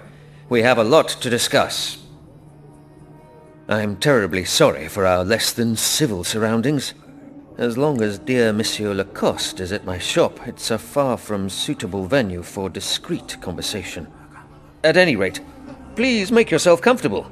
This tale is not a short one, but I'm certain it will be an interesting one. That may be, Professor. Just bear in mind it's a long time since my last lecture. I need to find my friend. End of story. I'm well aware of that, but if you ever hope to find your friend, you will need to know what you are searching for, and what may await you at the end of that search. It's a new approach to me, but I suppose it couldn't hurt. My academic research focused primarily on Tibet. I've been fascinated with its religion, its secrets and its legends ever since I was a young man. I became something of an expert. I held a professorship, and sometimes I even received funding to lead expeditions. The last of these expeditions was with your friend, Yen Wang. As you know, we found a dead monk, pieces of a map, and a gemstone. The Eye of the Dragon. Exactly. The remains of the map held clues to a mythologized monastery in the Kembalung Valley. This hidden valley was said to contain the entrance to the legendary Shambhala. At that time, however, I only knew that the Buddhists believed Shambhala to be a kingdom where a dynasty of enlightened kings safeguard the most secret teachings of Buddhism. Of course, I always assumed that Shambhala was a religious myth. But the idea that this place could really exist, it was an exciting prospect. The chance for a truly sensational discovery. Unfortunately, the early onset of winter upset our plans, and we had to give up. I was never able to return to that search. Regardless, I compiled all the knowledge that existed on Shambhala. I studied all the available sources, retranslated old texts. The result was a picture of a mysterious place of indescribable power. Can you describe it? An ancient place. And it's not just important to Buddhism. Other religions and cultures also have ties to this location.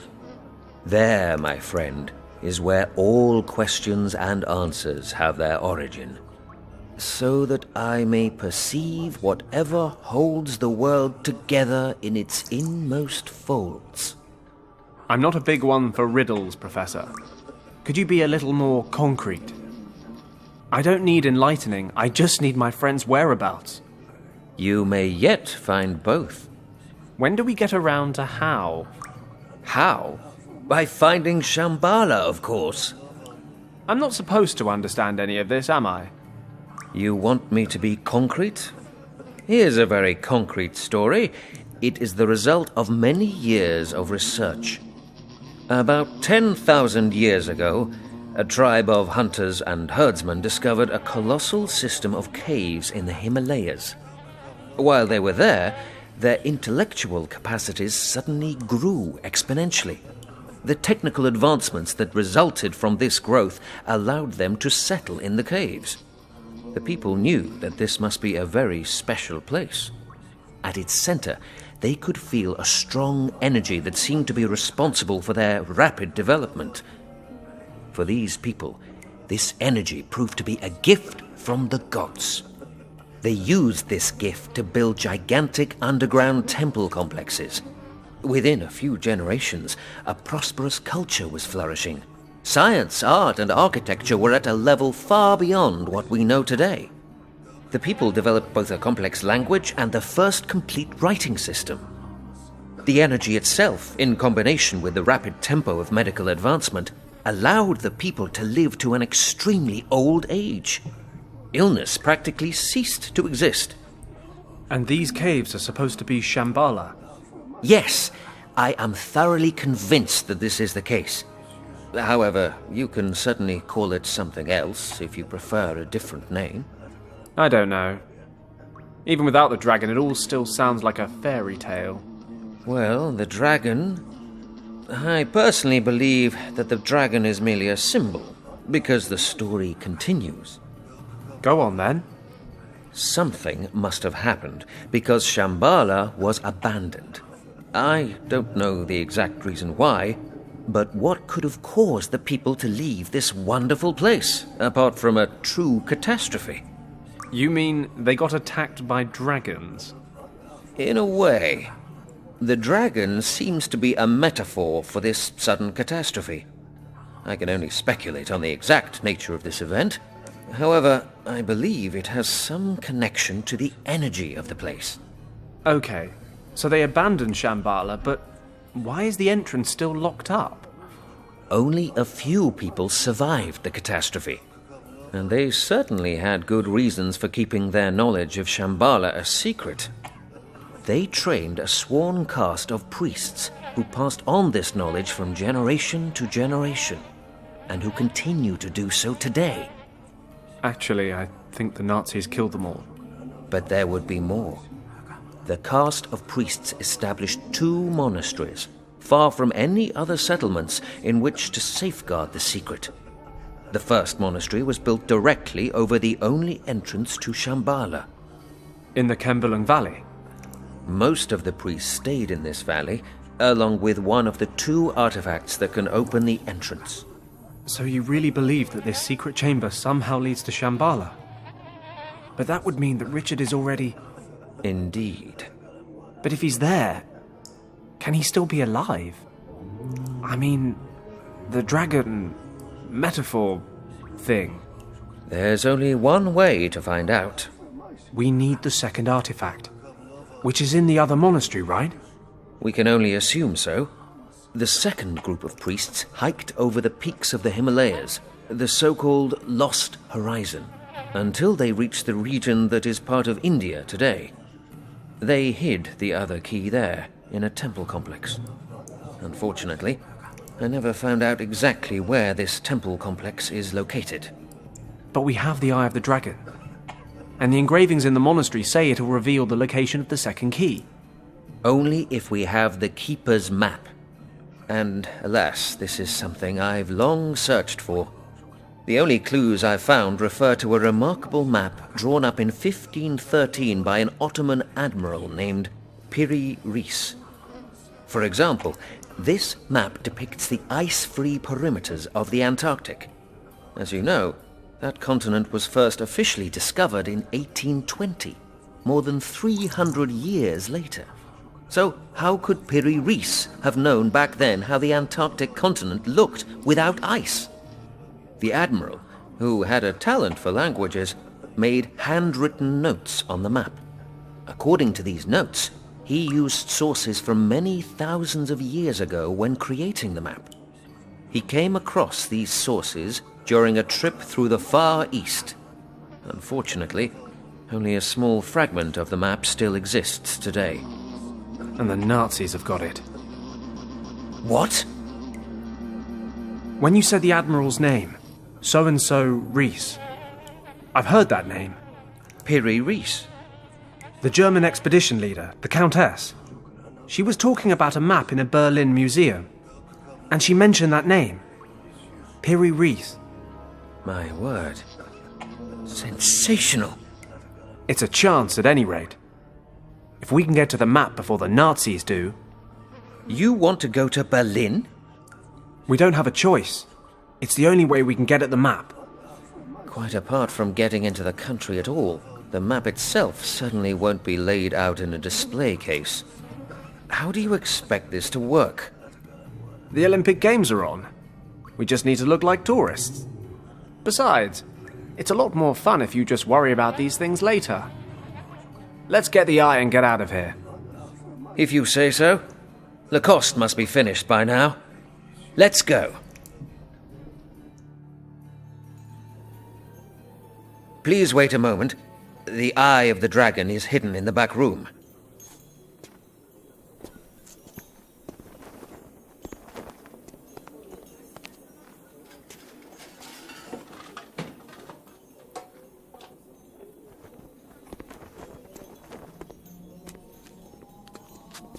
Here it is. See? Perfect condition. Just like the day we found it. Great. No time to lose. Let's get the next train to Casablanca. Then get on a ship to Spain or Portugal. The further from the Nazis, the better. It sounds as if you're no stranger to running from problems, young man. You remind me of myself a few dozen years ago. Professor, get down!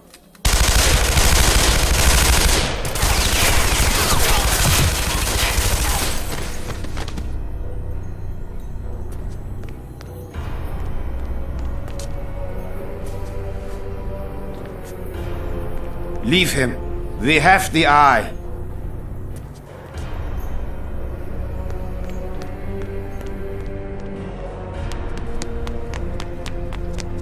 Professor.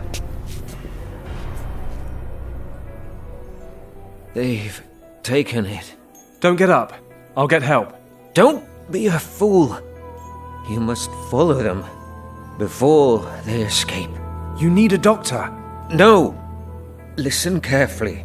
If you are found on the crime scene, you will be arrested. You cannot help me anymore, my boy. But help yourself and the others recover the Eye of the Dragon. Now it's up to you. You alone to prevent the Nazis reaching Shambhala.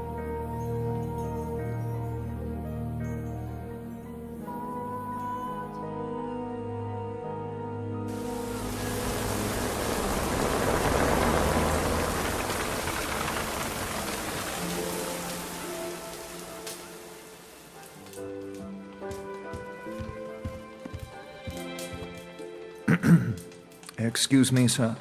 A telegram just arrived for you. Thank you, Huxley.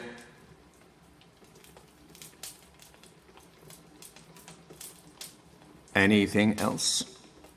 No, sir. I just wondered... I don't need anything else at the moment. You may go.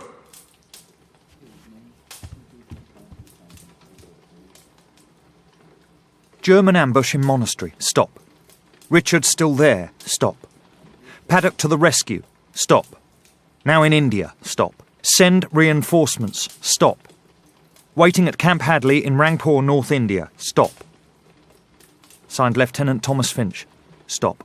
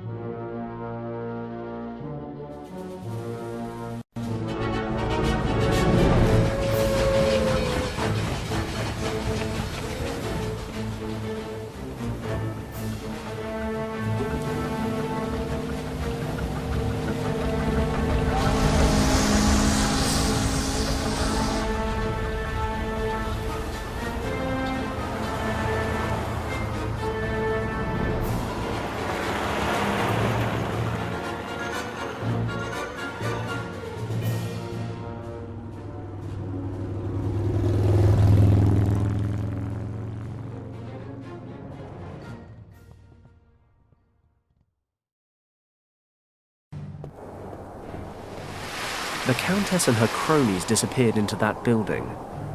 That must be where she plans to examine the map. What a coincidence. That's my plan as well.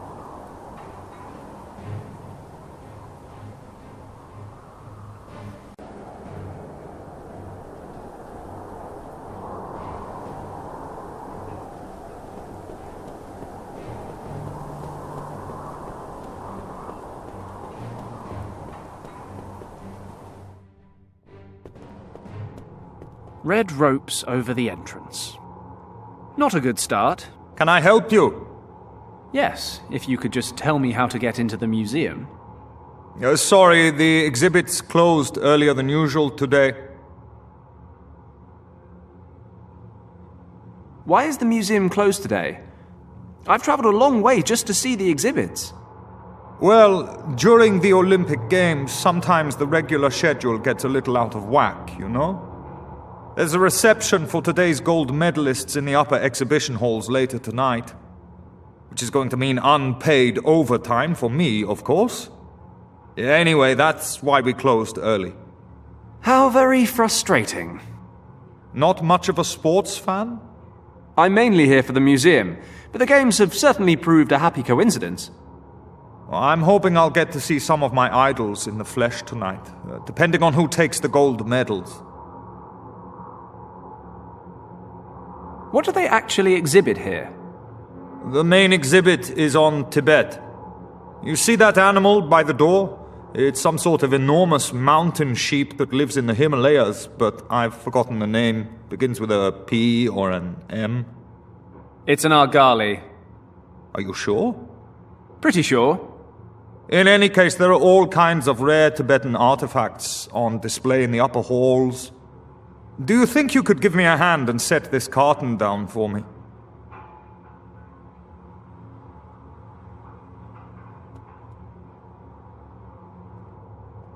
Thanks. You keep talking about the upper halls. Are there others?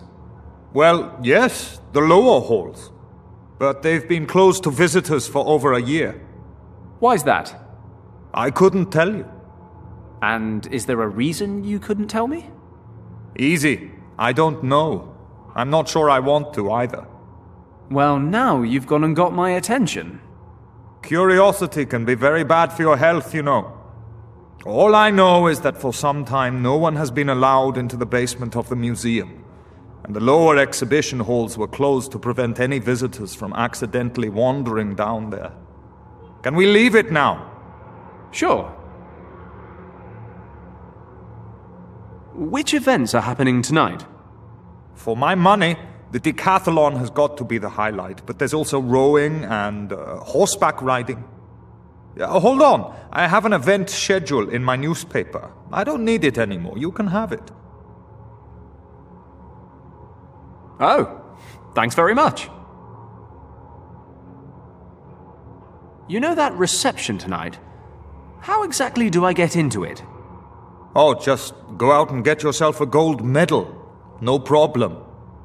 No, seriously, aside from the medal winners and their trainers, you basically need to be a German politician. People like us are out in the cold, I'm afraid. We'll see about that. Not much I can do then, I suppose. I wonder if I can find another way to get into tonight's reception. As I said, only gold medal winners, their trainers, and a handful of special guests are permitted in the museum tonight. Believe me. All right then. Would you mind if I took a look around your very exciting foyer for a while? No problem. As long as you don't get in the way. Promise. The box office is closed.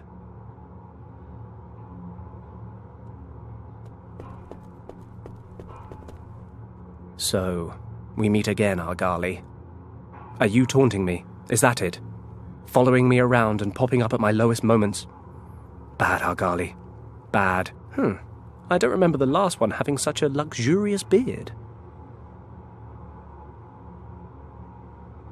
A rubbish bin.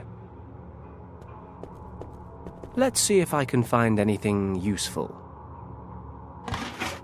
Oh, the lid came off. I'll just pocket that, I think. Jackpot. There's all sorts of valuable rubbish in here.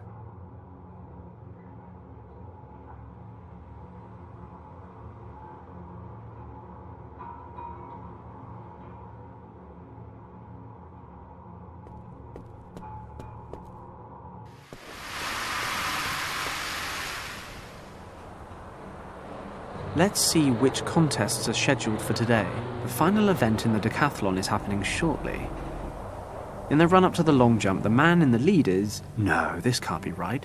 Glenn Parker of the United Kingdom? There's even a photo. No doubt about it. That's the same Glenn Parker who went to Sandhurst with Richard and me. Even back then, he was a top-class athlete. Fantastic! This is my chance to get into the museum reception. I'll just ask Glenn to smuggle me in. Maybe he can pass me off as his trainer. I should head straight to the stadium. He must be getting warmed up.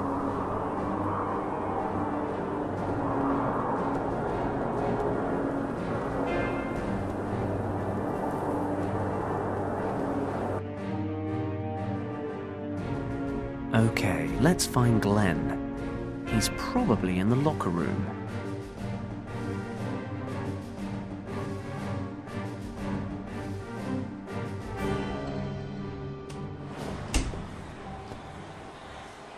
I'm afraid this is the locker room, friend. You probably shouldn't be in here. Glenn, it's me. Fenton. Fenton Paddoka. Fenton? Nice beard. What are you doing here? I'm here saving the world. It's not a real beard. But look, I heard you were top billing for the decathlon. I need to talk to you. How did you even get in here? That's a rather adventurous story.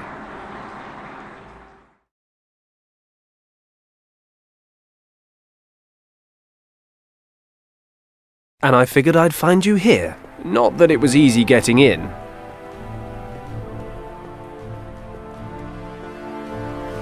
Hello. Hello. Is this the press entrance? Yes, it is. May I see your credentials, please? Credentials? The only people permitted access are the athletes, their trainers, official IOC employees, and press photographers. Do any of those apply to you? Sure. Why not? I'm actually with the press. Then show me your press pass. Would you believe I've temporarily misplaced it? Not really. If you've really lost your pass, go to the IOC accreditation office and claim a new one. But the events are about to start. I can't miss them. Then you'd better hurry. The IOC office is located at Pariserplatz. Okay. I'll be back. And don't forget your camera. Only photographers are allowed to enter the contest area. Journalists should go to the main gate. Got it. Thanks. Well, I guess I'm heading to the IOC office at Pariserplatz to get myself a press pass.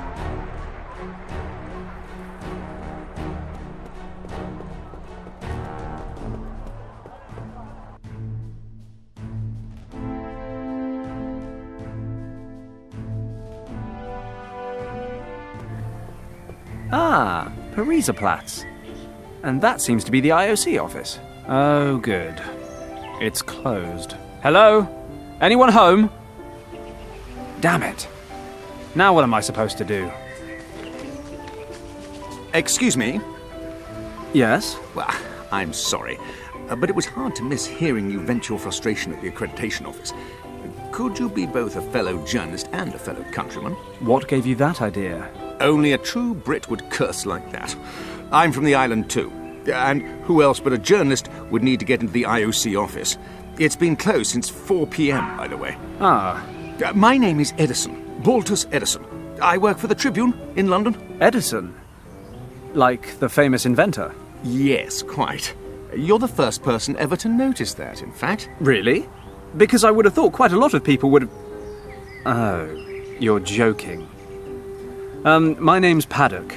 I'm a foreign affairs correspondent in Hong Kong. Ah, how lovely. My work has never taken me to our crown colonies, but I'm sure things are much more interesting there than here at the Olympic Games, eh? How do you mean? Well, to be honest, I hate sports. I write for the arts and entertainment section, actually. But our editor-in-chief sent all available reporters here to cover the games, so we'd have an exclusive report on every event, including the dull ones. And what are you writing about? I'm a freelancer. I'm looking for stories off the beaten track, away from the big events. Lucky you. I'd love to trade places. You know, I'm working on a big story back home. I'm nearly ready to expose the romantic escapades of a certain member of the royal family. My research is nearly complete. If I could get back and finish, I'd have enough material to drop this bombshell on the public. But instead, I'm here, squandering my precious time on stories about Olympic handball. Yeah, excuse me, gentlemen. Mr. Edison, there's a call for you from London. Probably my department head, wanting to know what's holding up my article on yesterday's events. Best not to tell him it was a bottle of scotch, eh? Please relay the following message, word for word. Mr. Edison is currently indisposed and will personally report to the editor-in-chief. He would appreciate it if everyone else would leave him in peace. I will pass your message along, sir. Thank you. I won't last much longer in this job, I tell you, but I've bored you quite enough. Not at all. Actually, I have one more question about the IOC. Yes? Any chance of it opening again today? What do you think? Not a chance in hell. Well, look, I've got to get going. I'm sure you'd like to read your paper in peace. Not really. Our valued colleagues rarely have anything amusing to print. In any event, I enjoyed chatting with you. Likewise. Perhaps I'll see you later. Edison's jacket. He left his glasses and his press pass in the breast pocket. I don't want to bother him right now. I could really use that press pass in his jacket. It'd get me into the stadium to see Glenn. I guess I should ask him first. Excuse me, Mr. Edison. May I bother you for a moment? You would only be bothering me if I were actually enjoying this newspaper, which, to be perfectly frank, I am not. How can I help you? I noticed the press pass in your jacket, and I was wondering if you might be willing to lend it to me. Just for tonight, so I can get into the stadium to watch the events. I'm afraid I can't. I have to go and watch an event myself. And besides, my press pass lets me use the public transport for free. But you see, it's very important that I get into the stadium tonight. Look, my friend, we're just talking about sports here. You shouldn't take it so seriously. Tomorrow is another day, after all. You can get a press pass in the morning and start reporting right away. Okay, I understand. My apologies. No harm done. A tourist snapping the Brandenburg Gate.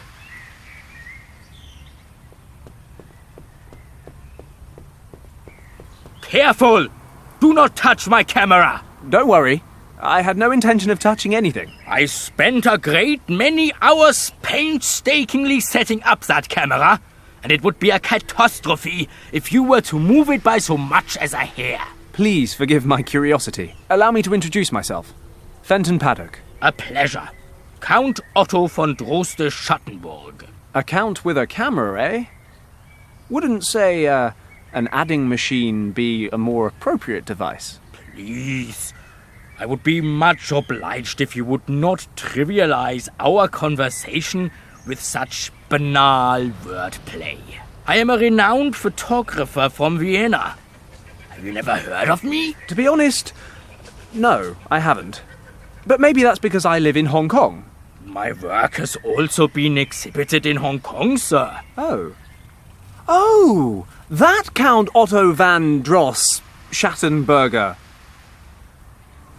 What are you taking pictures of? I'm shooting images for my latest photographic series, Berlin and the Olympic Games. This work will be subtitled The Forgotten Landmarks. I intend to capture locations that are not currently the main focus of public interest. I see. Unfortunately, artistic freedom is becoming a thing of the past in Berlin. Photography is often banned in public squares or even in entire districts. This does not make my work any easier. What's the deal with these photography bans? Oh, political reasons. The government officials here believe there are certain parts of the city that may be unrepresentative of the capital's overall charm. But the Brandenburg Gate's okay, right? That's correct. The gate is to be the central focus of my latest project. A photography ban here would mean all my months of preparation were for naught. Several galleries have already booked the exhibit in advance. No, a ban here would be absolutely outrageous. But then, the Count von Drost de Schattenburg isn't just anybody. Even here I have friends in high places. Why, I would go straight to the magistrate and make my mind known. I'm sorry, I didn't mean to upset you. Your camera looks very professional. Of course it does. It is the most advanced model available on the market today. It has a new setting that I use for experimental photography. I take multiple exposures of the same image at regular intervals. This allows me to capture different phases of my subject and depict them in a single photograph. Ah, I see. So the position of the camera mustn't change at all while you're taking a picture, right? I see that you know something about the fine art of photography. Just an interested layman. Well, I don't want to keep you from your work any longer. Thank you.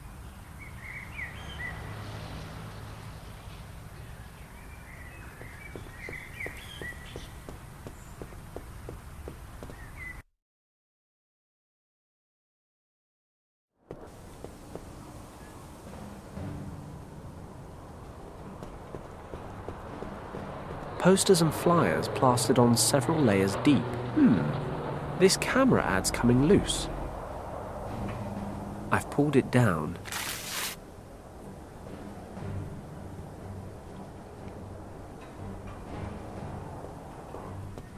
What's that? There's something shiny under that grate. I love shiny things. It's only about 8 inches down, but I can't fit my hand through. A dried bouquet of flowers wrapped with florist wire. I'll unwrap the wire.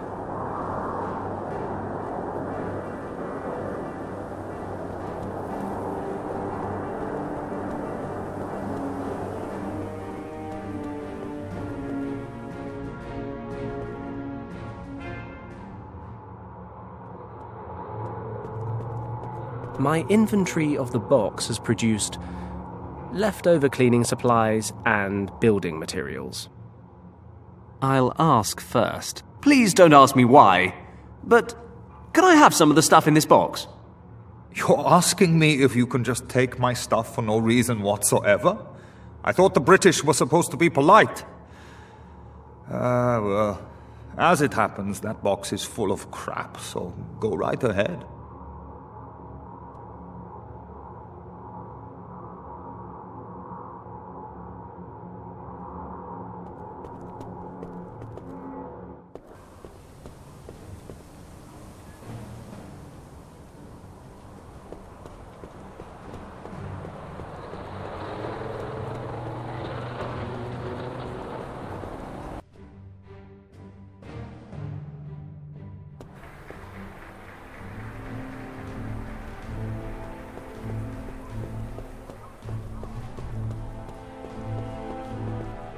According to the label, these bottles contain helium.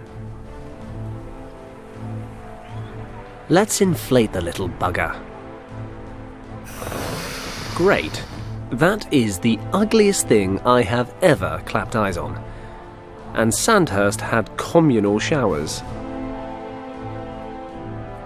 Yes, well, that makes for the ugliest looking balloon animal I've ever set my eyes on.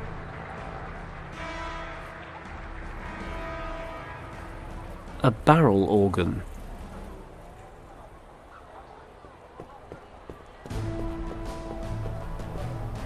I guess the organ grinder is hoping that generous passers-by will drop some change in his hat.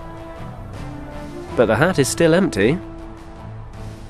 Excuse me, may I interrupt for a moment? Oh, hello!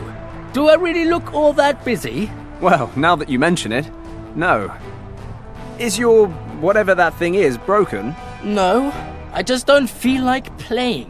Why not? An artist needs an audience, attention, applause, and of course, earning a few pennies doesn't hurt either. Well, I can listen, but I'm afraid I'm completely broke. That's all right. The potential audience in this part of the stadium is pretty limited. Why exactly did you pick this location? Unfortunately, it was assigned to me. We have the odd athlete and journalist pass by, but it's been a slow pitch. I wanted to set up over at the main entrance, but I wasn't allowed. Oh, I see. Well, I'm going to go have a look around the city. Have fun. Even if I had any money, it's not as if he's actually done much to earn it.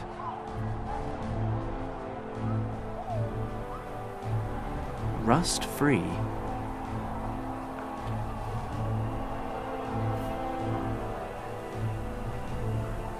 I guess the organ grinder is hoping that generous passers-by will drop some change in his hat. But the hat is still empty.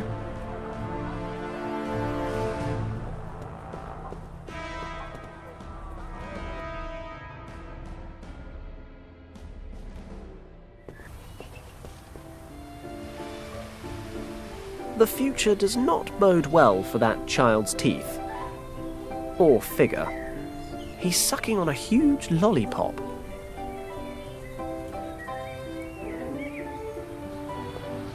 If I'd been given a terrifying balloon animal made from an old rubber glove when I was a kid, I would have considered myself lucky. Yes, I'm going to run away now. Ugh, what is this? Where did this foul-looking thing come from? Here, my little honey bun, here's a nice new lollipop. Another of my attempts to educate the public bites the dust.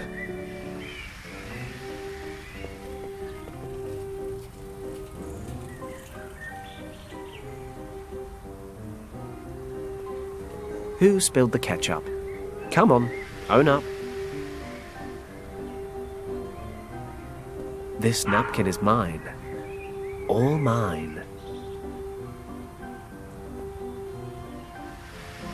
A napkin printed with the name of the cafe.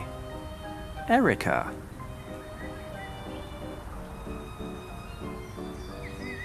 A bit of tidiness never hurt anyone. Apart from that one time I tried to clean the office and broke my collarbone. Long story.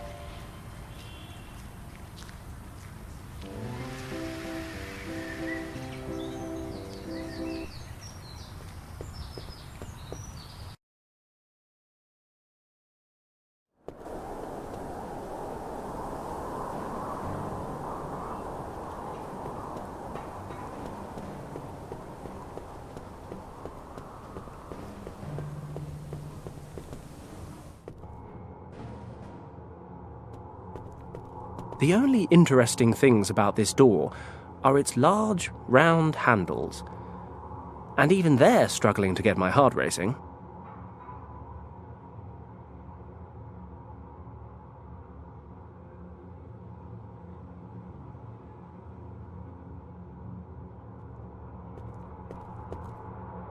A large doorknob.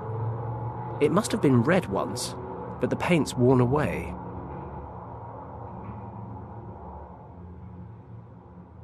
So, now the worn doorknob is completely red again. I'm a stickler for the little details.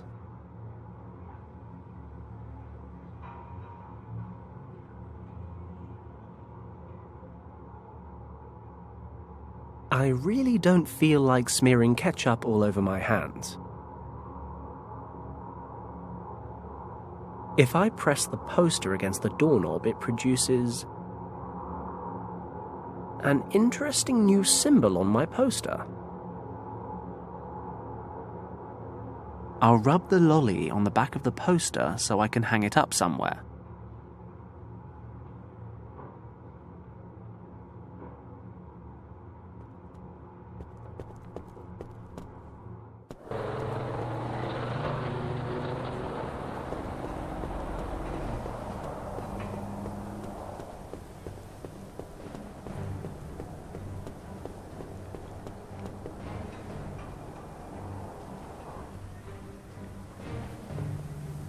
Might just be long enough. Hopefully it'll stick. Ah, a Reichsmark coin. Can't help but think I could have spent all this time busking and made more money. But hey, it's something for nothing. Sort of.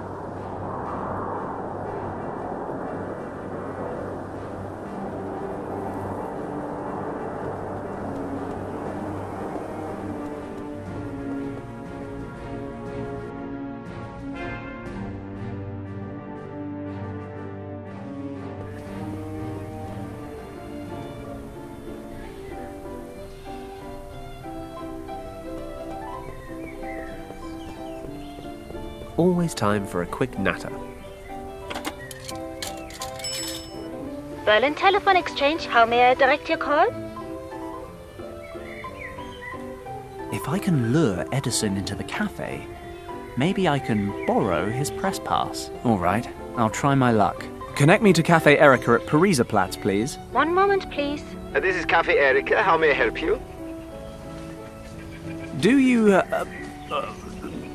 have a customer there by the name of Edison, Baltus Edison? Yes, Mr. Edison is just outside. Whom shall I say is calling? This is his editor-in-chief in London speaking. Please tell him that it's urgent. He needs to come back right away. It's about juicy goings-on at Buckingham Palace. I will relay your message, sir. One moment, please. Mr. Edison, there's another call for you. Who is it now? Your editor-in-chief in London. He has an urgent assignment for you concerning the British royal family. Finally! My prayers have been answered. Where is the telephone? Follow me, please. Perfect.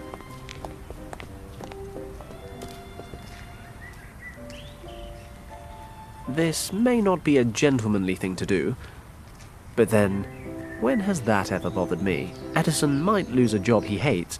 He might have to pay for the bus.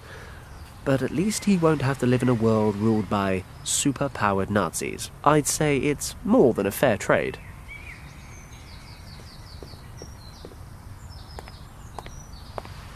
I'm very sorry, sir. We do have occasional connection problems. Not a problem. I'll go to the hotel and try to contact him from there. See you. Goodbye, sir.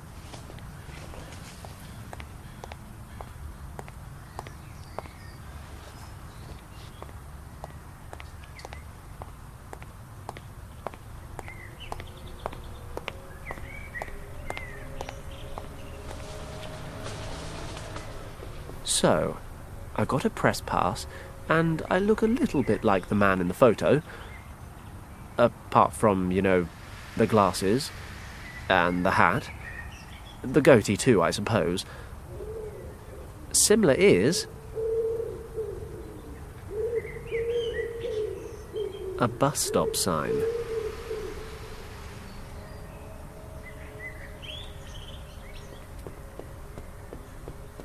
Okay, let's see if this works. Hello, Count. Oh, you again. Count, terrible, terrible news. I just discovered there's a photography ban throughout Pariserplatz. What are you saying? Where is that written? Follow me, I'll show you.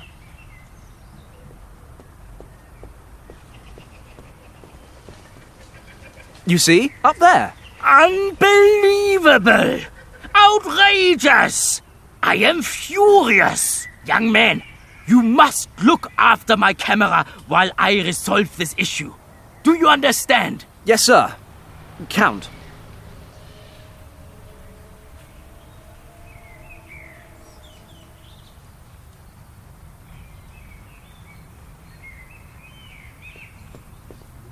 The ends justify the means.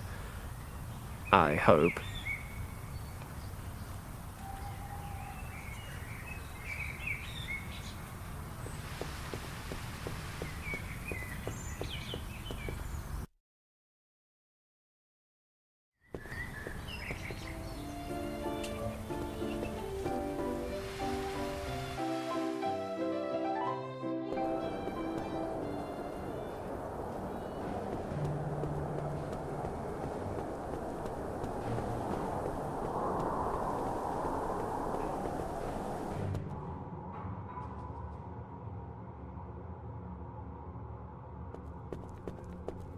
This guy owes me a favor.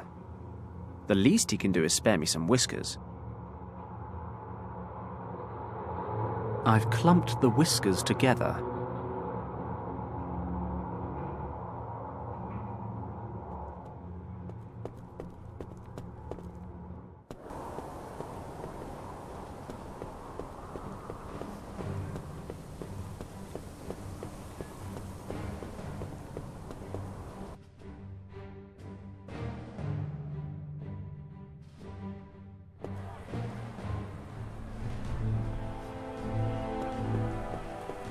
Hello. I see it's still quiet as the grave here. Very observant. And from one pauper to another, I've given up hope that anyone besides you will ever turn up here. Well, let's hope someone does. Be seeing you. Have a nice day. This hat might make me look a bit more like Edison on his press pass, but I think my kleptomaniacal urges have been sated for one day. Hey, it's a real condition.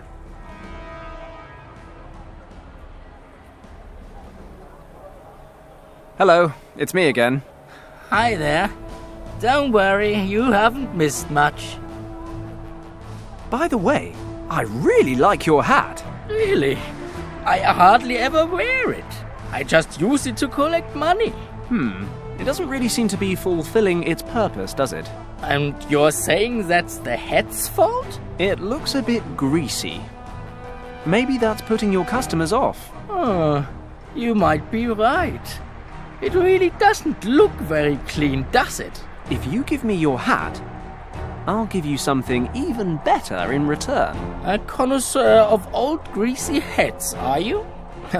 Okay, if you can give me something good to replace it, you can have the hat. I've got this polished metal bowl that absolutely isn't a rubbish bin lid. Wouldn't it be better for collecting money than your old hat? Let me see that. Yes, this is good.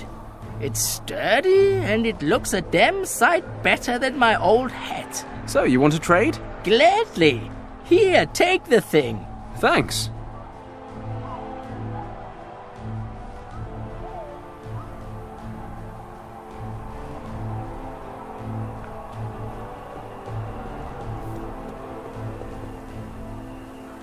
Okay, I've got everything I need.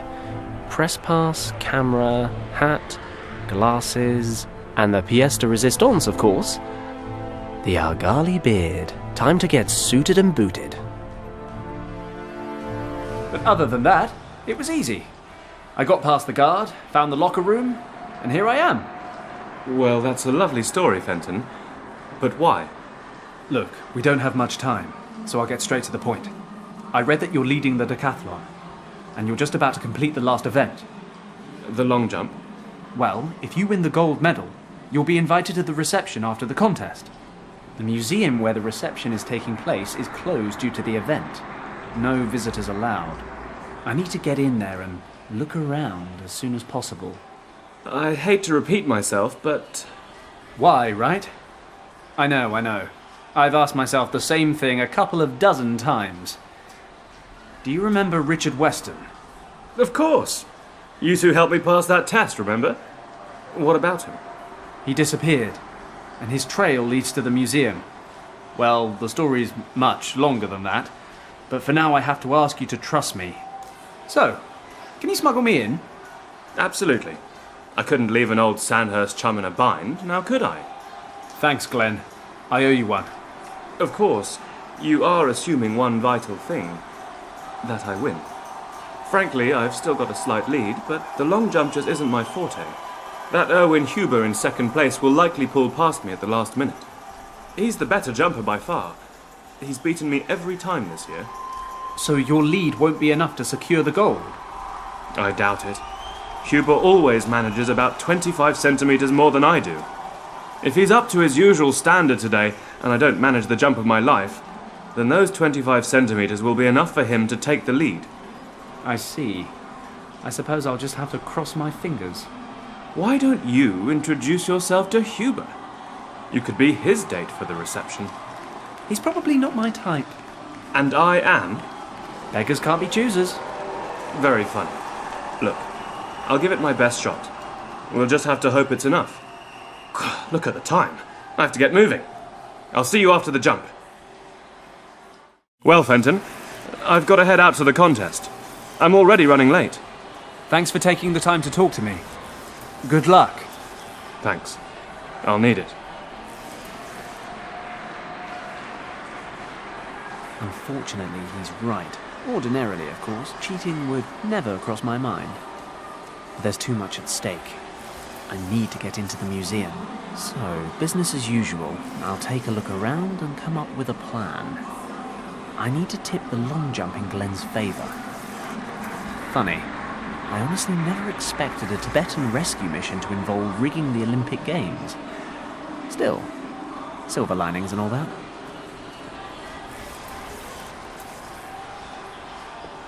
The layout of the stadium.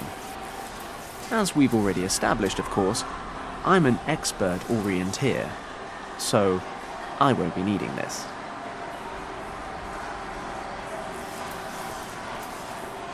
Just to be on the safe side, I'll slip back into my photographer disguise. Believe me, I wouldn't glue Argali fur to my face unless it was absolutely necessary. Or unless I was drunk. The decathlon event is now nearing its finale. We'll be watching the remaining 4 athletes compete for the gold in the last leg of the contest, the long jump. The next jumper is Sander Molnar from Hungary. He is in 4th place after the previous contest.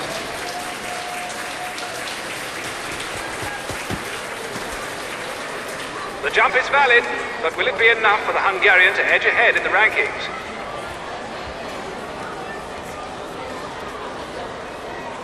Seven, 5. 7 meters and 5 centimeters. 7 meters and 5 centimeters. A great jump by Sander Molnar. We'll know in a few minutes if it's enough to earn him a place on the podium. The 3 leading athletes will now make their final jumps. First comes Lauri Askela of Finland, then the German Erwin Huber, and finally Glenn Parker of Great Britain. I don't have much time left to help Glenn. This measuring tape is used to measure the distance of the long jump from the takeoff point to the nearest sand imprint. The judge uses the microphone to relay the jumper's distance to the stadium announcer.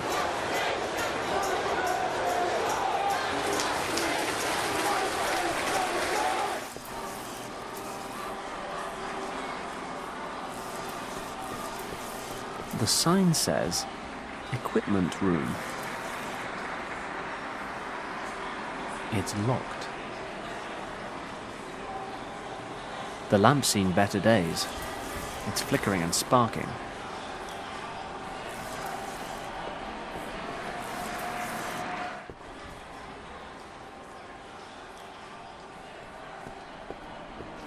This hook here seems to be loose.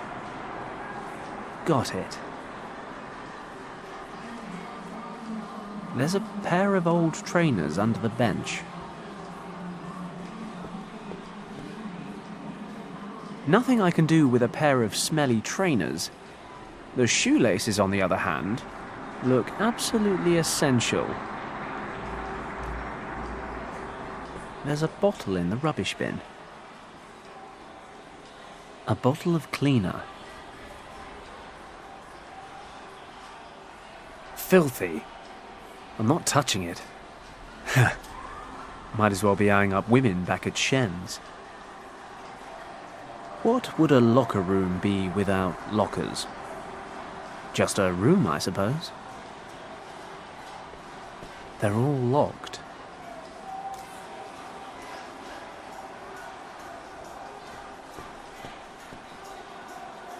Just needed a bit of leverage, that's all. The grate's off.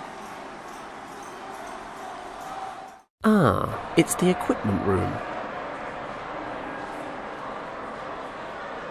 A bottle of cleaner. Not that I'm about to pay any heed to what a bottle tells me to do, but it says, removes even the most stubborn stains. Warning, do not use on plastic surfaces. Contains the solvent acetone.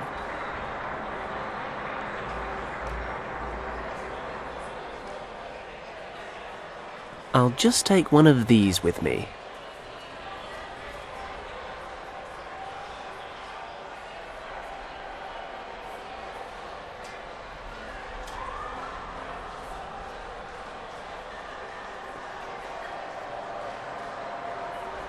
Two javelins, and some hammer throwing and shot put equipment. The shelf's feet are screwed to the floor.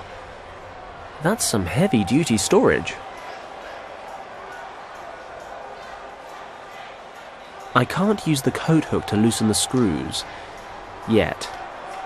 Maybe leaving it here will help. Somehow.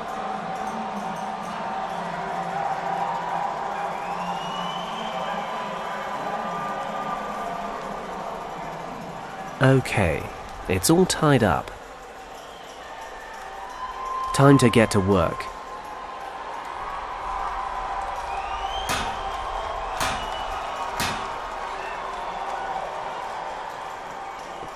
It worked. The end's now flattened out.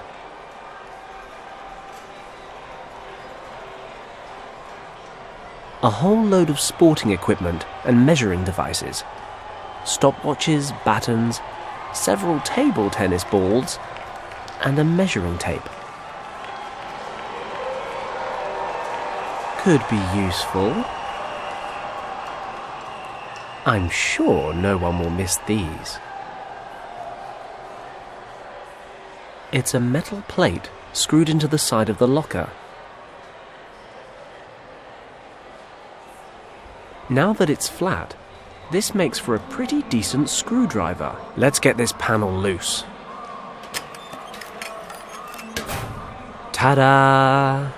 I present to you the inside of a locker.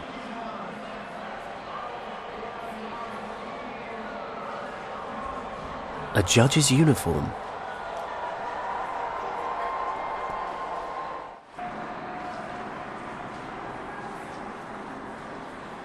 The cleaner contains acetone. According to the label, this solvent shouldn't come into contact with plastics. My destructive tendencies are encouraging me to do precisely that, hence the table tennis balls. But if it melts plastic, I could only imagine what it does to human skin.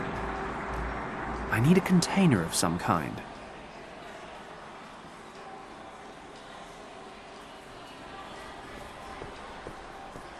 The bin looks pretty sturdy.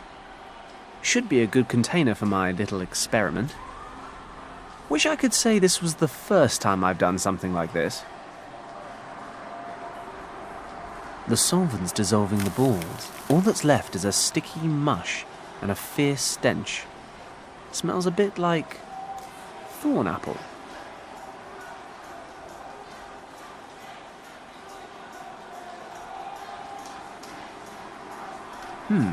I could use the sharp edge to cut the measuring tape and then alter it. Won't be long before Glenn discovers his inner champion.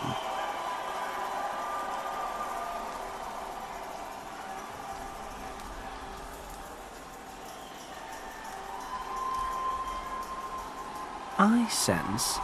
Yes, I rather sense a plan taking shape. I'll cut another 25 centimetres off the 1 metre piece. That's the exact length Glenn needs to beat his competitor's best distance.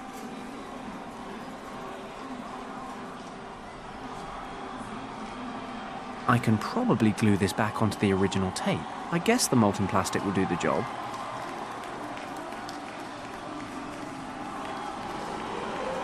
Perfect.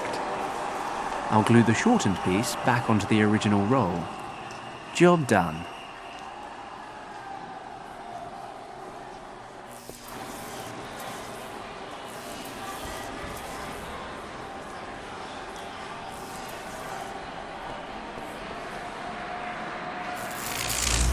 The sparks set the flowers alight.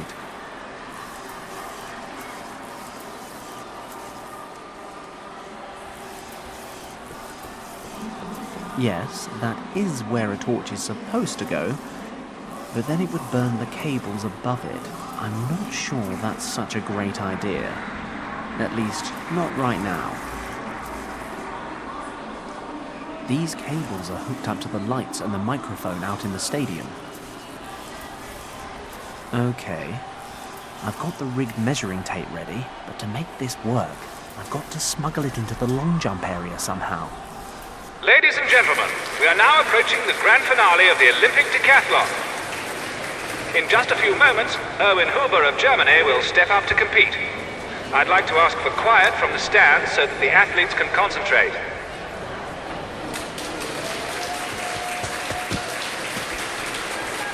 An excellent effort. That was quite a jump. Could Erwin Huber have beaten his own record?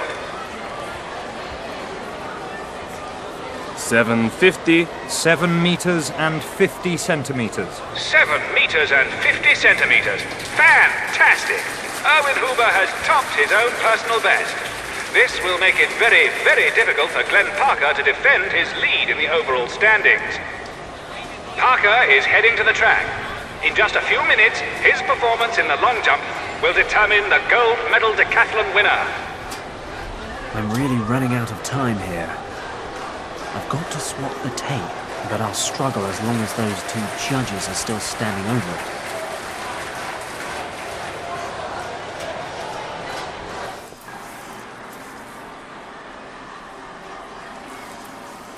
Good plan, Fenton.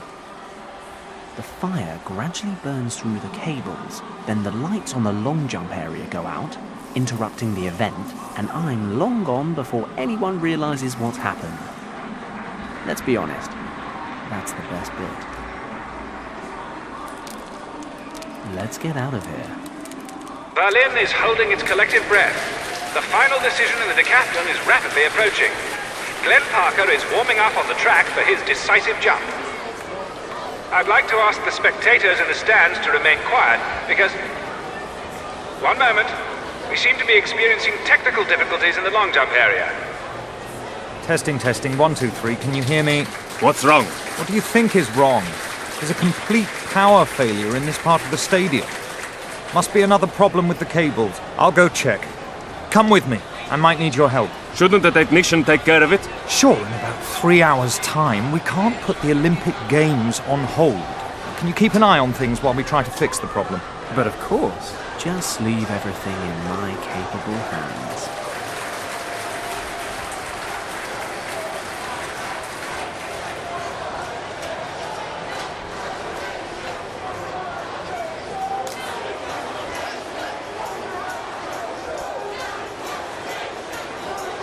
I've just been told that we're doing everything possible to fix the problem. Thank you for your patience. I'm sure the long jump contest will resume shortly.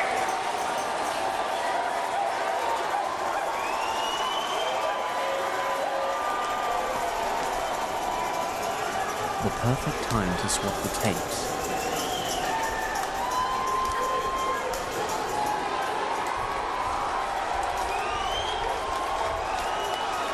Ladies and gentlemen, our technical problems have been solved. The judges are returning to their seats, and we can continue. The big question, though, is will the interruption have put Glenn Parker off his stride? I see that he's returning to his starting position. Any minute now, he'll be making his decisive jump.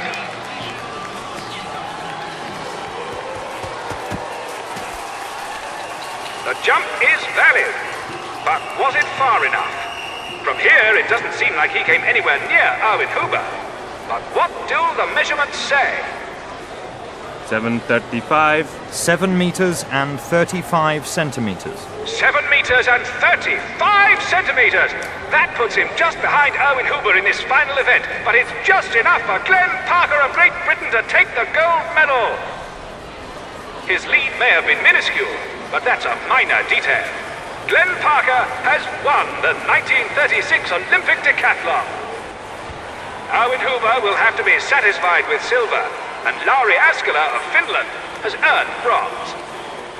And that, ladies and gentlemen, marks the end of this year's decathlon. I hope history will forgive me. I mean, I may have betrayed the centuries-old Olympic spirit and cheated a man out of his gold medal. But come on. I am here saving the world, so I'll finally be able to get into the museum. Countess von Hagenhild had better be there with what I need. Glenn had better have a spare dinner jacket as well.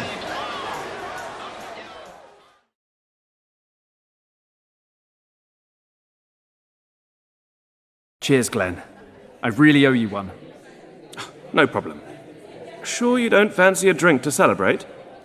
Believe you me, once I'm done on this job, I'll be holding a liquid celebration for a solid week. For now, I just need to find a way down into the lower levels. Then I won't keep you. Maybe I'll see you at the next Sandhurst reunion. Sure, if I get an invitation this year. What is it about smuggling they have such an issue with? Heaven knows. Well, good luck with your search for Richard. It was great to see you again, Fenton. Thanks, Glenn. You take care.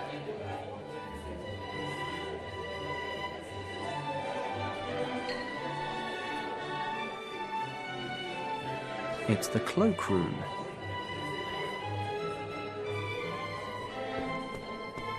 This scarf could prove useful at some point. Ooh, almost got caught there.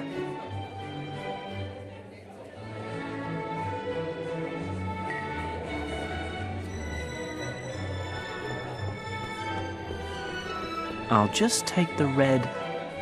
No, what the hell. I'll take the whole bloody thing with me. Why not?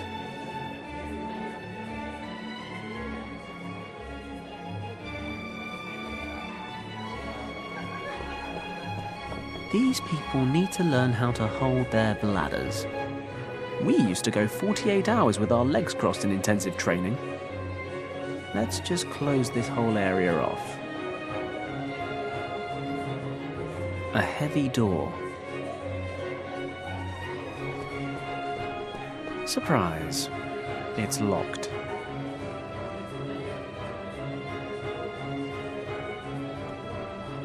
The cupboard door is locked.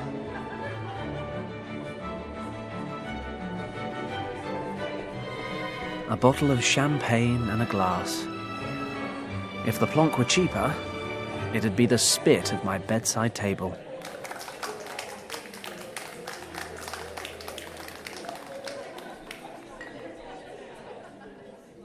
There's a champagne cork in this glass. I'll have that, shall I?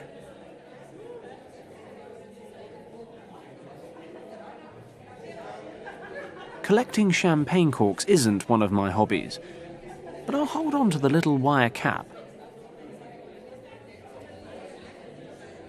It's the wire cork cap from the champagne.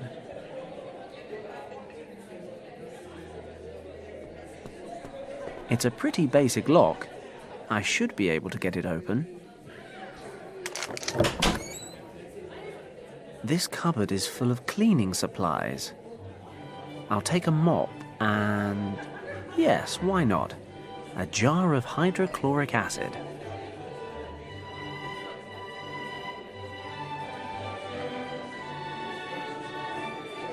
But the party's just getting started. Oh, and yes, I am supposed to be saving the world.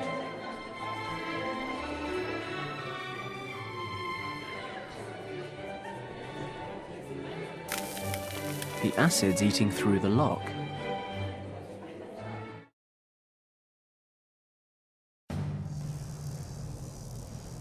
I have been searching these exhibits for over 3 hours. Where's the Piri-Reis map?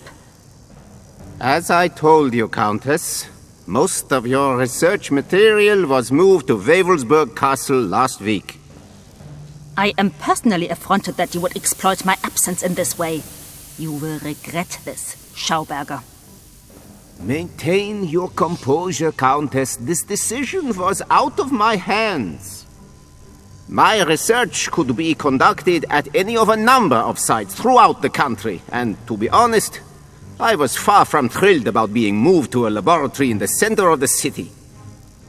The fact that I was not informed of this move remains absolutely unacceptable. Who gave the order? It came from the very top, from the minister himself, or so I've heard. The minister? Are you surprised? I heard that some of your so-called brothers of the Order carry a great deal of weight with the minister, and they convinced him to move your research to the castle. You should know that I'm by no means a member of the Thule Society. They merely pay me for my scientific expertise. Whatever you say.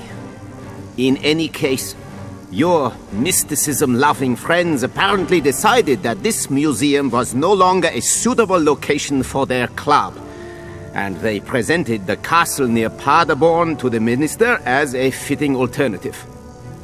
He was so taken with the idea that the move was made immediately. Your exhibit items and documents were packed up and taken directly to Wewelsburg Castle. In return, my employees and I were forced to move from the pastoral Brandenburg countryside to the city so that the military command can keep a closer eye on our work. How unfortunate. But the fact remains that one of the exhibit items, the Piri-Reis map, is absolutely vital to my research. I shall go to the ministry to resolve the issue in person before setting out immediately for Paderborn. You there, battalion leader. Jawohl, Frau Countess. Guard this bag until I return from the ministry. Its contents are extremely valuable. If necessary, you are to defend it with your life. Do I make myself clear? Yes, Frau Countess.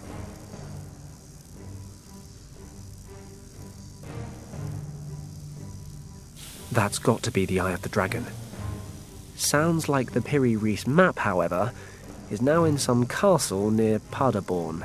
Countess von Hagenhild is gone. We can begin the test. All displays check out. Let's get started. Please set the power to the lowest level. We don't want things flying around the room.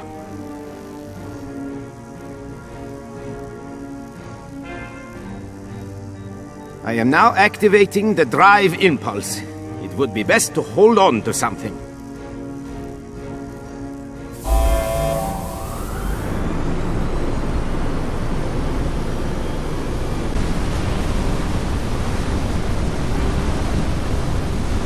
So far, so good.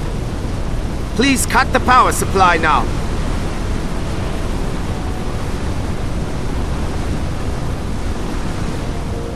Excellent. My friend, our new aircraft will soon make history. Let's check the conduits. Even the smallest leak during our next test could ruin everything.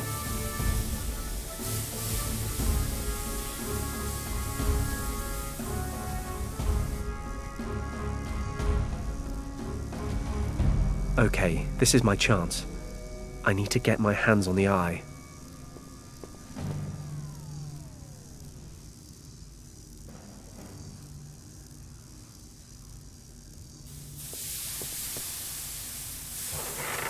Damn, the handle was loose.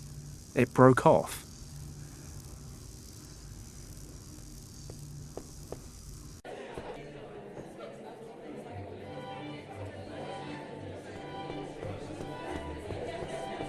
I'll shove the handle between the lid and the frame of the display case. Give it a little jerk and...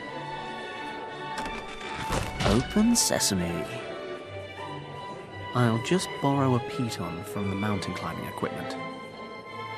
The movie camera looks like junk, and I'm not too keen on owning a pair of Ernst Schaefer's old woolen socks either.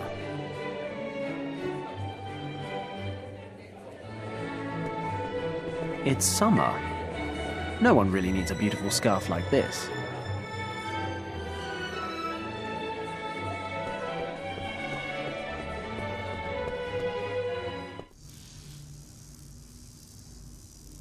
It's worth a try. Tying the scarf to the piton may open up brand new avenues of adventure. I'll use the scarf to tie the piton to the mop handle.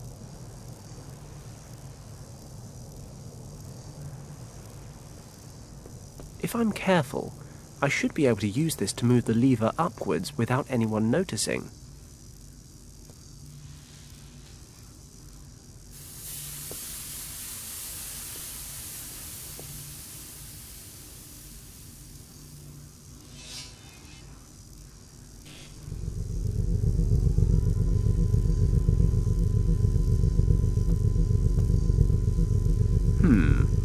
Low setting or maximum power? I think I'm more a maximum power kind of guy. Nothing could be simpler. When I was a kid, I used to practice this at my parents' New Year's parties. Just give it a good shake, and then aim it like a K-98 rifle.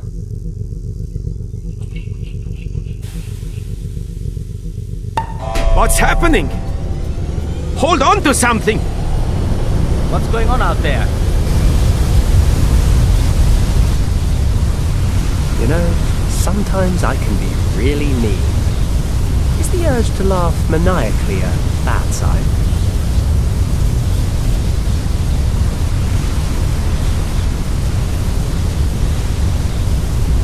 I'll stick the handle back into the door. Hope it'll still open. Bingo. Oh, it's just a fire hose. I was kind of hoping it'd be the Pyrenees map or something.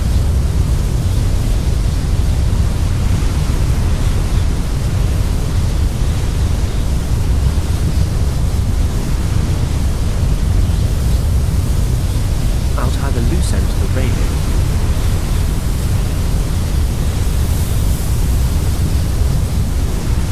What should I do with the loose end?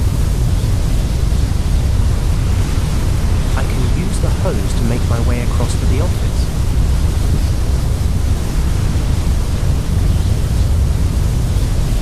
I spy with my little eye. That's the bag. That's the bag. I'll take the eye and get the hell out of Berlin. I can use the fire hose again to get back into the museum. Then I'll have to travel to this Wewelsburg castle. Without the Pyrenees map, the Eye of the Dragon is worthless. The map's the only way to find the second key to the gate to Shambhala.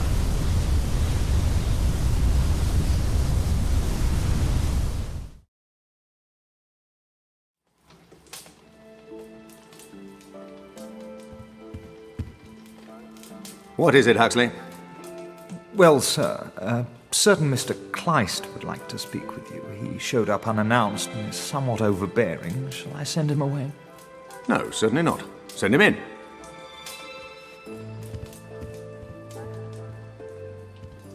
You may stay seated, Governor. I have no wish to take up too much of your valuable time. Then what is it I can do for you? You have already done something for me. No additional soldiers were sent to Tibet. Those were your conditions? Indeed. But it seems that perhaps I need to explain those conditions a little more clearly. There was to be no interference from your side at all. I don't understand. Paddock, was it really necessary to set your dog on us? Does your son mean so little to you, Governor? You promised to give me some sign that he's still alive. All in good time. Pray instead that we can eliminate Paddock quickly. And I'm warning you for the last time. Stay out of this. Have a pleasant evening, sir.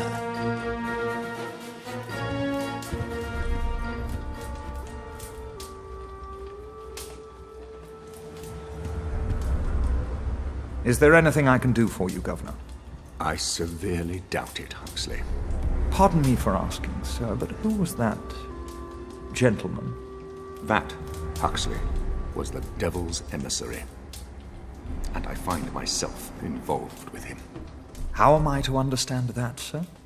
It is probably best that you don't, Huxley. Just hope, as I do, that Fenton's mission will be a success. It may be all we have left.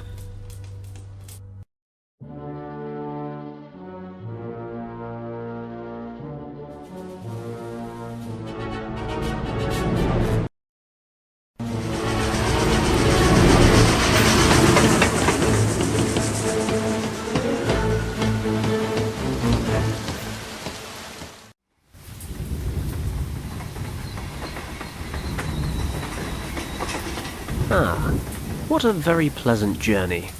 A bite to eat in the restaurant car, a few bottles of Bavarian beer, and a good snooze. I need to get to Wewelsburg Castle as quickly as possible. I've still got a head start over the Countess, but I'll need it to find the Piri-Reis map before she gets here. The station guard must know the way. Good evening. Excuse me. Good evening, sir. What brings you here so late in the day?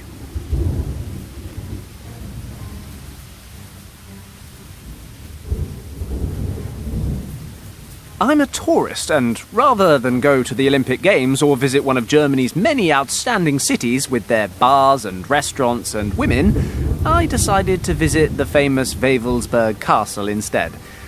I'm beginning to wonder why, but I'm stuck here now. Do you know the quickest way to get there? I'm very sorry, sir. Wewelsburg Castle is closed to visitors right now. You're kidding. No, you're really not, are you? I've endured quite a ride just to come see this bloody thing. Oh, what a shame. But the castle has been under military control for some weeks now, sir. All of the access routes have been sealed off, and the guards are patrolling the castle surroundings. Why exactly is that? I find it better not to ask. Besides, I was only posted to this station a month ago. This is stupid. What do I do now? Well, you are not the first person to drop by wanting to visit the castle in the last couple of days. I'd advise you to wait for the next train. There's one going to Paderborn in 2 hours. I'm afraid there's not much you can do here to kill the time. The station building is closed due to renovations, hence why I am standing outside in this awful weather. You could, of course, take a walk to Brünn. It's not far away. There's a road leading directly into town from this crossroad. The guest house at the market should be open. You could warm up a bit and wait for the train there. You know, I think I'll just enjoy some fresh air after the long train journey, even if it is raining cats and dogs. Is it okay if I wait here? Of course, sir. Thanks. Damn, now what? The castle's right there. There's got to be another way in.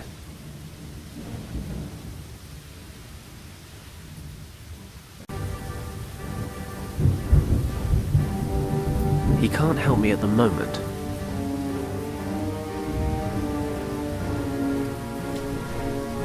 Some facts on local history. According to this, the castle was built in the 11th century. The text refers to many renovations and extensions, as well as changes in ownership. Hang on a minute. This could be interesting. The mountain under the castle has an old tunnel system. Ore was mined there from the 18th century onwards. The lords of the castle used the passages of the mines as a hiding place or escape route during times of siege. However, the tunnels were closed down just before the war. That means there was once a connection between the mine and the castle. Maybe it still exists.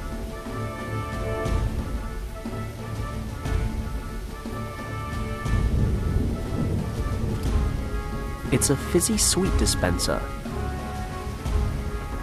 I need a coin.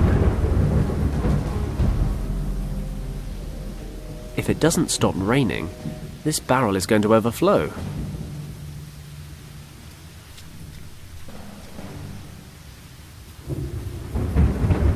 My hands aren't dirty.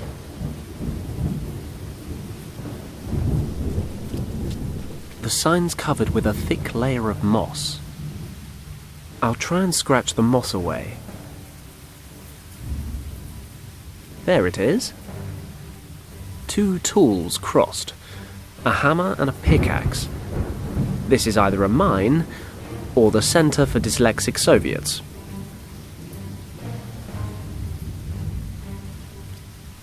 According to the sign next to the gate, this is the entrance to a mine, and if I understand the text on the info board, these tunnels may have connected up to the castle at one point. It's got to be worth a shot. It won't open as long as it's chained up. Impossible. I can't get it off by hand.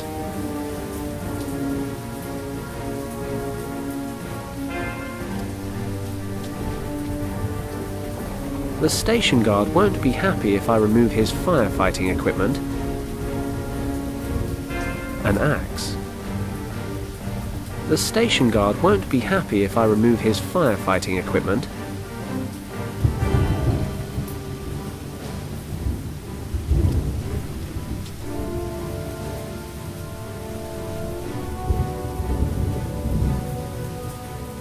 It's a memorial cross.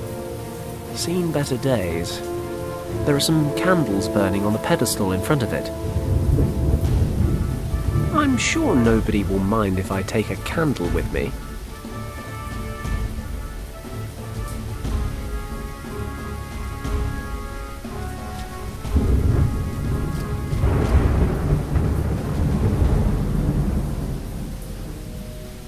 I should be able to burn through the rope. Then the handcar will roll past the platform.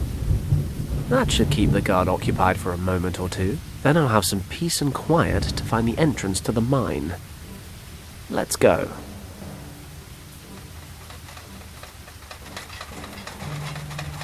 What the? Stop! Halt!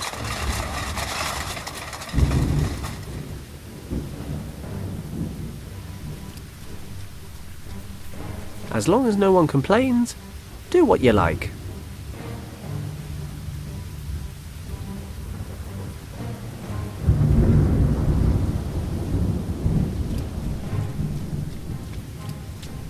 One powerful blow to this rusty chain should be enough.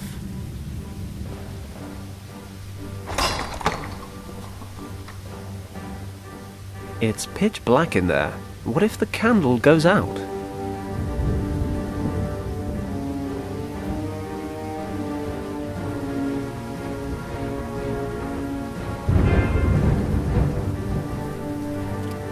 It's screwed securely to the carriage.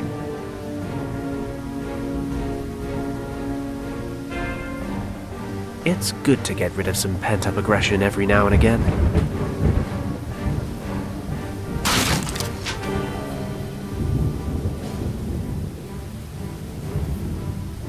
I'll put the candle in the lantern.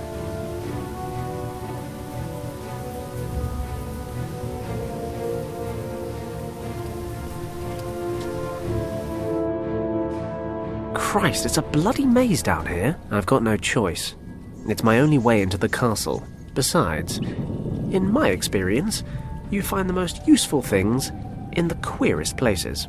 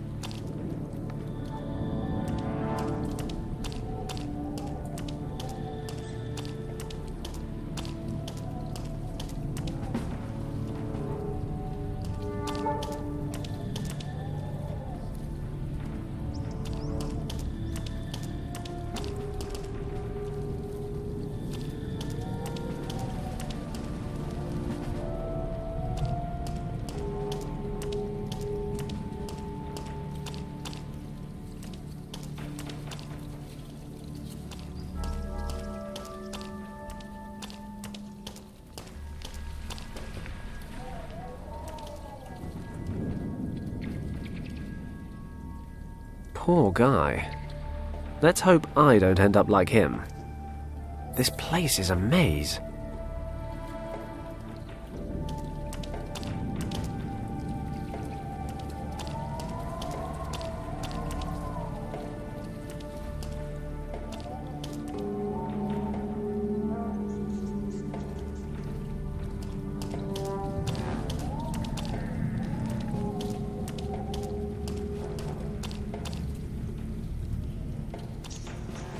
I hope these stairs lead up to the castle. Or some nice young German girl's bedroom. I think I've ended up in the castle. I never thought this would actually work. Lucky there's no one here. This is some kind of workshop. I suppose it'd be too much to ask to climb out of the mines and run straight into the map. Well, exploring never gets boring. That is what they say, isn't it?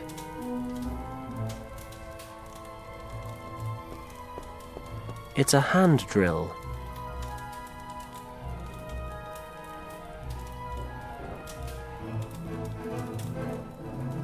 A fire's burning. Very cozy.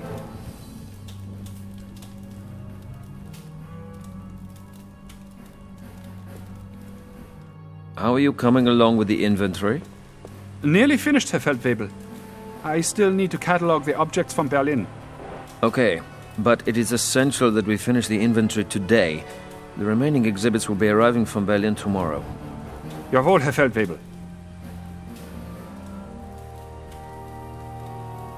Did he say inventory? Maybe it says where the Piri Reis map is stored.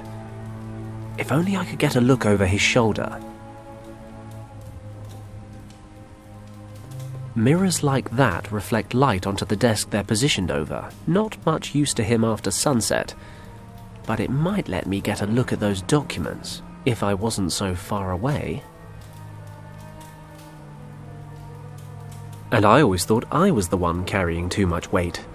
Huh, I joke, but seriously, I ought to get down the gym. Tin soldiers. They look pretty old. I'll take some with me as backup, in case I get caught.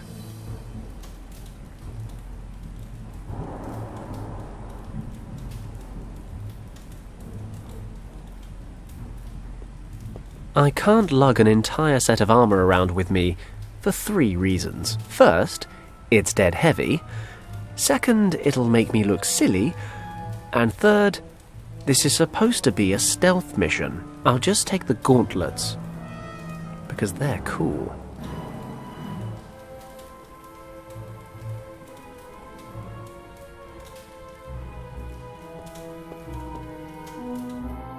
Nice view.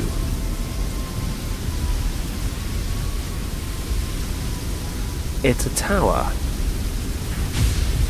Nazis. I hate these guys.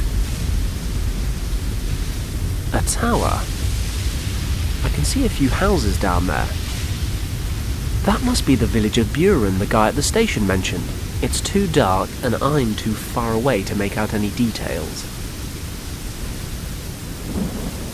I see trees. The telescope's pointing toward the forest, and I can't turn it. It seems to have rusted.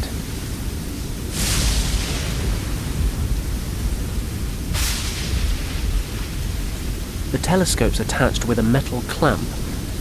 Maybe I can loosen it with the drill.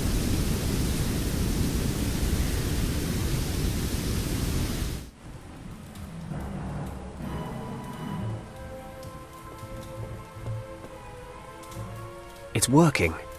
I can make out the documents large as life, but... damn it. They're back to front because of the mirror. I can't read it like this.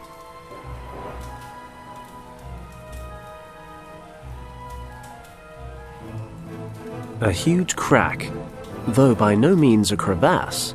Thank God.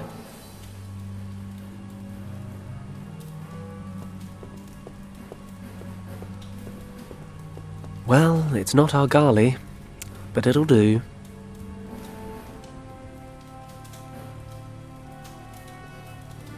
I can hear voices in that direction. Better steer clear.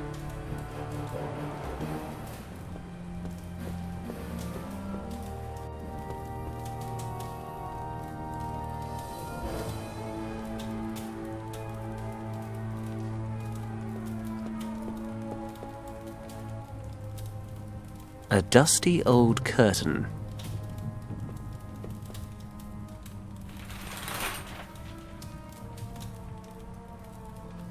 I always wanted one of these old-style nutcrackers.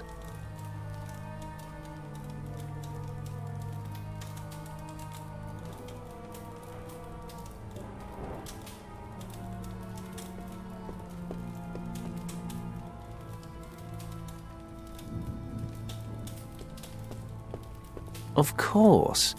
I can just use the nutcracker to unscrew the hook. Why didn't I think of that before? I'll jam the hook into his mouth, and then unscrew it like a pair of pliers.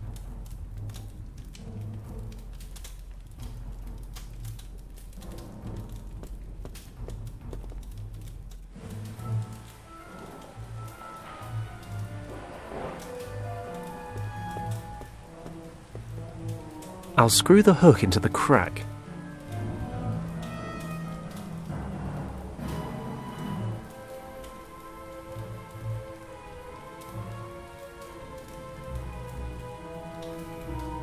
Ugh. Oh, it's okay.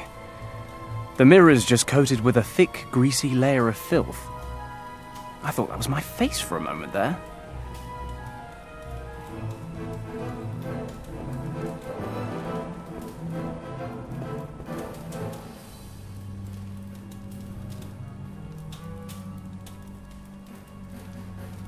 I hope you like your new home, guys.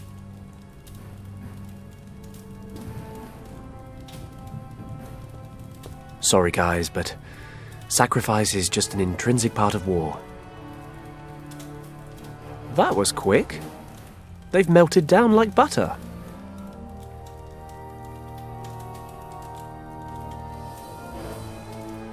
I'll pour some of the molten tin into the hollow in the candlestick.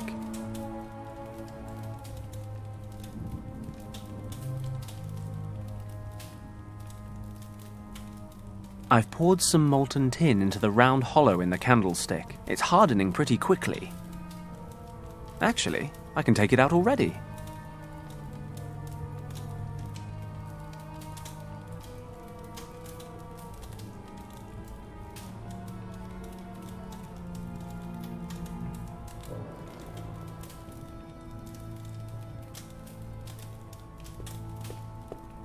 I think I know how to get to the station, and I've seen all there is to see in the mine. I'll take the quick route.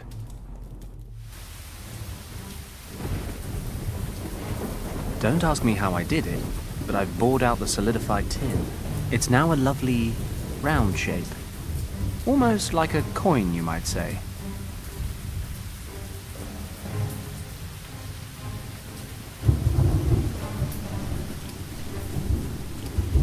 What do you know? It actually worked. I could make a mint. Get it? Because I'm making money to use in a sweet. You know what? Never mind. 4 fizzy sweets fell out the bottom.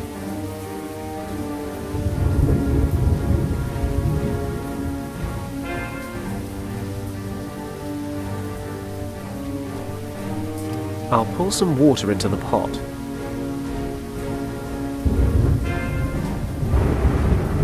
I've soaked the pelt.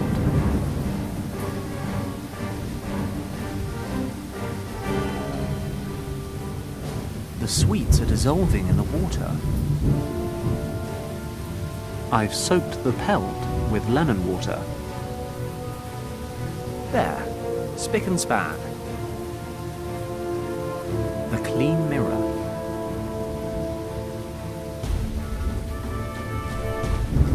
I think I know the route pretty well now. Nothing interesting left in the mine.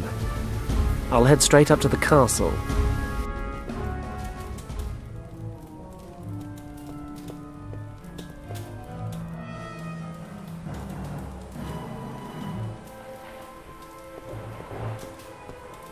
Okay, I'll hang the mirror up here.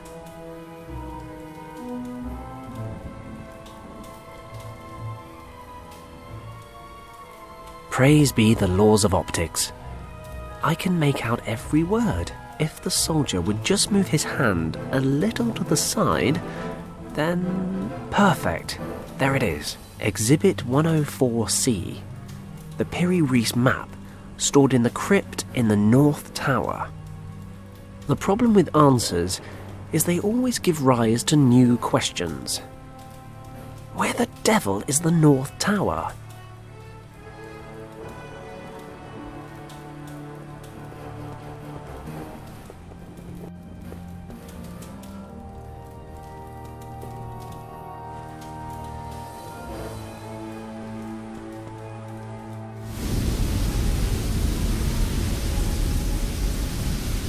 That's better.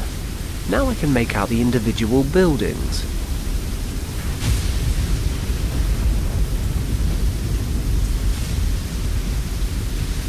The village church. Wait a moment. Churches always point west, don't they? With the altar in the east, the main entrance is facing away from me. So... Looking at the church, the two small towers to my left and right must be on the east-west axis, so the north tower must be on the other side of the castle. But how am I supposed to get all the way over there?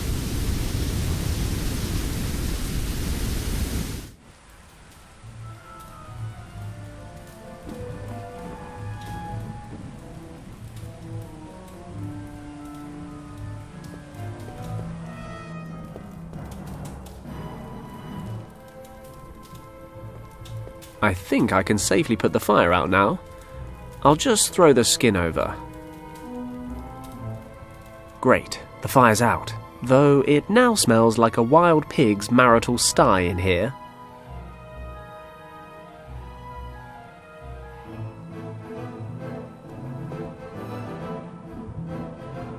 Now the fire's out, I can see the ladder rungs more clearly. They definitely lead up to the roof.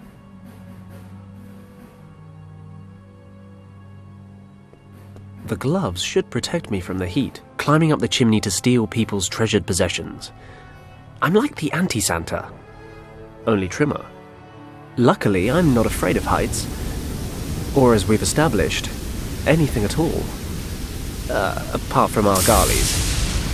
And Kim, when she's in a huff.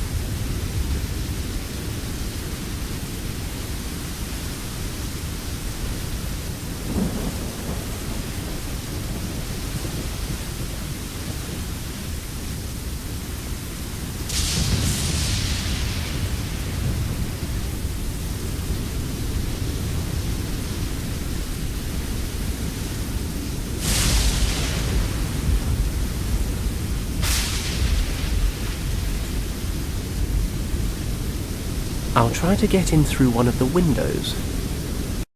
Okay, I've reached the North Tower, but I don't see any ancient research objects or artifacts. The inventory said the items are kept in the crypt. Thinking about it, this doesn't really look like a crypt to me. It must be one floor lower. I'll have to find a way down. A round stone slab with some kind of occult symbol. This slab's separate from the rest of the floor. I can see the seam running along the edges. That said, I can't lift it with my bare hands. Let's attack this thing.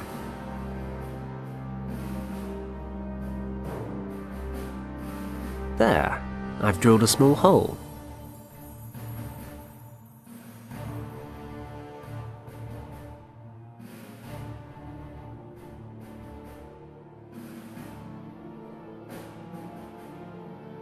I've drilled a small hole into the stone slab. This chain connects the chandelier to that crank. This crank lowers the old chandelier. They must have used it for lighting candles back in the day.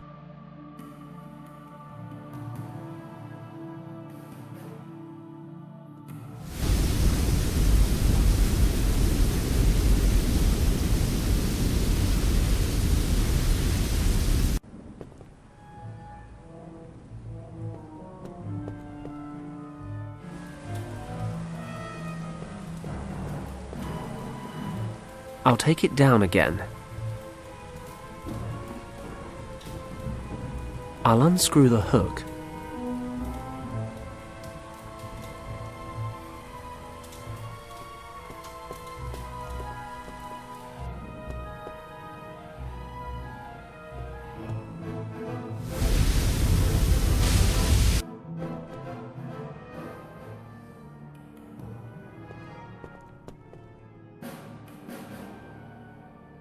I've screwed the hook into the drill hole. It's lodged pretty tight. Let's see if the crank handle still works.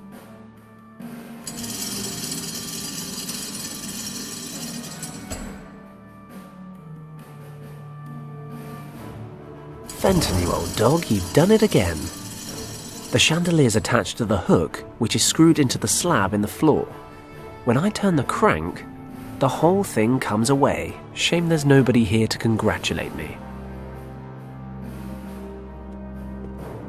Ah, there's a cable here. Maybe I can climb down on it. Hopefully it'll take my weight. Looks like I'm in the right place, finally. Not that I'm complaining. There's a sort of dossier on this podium. I'll just skim it quickly. It outlines the Tula Society's central objectives. According to this, the Society was founded in the early 1920s with the aim of restoring the knowledge of lost civilizations for its own use. The Tula Society's influence extends into the highest echelons of the German Reich. This gives them complete carte blanche on their activities. They can do whatever the hell they like. Seems they launched a project codenamed Vril under the direction of our old friend, Countess von Hagenhild. The focus of this project is the search for Shambhala. The Tula Society believes that a vast store of ancient knowledge is being hoarded there. The source of morphogenetic fields. Morphogenetic fields? Never heard of them. But then it does ring true with what Professor Hayes was talking about, a store of ancient knowledge. If I remember the professor's description correctly, the hunters and herders of Shambhala suddenly developed into a flourishing and highly advanced society. Hayes reckons some sort of mysterious energy was responsible for the tribe's development. Is that what they mean by morphogenetic fields? These documents contain the research results of a scientist by the name of Aldrich von Hagenhild. Must be some relative of the Countess. Von Hagenhild spent his time searching for the world soul.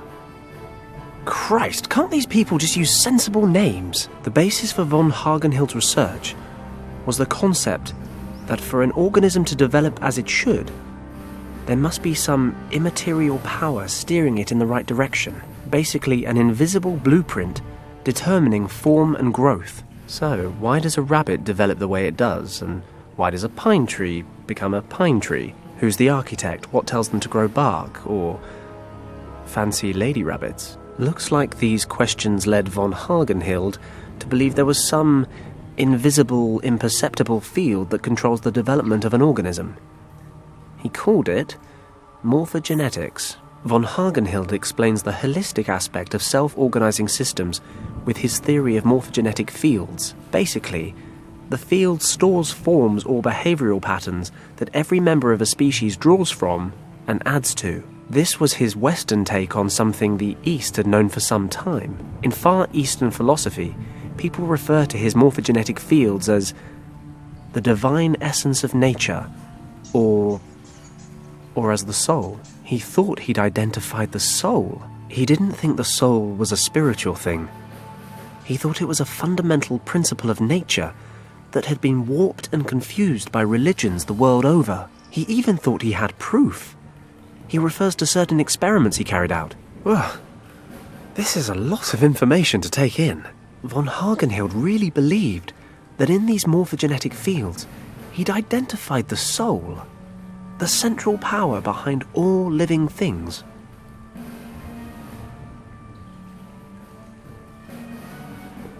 These documents refer to several experiments which are supposed to prove the existence of morphogenetic fields. Von Hagenhild wanted to prove that every species obtains its entire being, its form, its instincts, from these fields, like some kind of collective memory. These inherited memories control not just the form, but also the behavior, the capabilities, and the knowledge of the relevant species. He called it a group soul. Experiment number 1. The rat experiment. The experiment investigated the capability of rats to find their way through a maze. At the beginning of the experiment, the rats needed 165 attempts before they could get through the maze without a mistake. But a few rat generations later, the number of attempts had dropped to 20. Conclusion. The first batch of rats learned how to navigate the maze, and this instinct was somehow added to the rats' group soul. When later rats navigated the maze, they somehow had access to this ancestral memory, even if the rats weren't directly related. Experiment number 2. The ape experiment. 2 ape colonies of the same species were isolated and observed on 2 small islands in the Indian Ocean. Von Hagenhild's team taught the apes on one island a few new behavioral patterns. The other colony was left undisturbed and uninfluenced, so while the apes on the first island are learning how to open tins and the like, the others are eating bananas. Several months later, the apes on the undisturbed island began displaying these new skills, even though they'd never come into contact with the other colony. Von Hagenhild's conclusion: all members of a species are connected by morphogenetic fields. They share a subconscious collective memory. He thought this theory could explain a lot. Animals' sense for impending danger, telepathy, sixth sense in humans. Von Hagenhild also concludes that members of a group can learn something new at a far quicker pace when the vast majority of members of that same group have already acquired the knowledge. These fields are basically stores of information that are effective across space, and in rare cases even time. Von Hagenhild presumes this would go some way towards explaining premonitions. Human beings sporadically accessing morphogenetic fields from varying points in the future. It all sounds very far-fetched, but then it does explain a lot. Supposing morphogenetic fields really exist, they'd be the answer to problems science has been trying to solve for centuries. And if all these fields add up, if there's some kind of central repository of all this information, Christ! It'd basically be the scientific definition of God. I'm beginning to understand why the Tula Society's quite so interested. And if there's even the slightest chance it's all true, why they need to be stopped.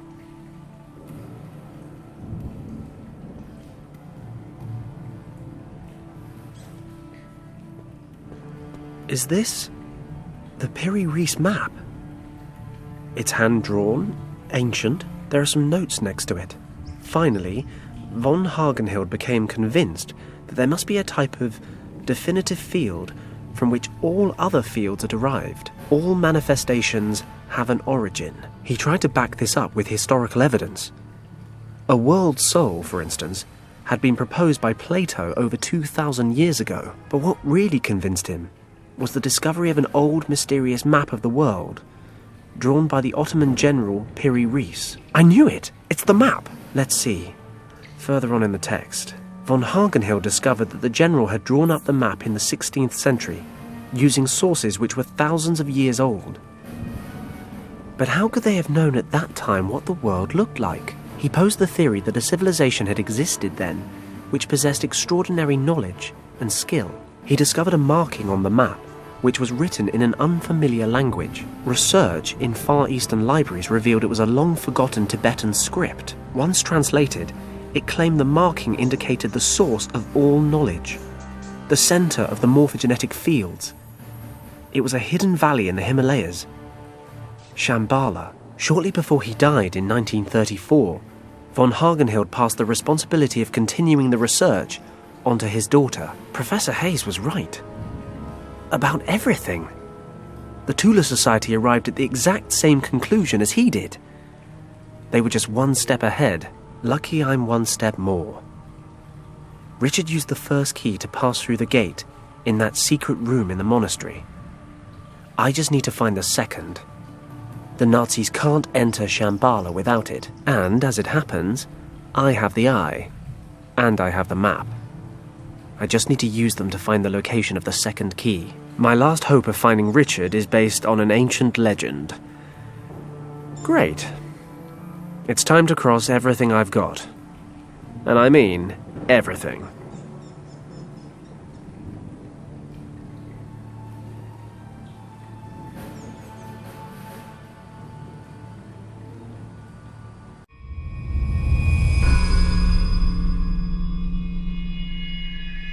Fingers crossed.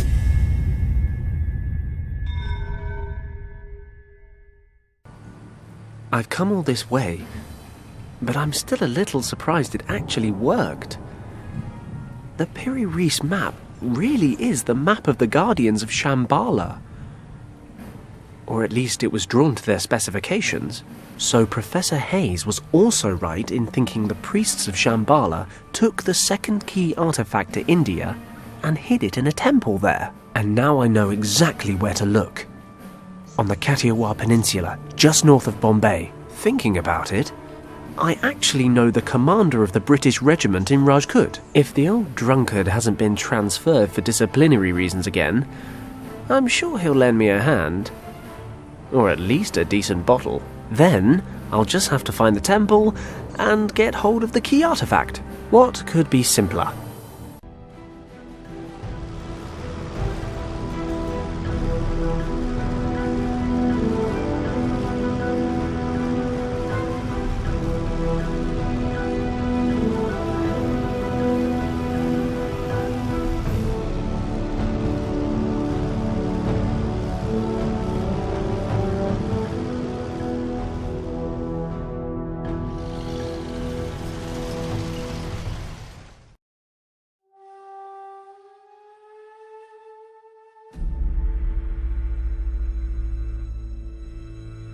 Looks like the road ends here. This village is supposed to be the last settlement. Other than that, there's nothing but thick jungle in every direction. The commander of the local troops led me this far. But now I need to quiz a local about the temple. I have no idea where it is. Hello? Hello? Jesus, where is everyone? Looks like this place was abandoned pretty recently. Hello? Is anybody there? The Nazis can't have been here already. Can they? Damn it. I'll have to find the temple on my own.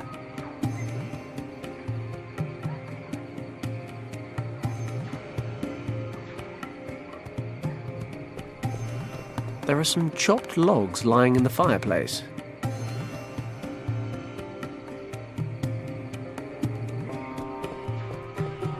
Feathers, blood. It's clear what happened here. Some huge winged monster had a nosebleed. Or a chicken got eaten. One of the two. I'll take that cloth with me too.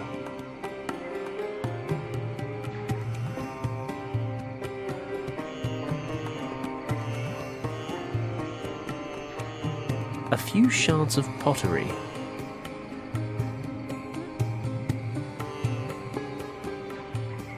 There's a broken jug lying here.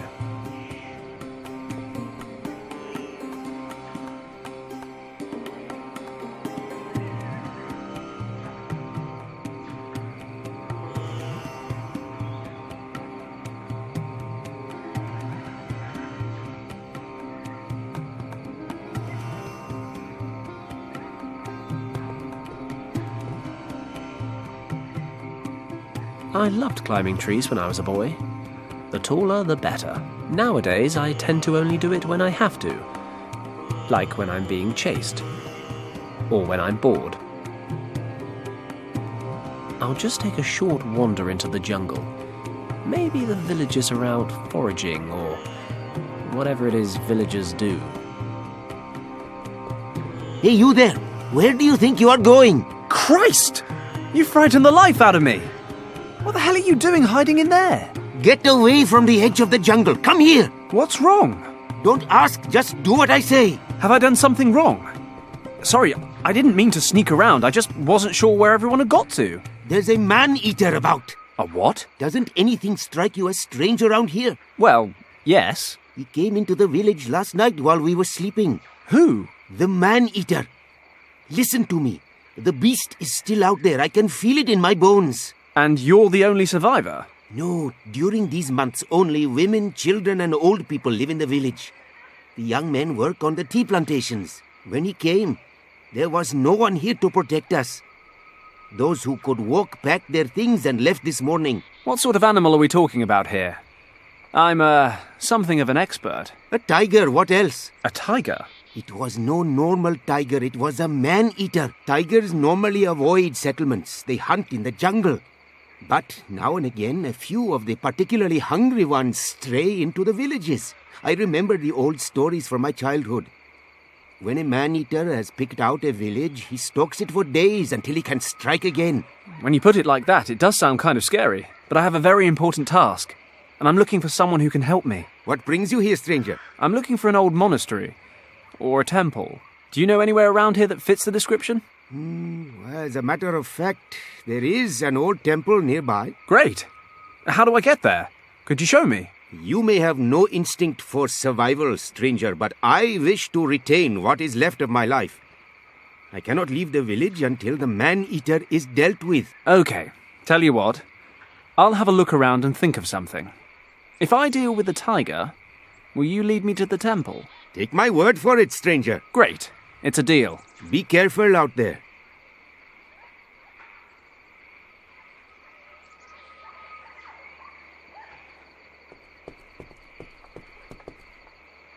There's thick jungle in every direction, save for a small trail leading southwest. I'll follow the path leading out of the village so I don't get lost. Let's see where it leads to.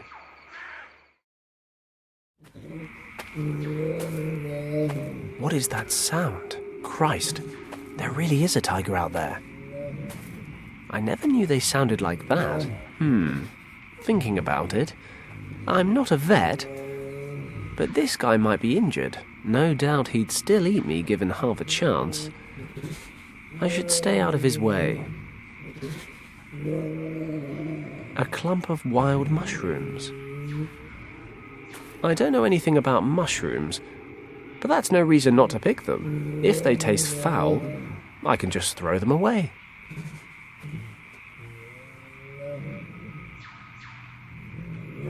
That's the man-eating tiger I'm supposed to be dealing with. It sounds like it's in pain. Salad. All that's missing is a thick, juicy, medium-rare ribeye and some chips. Hold the salad.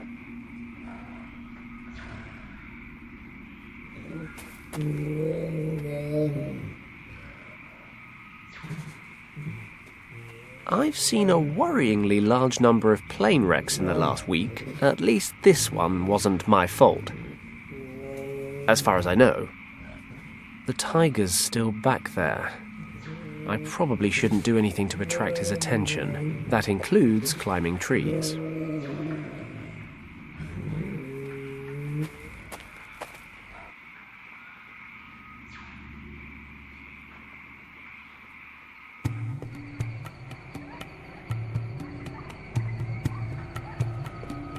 What is that? It's a small goat. It appears to be hiding underneath the hut. Well, no, it's definitely hiding underneath the hut. I can see it from here.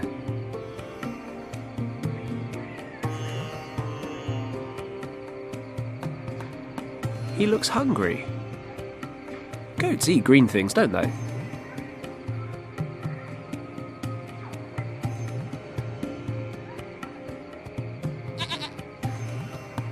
Okay, little guy. Fancy an adventure? An empty, tattered basket. Oh no, I stand corrected. There are some stones in here. Fantastic.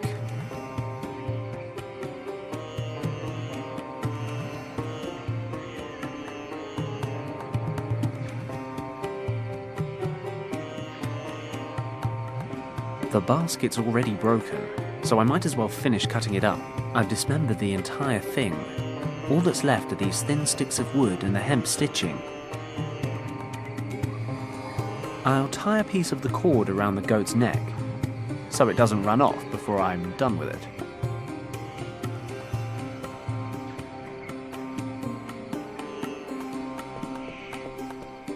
I'll tie him up here. I hope this works. Meh. Don't worry, you're not bait. You're just a distraction.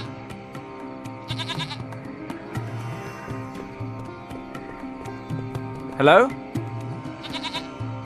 Yes? Any luck in hunting the tiger? Yes, I saw the tiger. You're right. He's still lurking about. Told you so. I think I know why it came into the village last night as well. He looks injured. He's out in the swamp making sad noises. Would that explain why he's acting so aggressively? Quite possibly. But regardless, I am staying in my hut, and don't go getting any wild ideas yourself. But I promise to help. As you please. Is there anything else? Is there any chance I can convince you to come out for just 10 minutes? The tiger's out in the swamps. I don't think he really poses a threat. I forgot I was the tourist and you were the local. Believe me, it poses a threat. All right. I'm on it. I found these mushrooms in the jungle. Are they edible? I would only eat them if you have sleeping problems. These mushrooms contain a natural sedative. We use them to treat minor injuries. But I have heard of a Brahmin who performs operations on injured animals and sedates them with the poison from these mushrooms during the operations. Interesting. So you just chuck them down the creature's throat? No, the sedative must get into the bloodstream. The mushrooms are cooked and the juice that escapes is then injected. It requires a bit of experience to get the dosage right. Too much of the stuff could knock out a huge water buffalo, never mind a small pet. No problem. Caution is my middle name. I found these stones in the village square. I don't suppose they're, valuable by any chance? No. These are flint stones. Keep them by all means. Oh, well, thanks anyway. I'll see what I can do. Good luck.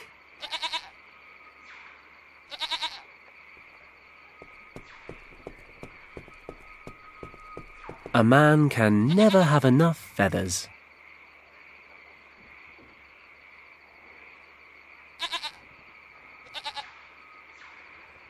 I'm sure the chicken that shed these feathers is in a better place now.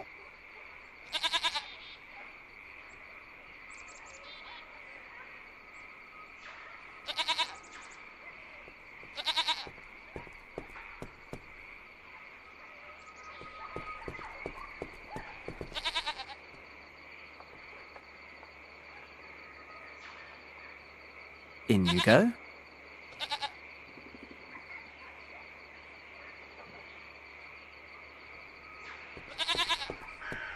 They should go up nicely.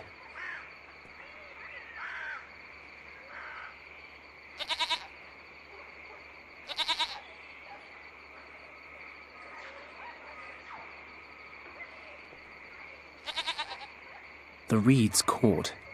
The logs shouldn't be far behind.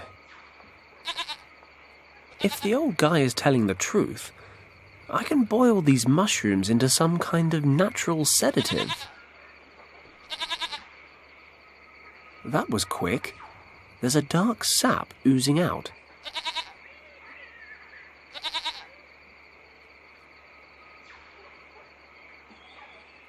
Let's get this off the fire without burning my hands.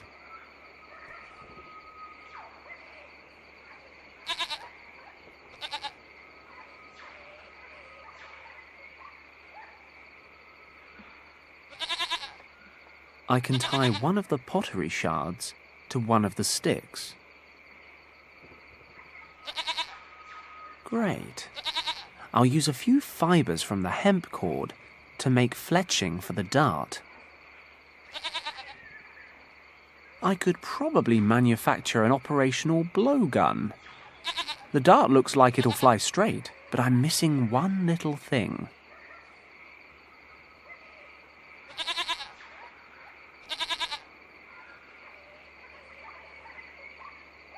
I could probably manufacture an operational blowgun. The dart looks like it'll fly straight, but I'm missing one little thing. I'll dip the tip in the homemade tranquilizer. Voila! A perfect tranquilizer.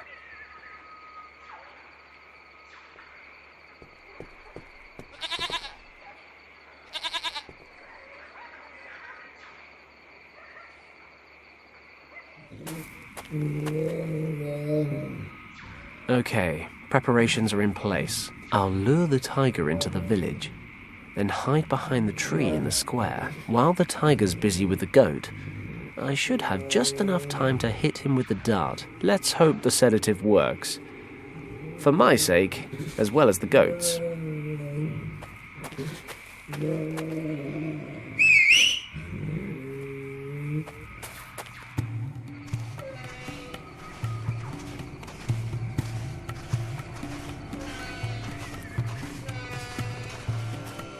Do or die.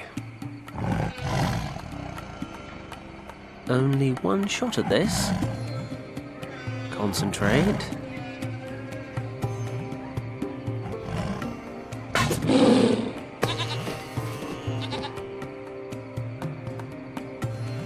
Have you shot it? No, I've just sedated it. Sedated? And what happens when it wakes up? Look, he's injured. There's a nail stuck in his front paw. Ah, you are correct. He has obviously fallen into a trap. You set up traps to piss these guys off? No. Many farmers in this area protect their fields and plantations from all sorts of animals with spiked traps such as these. If a tiger gets injured by such a trap, it cannot hunt in its usual way. And it gets angry. It begins to look for easier prey. Chickens, goats, people. Exactly. Okay, let's pull the nail out. Then we can take him out into the jungle and hopefully he'll wake up and wander back to his natural habitat. This could work. I extend my thanks and the thanks of the entire village to you, stranger. You know, thanks are great and all, but don't forget our deal. Let me take a look at this guy's foot. You find something we can use to move him. Okay.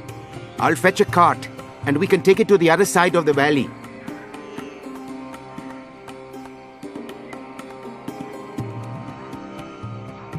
Okay, we're done. Then I will lead you to the old temple as promised. Follow me. This is it. Here? But I don't see a temple. Behind me in the lagoon. What do you mean, in the lagoon? According to records, there was a narrow valley here in which a temple stood until a few hundred years ago. One day, after a heavy storm, the valley was flooded along with the temple.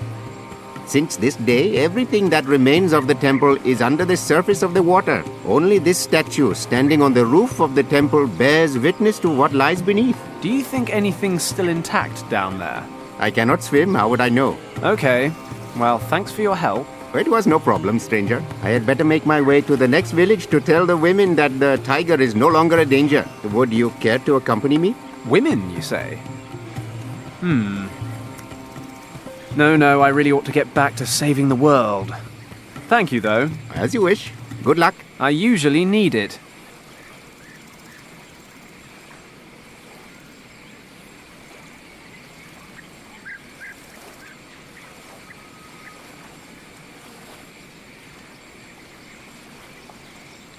My guide said this lagoon was formed a few centuries ago, when a storm tide flooded the valley here. This statue is all that's left to be seen of the temple. The rest disappeared underwater when the lagoon formed. Perhaps some of the temple's still intact. I've got to check it out. At least the water's nice and warm.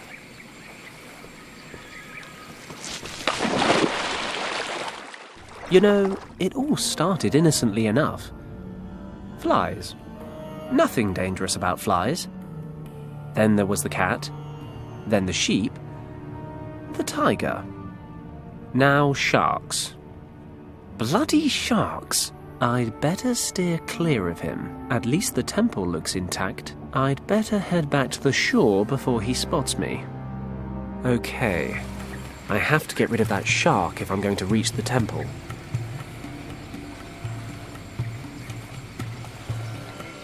I'll fill it with water.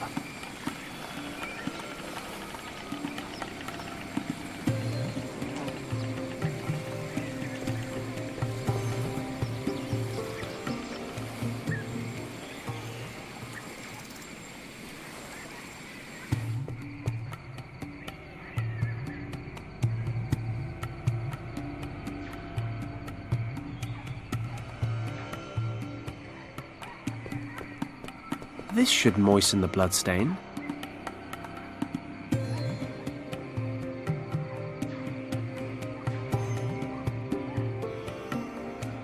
I've soaked the cloth in the blood.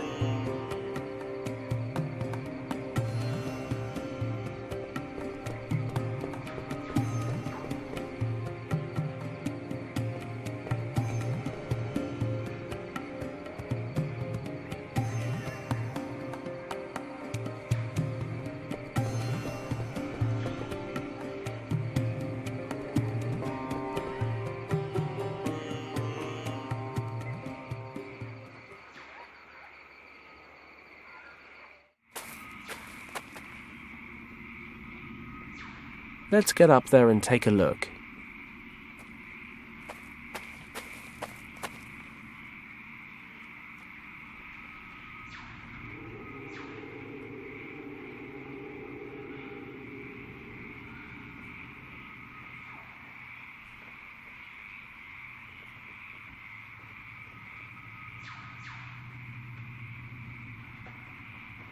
The cover for the electrics. This wreck's old. The jungle's begun eating into it. There's a cardboard box in relatively good condition in the glove compartment, but everything else is foobar. Let's see what's in this box. Looks like an old radio. A radio with a hand-operated generator. You produce power by turning this little crank on the side. Oh. It fell off.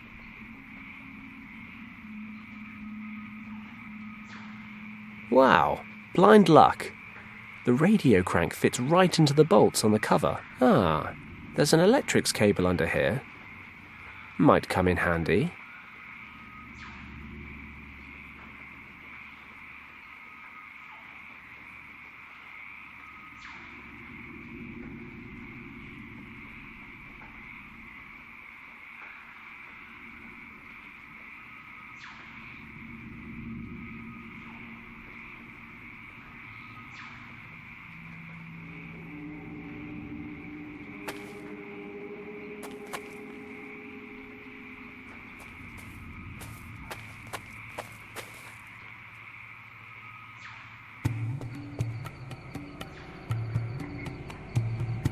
I'll tie the rag to one end of the cable. I'll connect one end of the cable to the contacts on the radio.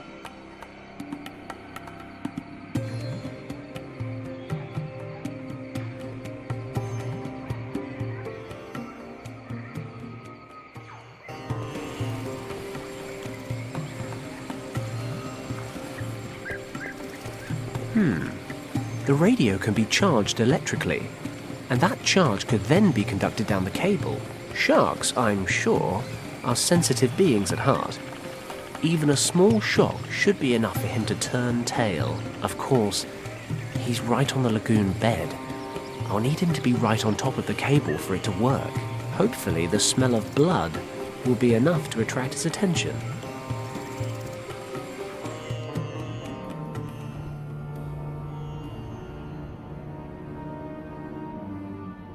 It's working. The shark's surfaced, and he's circling the bait. I need to hurry before he pulls the whole thing under. Whap! 40 volts straight to the face.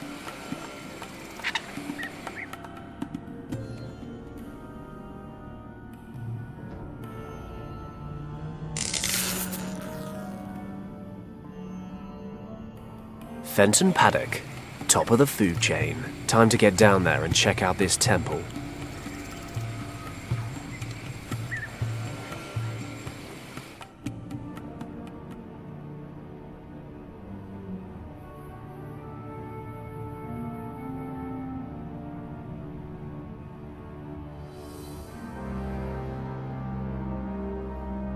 It's a huge gate with a recess in the center.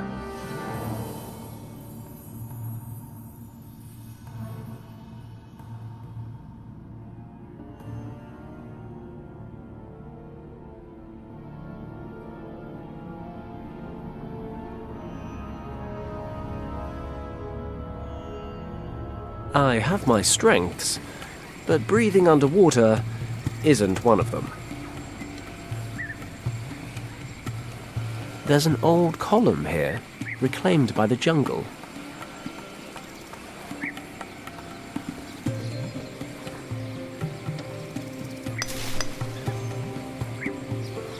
There, I've managed to cut away the plants with the sharp edge of the pole.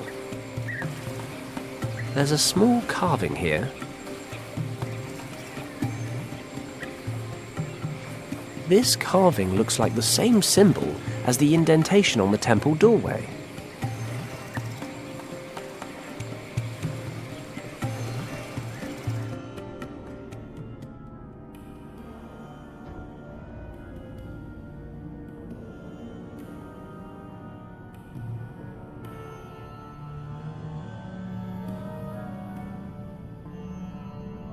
I'll collect some mud.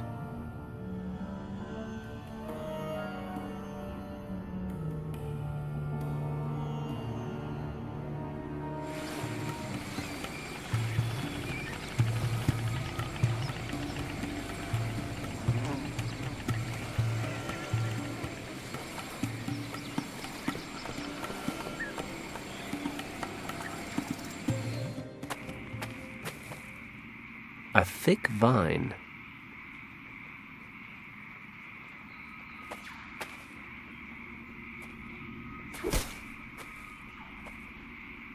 I severed the vine.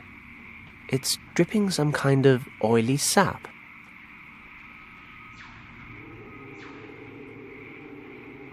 I'll soak the reeds with some of the sap.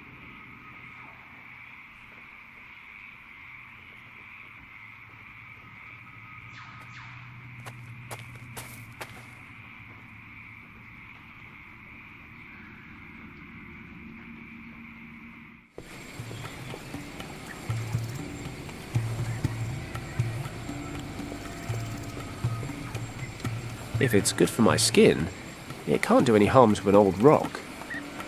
I'll oil it up.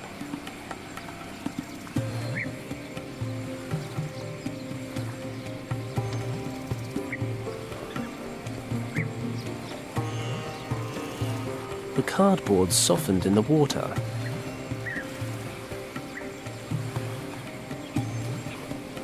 Perfect.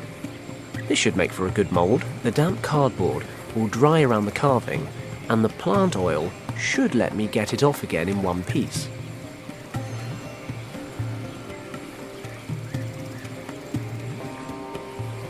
The cardboard's dried in the heat. If I just remove it carefully, and yes, a beautiful cardboard mould. I fill the cardboard mould with clay.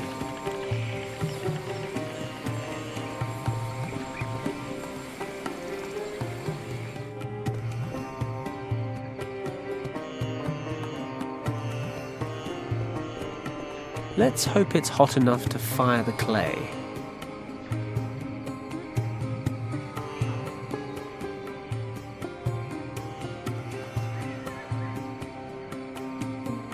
That should do it. The cardboard's burned away, and the clay looks pretty solid.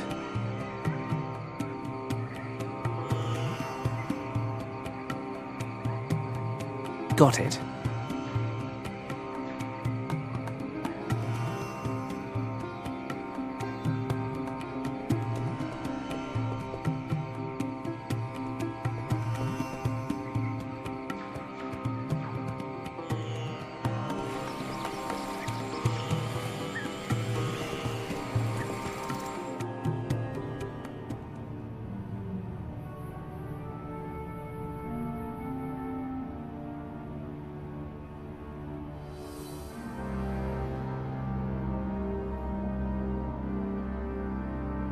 It fits. We're in business. How has no water reached this part of the temple? It smells old and dank, but at least I can breathe.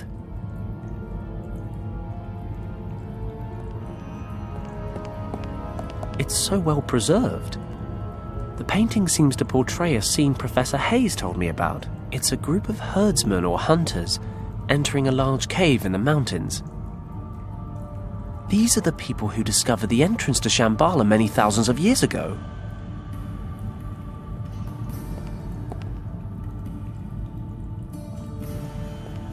There's a round stone jutting out of the wall here. I'll grab it.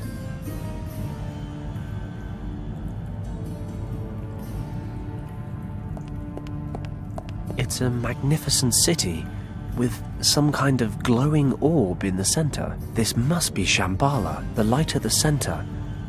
That must be the source of these morphogenetic fields. It's the world soul. Here's another stone.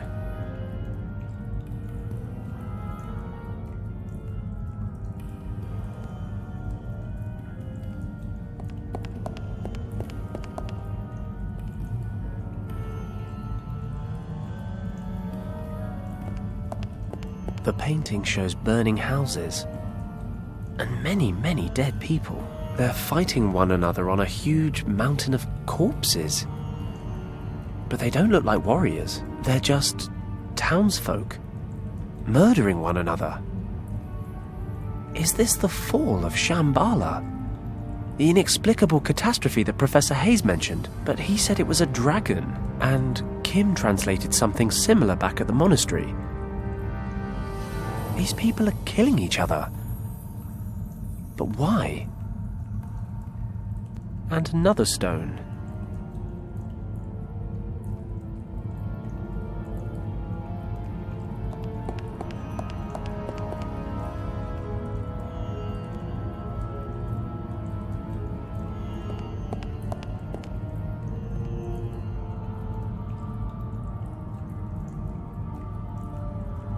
There's a plinth in the middle of the room.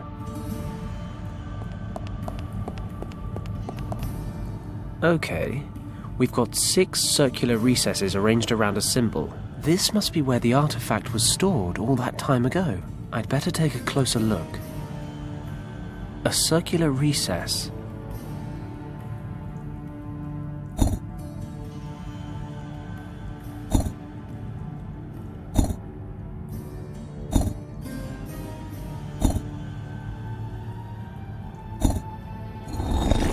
I heard something move inside. Is it unlocked? Aha! The stones can be pushed down into the platform.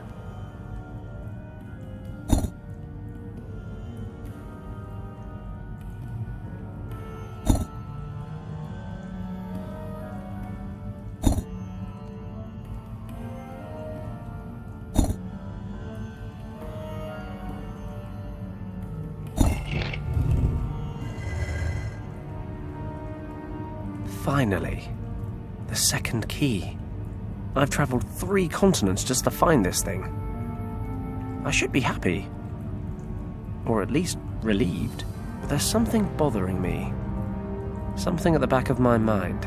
I'm finally holding in my hands the key to Shambhala. The key to rescuing Richard. And I've got this weird feeling about it all. Is that my conscience? Damn, I thought I lost the thing years ago. Maybe all this wasn't such a good idea. How many people have already died for this thing? And how many more will die if I open the gate to Shambhala? Beyond all the myths and the legends, there has to be something real at the end of it all. There is something behind that gate that shouldn't be messed with. I don't know. Maybe it's this place, or maybe I'm just tired, but I can't help but think back to Hong Kong Harbour. I made a split-second decision to save Richard, and it was the wrong one. I won't make the same mistake again. I don't have the luxury of special circumstances as an excuse this time. And this time, there's a lot more at stake. Kim said you can't weigh one life against another. Last time, my mistake cost 8 lives. This time, it could be thousands. I've got to accept the reality. I can't go back to Tibet. I have to go back to where it all began. I have to justify the most difficult decision of my entire life.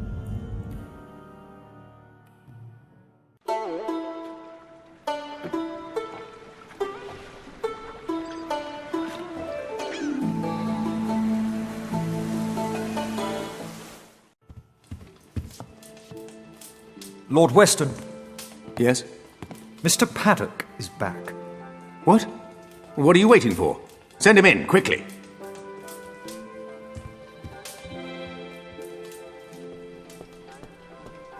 Fenton, you have no idea how relieved I am to see you. Lord Weston. Do you have any news of my son? Is he alive? I'm afraid it's not that simple, Governor. Is Richard dead? Is that what you're trying to tell me? No, he's still alive, I think. Oh, thank God. Do you need more money?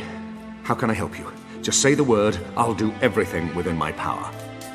Sir, I know where your son is. I even have the key to the gate that leads to his location. The problem is, I can't be answerable for opening that gate. And what is that supposed to mean? Richard is in a place in the Himalayas called Shambhala. For some reason, he fled there when his unit was attacked by Nazi troops. Maybe it was the only way he could prevent the Nazis from entering Shambhala. The point is, that place holds a secret so vital, it cannot be permitted to fall into the wrong hands at any cost. This is what I've come to realize. The second key could undo everything Richard has worked for.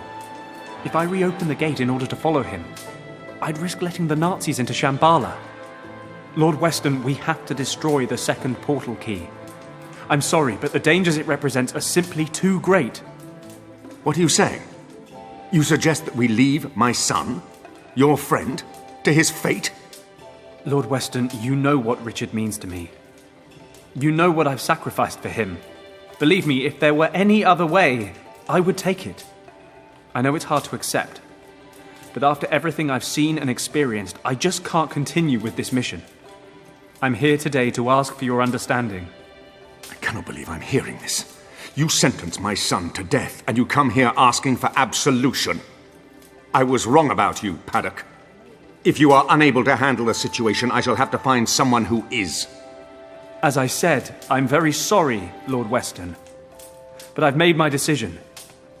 I'm going to destroy the key. I'm afraid that decision is no longer in your hands. What is this? You're collaborating with the Nazis, Governor! I had no choice, Fenton. Mr. Kleist claimed to know where Richard was.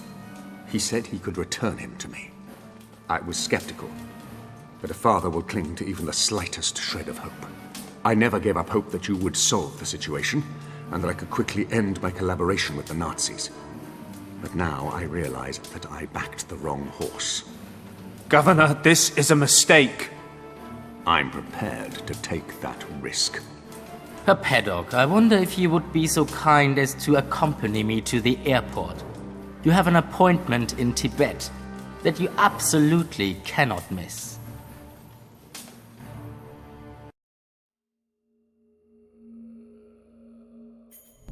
We meet again, Mr. Paddock. It's a dubious pleasure, Countess. But I guess you've become rather accustomed to having me around. Had I been given the choice, you would be lying in your wretched Hong Kong shack with a hole between your eyes, believe me.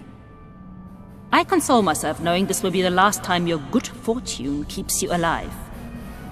I hardly imagine you are aware of the fact, but you must at least have felt the transfer of energy when you held the second artifact in your hands, yes? Paddock, you have connected with the key. You are now the only person capable of using it. You mean you can't get into Shambhala without little old me? Precisely. And you think I'm going to help you?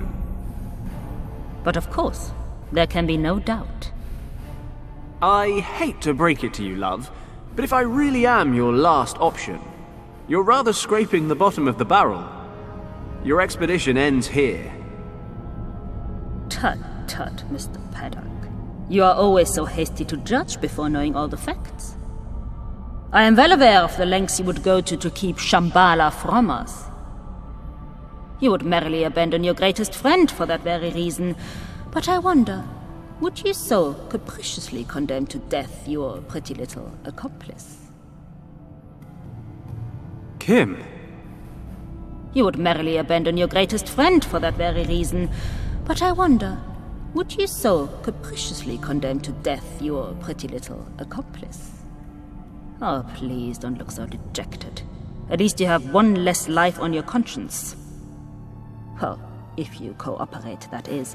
Please don't make me describe to you what will happen to your girlfriend should you fail to comply. I think you have the imagination to make the right decision. Kim, are you okay? Just about. Well? Okay. Let her go and I'll do whatever you want. I would dearly love to grant you this wish, but alas, it may be that your friend can make herself useful on the other side of the portal. No, she stays with us, but she gets to live a little longer. Fine. What do you want me to do? Place the second key in the recess on the pedestal. We will talk some more in Shambhala.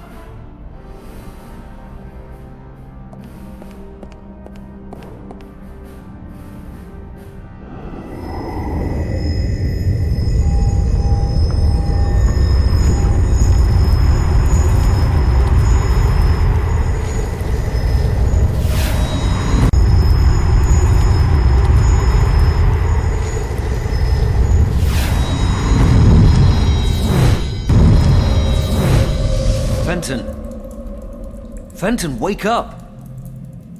What? Fenton! What?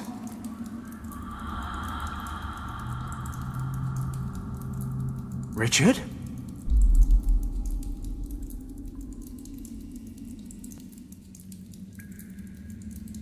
Richard, is that you? Of course it's me. Are you feeling okay? Why do you look like a ghost? Oh, charming. You came all this way just to tell me I've seen better days. I don't understand. My head hurts. Apparently your sense of humor is still en route. Well, what is there to say but... welcome to Shambhala. It was good to see Wang's niece again, but I would have preferred it if you'd left the Nazis on the other side. Kim! Where is she? She landed in the central cavern along with the Countess. I managed to convince the guardians of this place to separate you and bring you here instead. Guardians? You mean there are still people here? No, not in present-day Shambhala. Just you, Kim, and a few dozen Nazis. So, what the hell are you talking about then? And what happened to you? Why are you all... flaky? Ah, well, that's the story, isn't it? When I used the original key back in the monastery, it transported me to Shambhala. But the Shambhala of the past. It seems when the key was constructed thousands of years ago, the monks who stayed in the Kembalung Valley to guard it planned to use it to return here someday. I don't begin to understand how any of this works, but believe me when I say that this place holds extraordinary power. So I've read. Something about morphogenetic fields. Providing it a name implies an explanation for something inexplicable, but yes, if you like, morphogenetic fields. The high priests described Shambhala as the heart of the world, but in truth, it's more like the soul. If you want to see it in a scientific light, I suppose you could say that the energy of this place is what constitutes the life force of every living creature throughout time. Just as every single person has a soul that makes him the person that he is, every species has a soul that makes the species what it is. And the sum of all that resides here. The world soul. Would you be shocked if I said this was all a little over my head? I've been here for days and I still don't understand it. I don't believe we'll ever understand this place completely. Just take it as fact. There is an energy here, an imperceptible energy that bonds us all. How imperceptible exactly? Well, we are all linked to one another subconsciously. But it's true that certain people are able to detect the fields with more precision than others. We call them mediums or oracles. But the energy fields explain a lot more than that. Think about natural instincts, or phenomena such as mass panic. They're all the result of the ebb and flow of those subconscious links. Well, it all sounds very grand, but what does it actually mean on a practical level? Are we in danger? Fenton, imagine the heart of Shambhala as a gigantic archive, a pool of everything people have ever researched, discovered, or developed. So, that's a yes then? It is.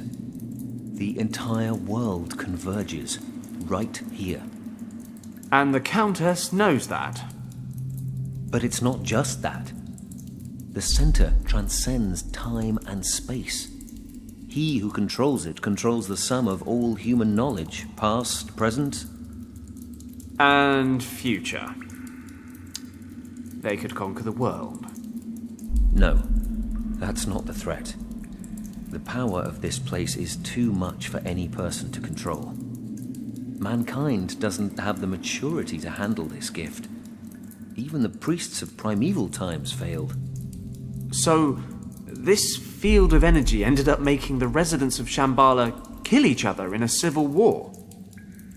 Correct. How? Imagine understanding everything, instantly. The spirit of a person would be subjected to extraordinary strain. They simply couldn't cope. Besides, there are darker forces at work. This archive is not limited to discoveries and inventions. It represents the entirety of the human condition. Jealousy, envy, hate, these define the human species just as much as learning or understanding, and have a corresponding influence here in Shambhala. But, as I said before, it is not something we can easily understand. Okay, fine. So we just wait for the Countess to open the center. I'll dash in, grab Kim, then we sit back and watch while they all kill each other. You're absolutely right. But? In my time, Fenton, the surviving priests are preparing to leave Shambhala for good. In order to protect the heart from misuse, they are performing a ceremony that will set up a force field around it. This field will allow only the bearer of a certain amulet to pass through. After the ceremony, the amulet will be divided into 3 pieces and hidden in the temples of 3 priest castes who once ruled here. Hey, even better. The Nazis won't get past square one. No, they've begun to plant explosives. The field is maintained in your time by a series of plinths. It would take a great deal of power, but they may be able to destroy them. We have to stop them, Fenton. They may not be able to wield the power of Shambhala, but if the energy of this place is disrupted in any way, it could have catastrophic effects for every living creature on the planet. We must act quickly. We? I thought you were stuck in the past. You're right. But you won't find the 3 amulet pieces without my help. If I understand it correctly, our times are now synchronized. We can communicate, but we cannot cross the boundary. In my time, the priests are only just now performing the ceremony to invoke the force field. So the amulet has not yet been hidden, and I have no way to know where it will be placed. But that doesn't mean to say I can't help you look for it. And what am I supposed to do with the thing when I find it? You will have to use the power of the source to drive off the Nazis. As in the source that sends anyone who goes anywhere near it doolally? That source? Is there a plan B? Don't worry. Once you find the dragon amulet, I will help you control it. Okay, let's do it. I couldn't agree more. The future of the world is in our hands.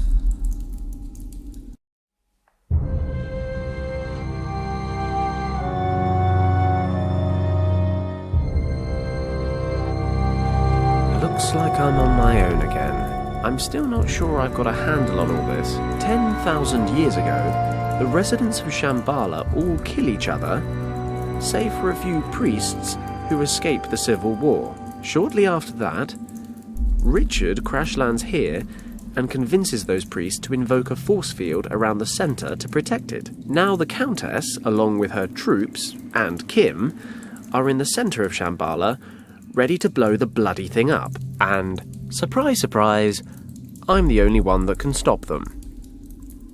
I need 3 pieces of some amulet to harness the power of the source and somehow make everything okay again. That's Richard's plan, in any case. I'll probably just wander around breaking things until something interesting happens.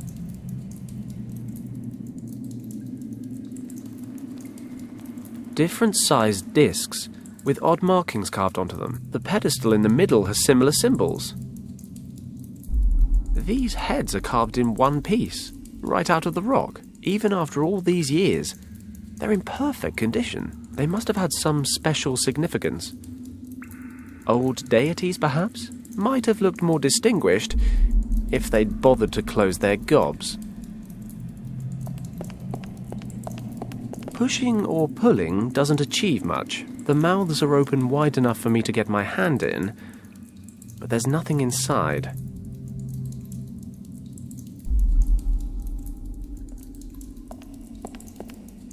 Some sort of stone gear mechanism. The one in the middle's made of wood. Looks like it's had better days. If in doubt, break things.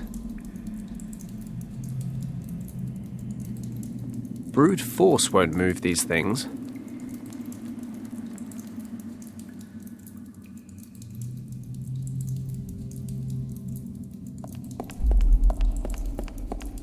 It's too heavy to move. It's seen better days. The dripping water's created an indent over time.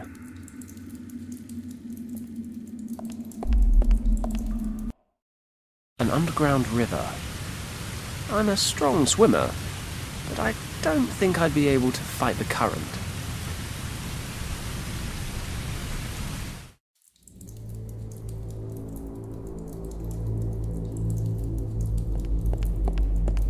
These heads were cut directly out of the rock. Their eyes and mouths are closed.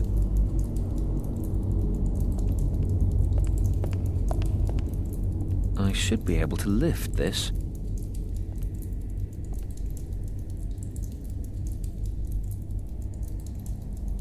I wonder if I can take the gears out. The wooden one comes away easily enough, but the others are firmly installed.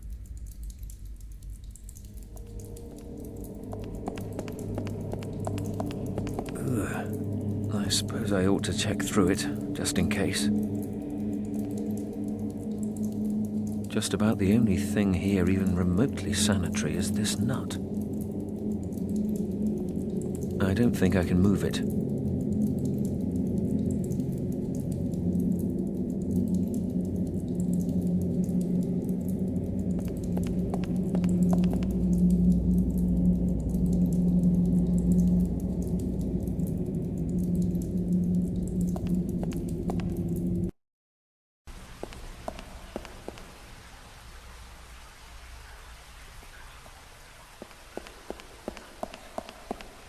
They're lying loose.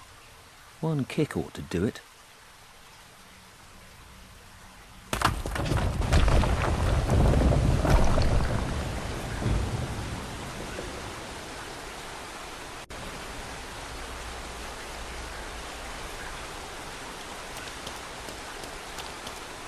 I'll take some with me.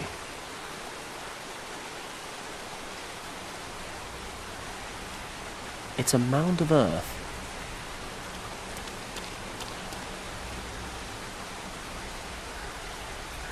The soil's just too hard to dig. It's a stone column. I think they form when a stalagmite and a stalactite meet in the middle. Just don't ask me which one's which. Impressive though it may be, it's in my way. And we know what happens when things get in my way. The column's blocking my path.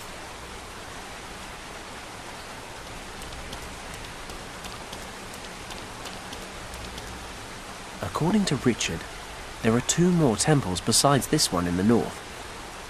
There should be a piece of the dragon amulet in each one. There's one in the southeast and one in the southwest.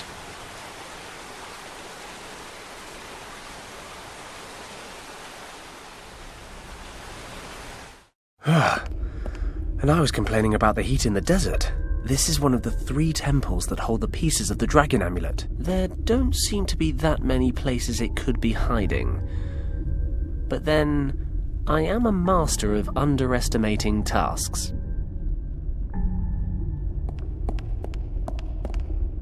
It's empty. There's nothing inside. This statue forms the center of the temple. Richard said that one of the 3 pieces of the dragon amulet is hidden here.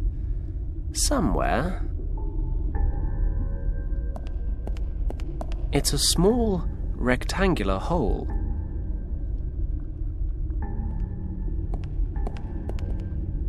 My knowledge of ancient characters leaves a lot to be desired. That said, this one appears to be the mirror image of the symbol on the right. Looks a bit like flaming tongues.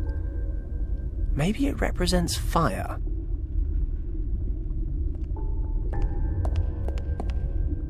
If only I had Wang's notes. Or preferably, his niece. But I don't. Which leaves me rather clueless. If I were to take a stab, I'd say this symbol means the exact opposite of the one on the other side.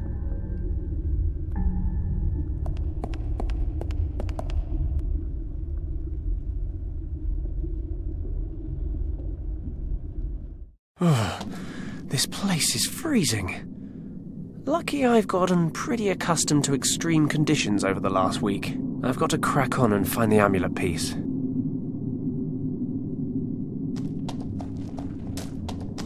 A recess.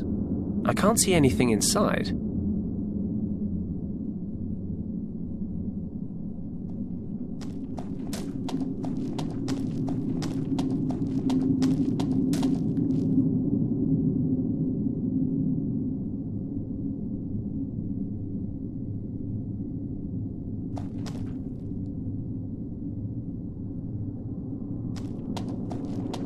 A recess in the wall.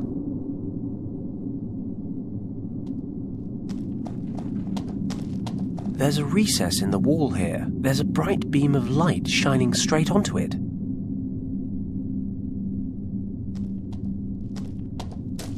A stone tub.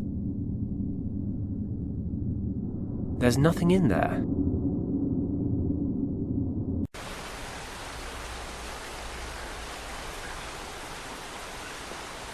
Got it.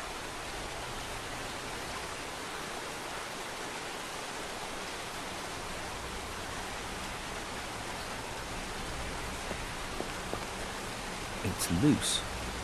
I can most likely pull it out. Got it.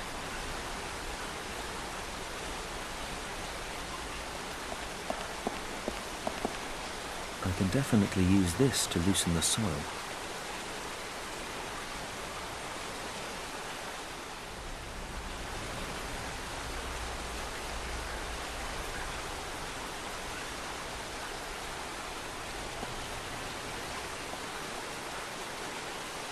Saving the world is no excuse not to get one's hands dirty. I'll try to shift some of this soil.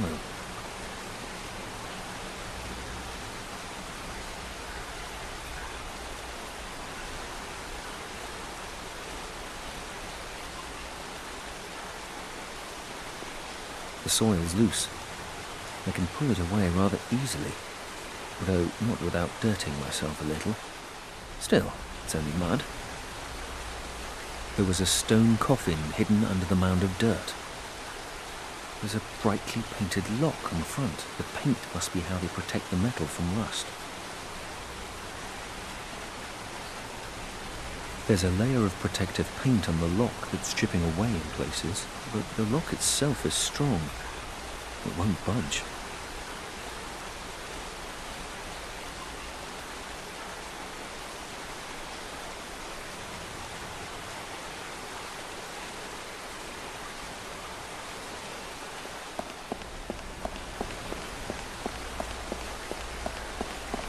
So, where to?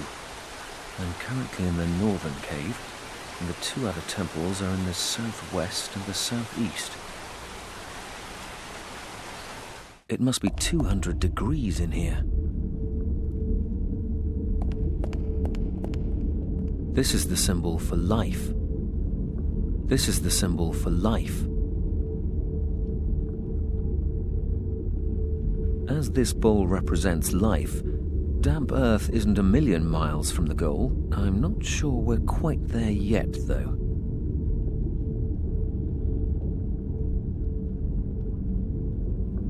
I'll plant the nut in the earth. Perhaps this will be a sufficient sacrifice for life.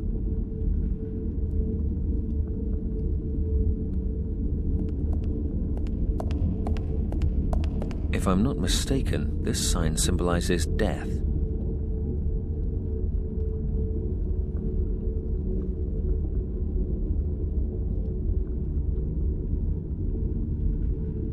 The statue carries bowls in each hand. This one's empty. I'll attach the torch to the chain.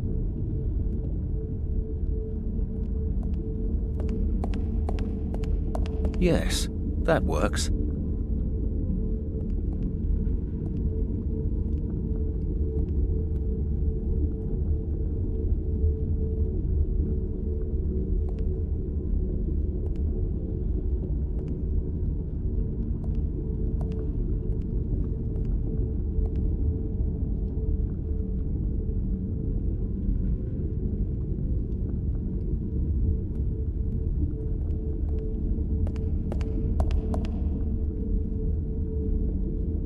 This symbol, I've learnt, means fire or heat, but nothing's happening when I hold up the torch.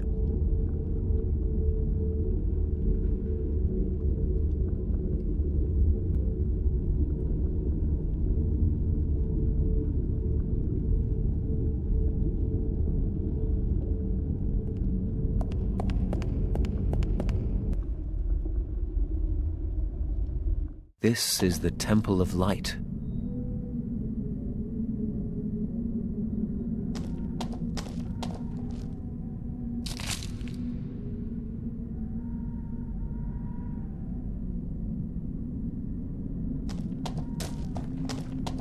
I'll just leave the gear here for now.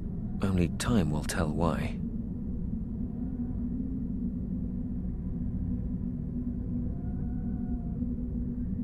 I'll leave the icicle here.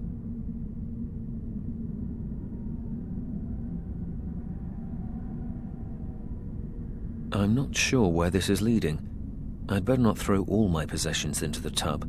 I'm going to follow my gut instinct and keep the chain for the time being. I should be able to melt the icicle. Then the tub will be full of water.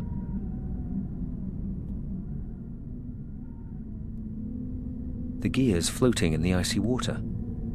It won't be long before it's frozen. No idea what these are for.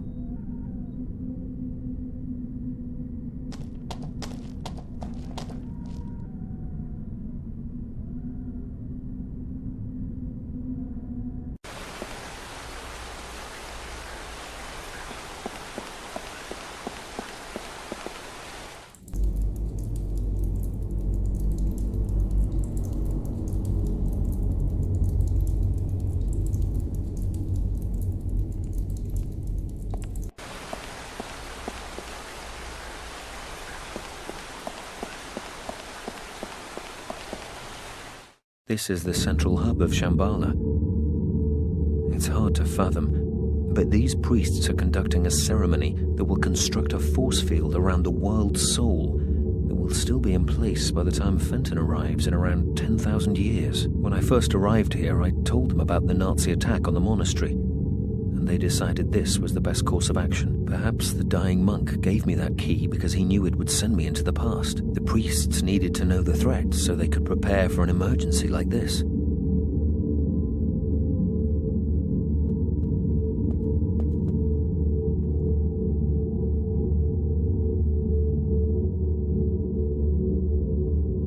That force field protects the source of the morphogenetic fields, the center of all knowledge, from being accessed by those who might misuse it.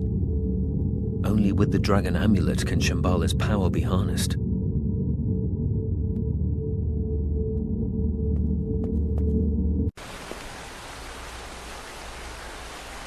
Water drips down from the ceiling, leaving behind mineral deposits. These deposits build and over hundreds of years are stalactite forms.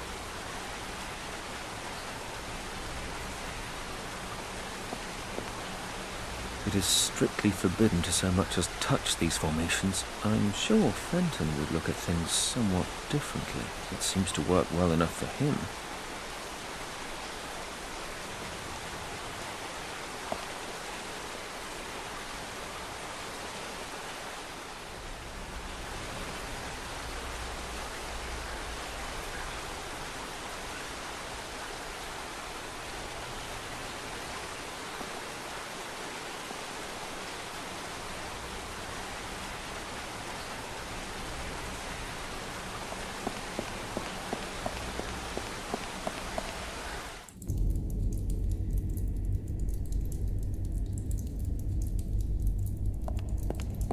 I'll place the stone directly under the dripping water.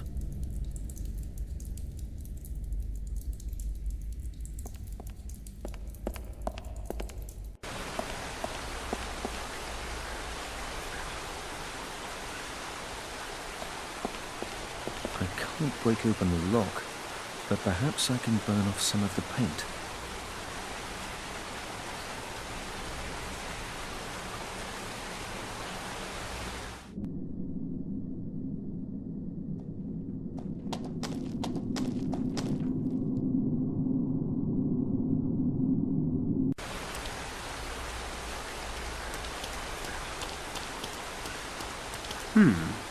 Looks like this coffin once had an iron lock on it. It's completely rusted through now.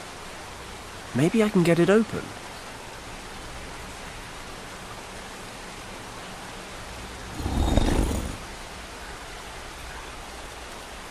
Got it. The coffin's open. I really hope grave robbing will be the pinnacle of my less than moral activities. I hate to think how I'd go about besting it. The body's rotted to the bone. I have the most unsettling desire to take one with me.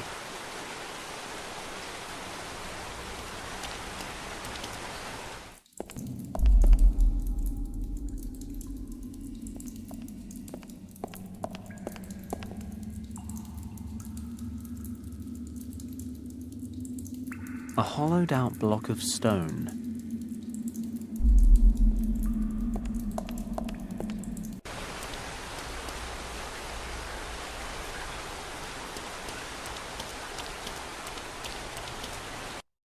Looks like the Countess and her men have set up camp in the center. There's Kim.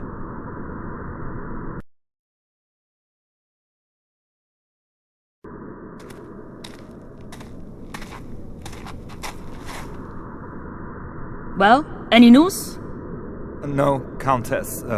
We could not discover a way out of the caves. But we haven't yet examined every corner. And Paddock? No trace. Okay, forget it. Perhaps the idiot fell over the edge when we arrived here. No matter, we have other concerns to tend to. Prepare the explosives. I'm quite sure a small detonation will be enough to disrupt the force field. Jawohl, Countess. I need to shift these ropes, but the Countess is keeping a close eye on me. Maps, documents, and a glass bottle. I could definitely reach the table with my leg and give it a kick, but the Countess would notice it immediately. I need to find the 3 parts of the dragon amulet. Fast.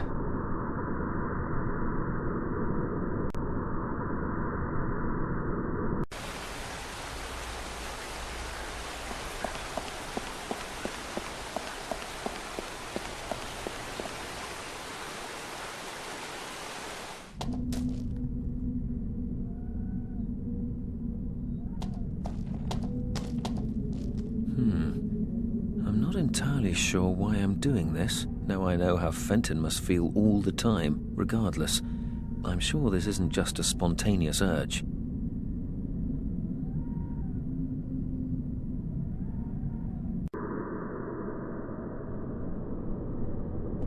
Large white crystals. Amazing. I'll grab the crystals.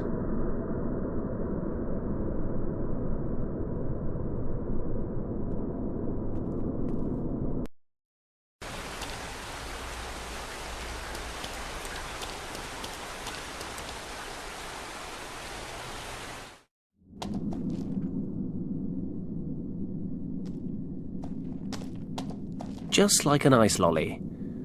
One good heft on the chain and...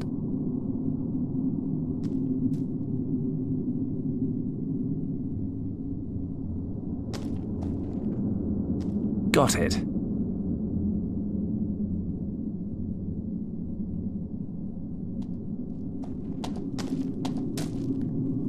Fits perfectly.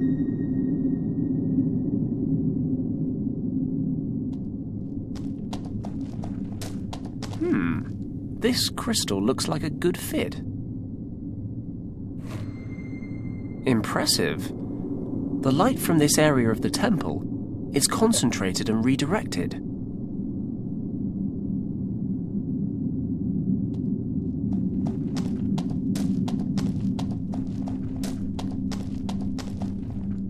Let's fit this crystal in here. Let's see what happens. Ah, fantastic. The light's melting the ice.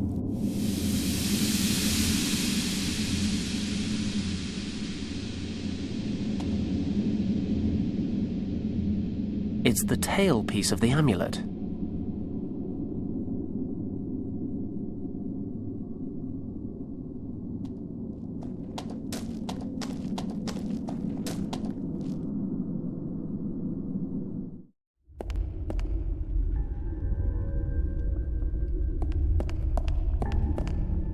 There's a plant growing here.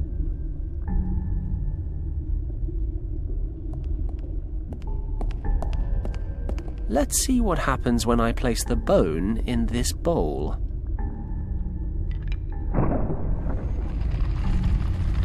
The bone didn't look that heavy. Maybe I actually did something right.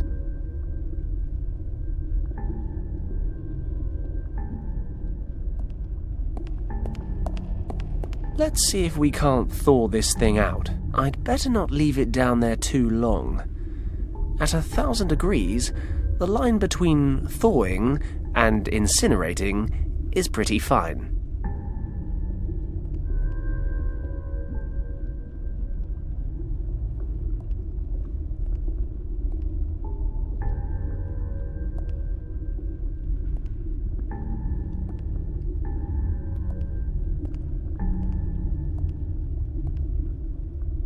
It worked.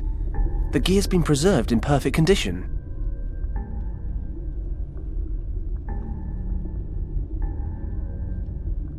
Okay, let's see if I can rig this thing up.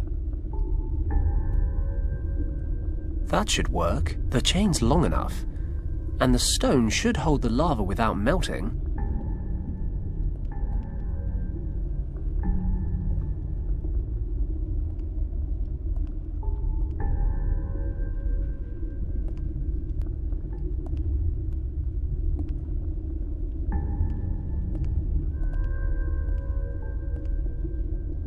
There it is, a cup full of lava.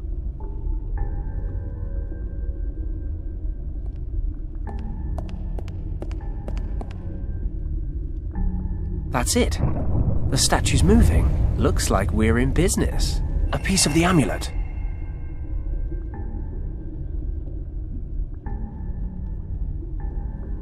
It's a piece of the dragon amulet.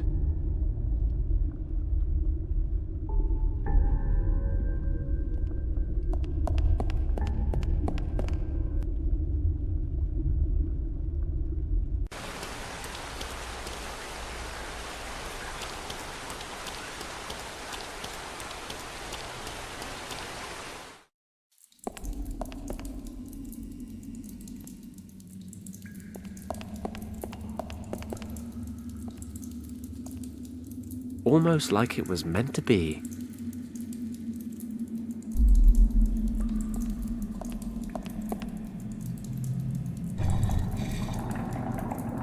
Aha! Feeding stones to these guys makes the discs on the floor move.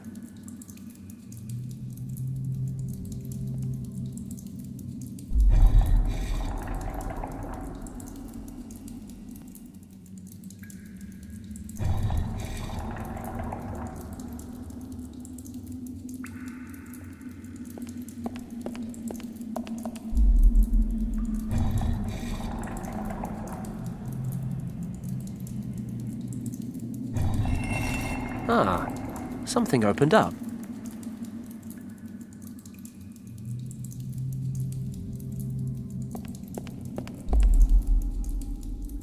The headpiece of the dragon amulet.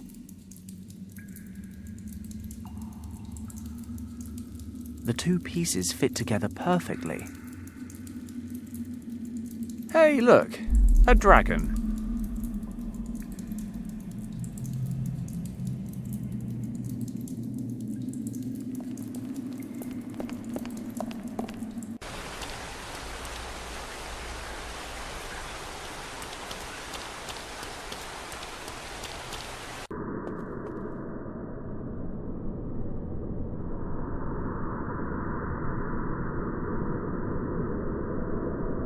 This should be fun.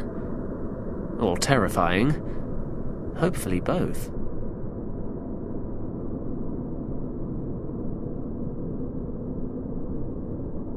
Well, that was an anticlimax. What am I doing wrong? I'm impressed. Richard, I put the amulet back together.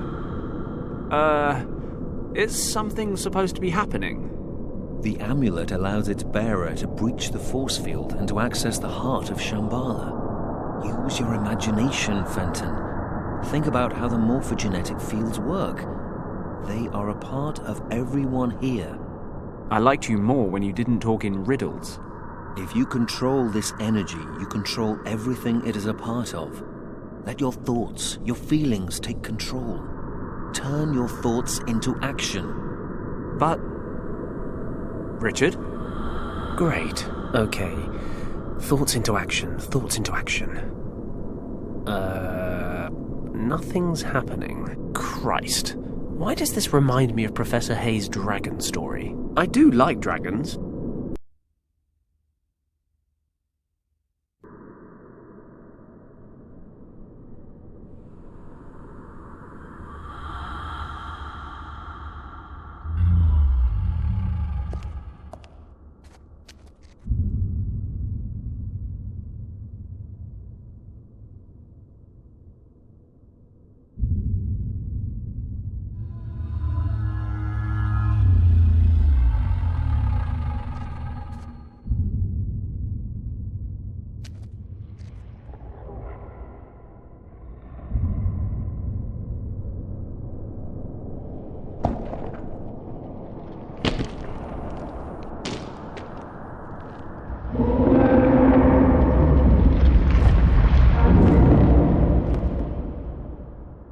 Lieutenant, control your men. This is all an elaborate illusion. They are in no danger but from themselves. This is my chance. I've got to get free before they get organized.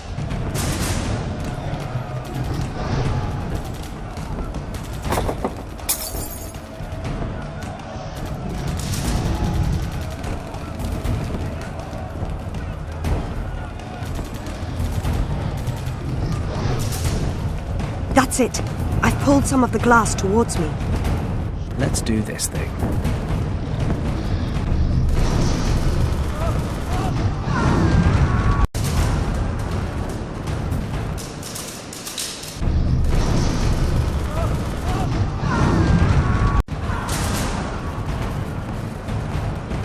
I've got to get free.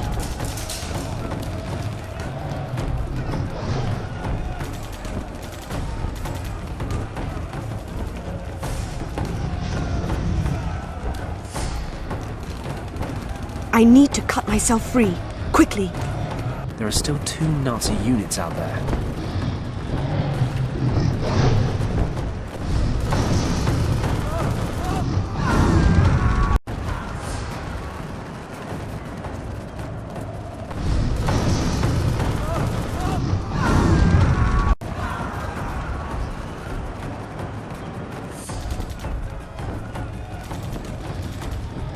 Don't move!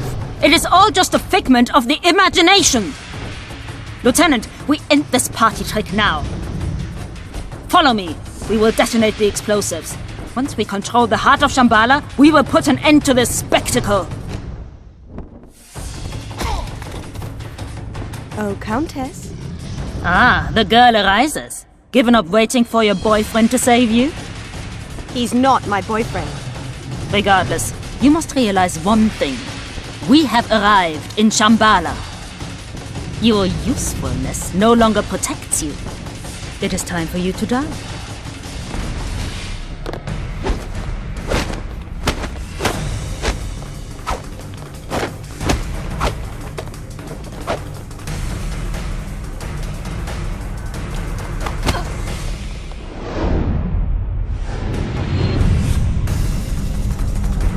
I'm the one you need to worry about. Always with the witticisms, you people. Can't you take something seriously just once?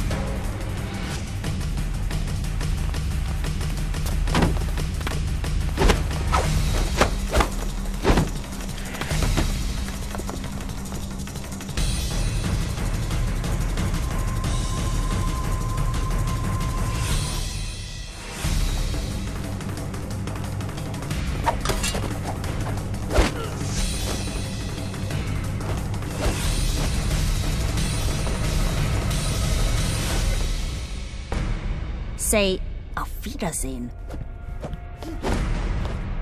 Zaijian, Countess.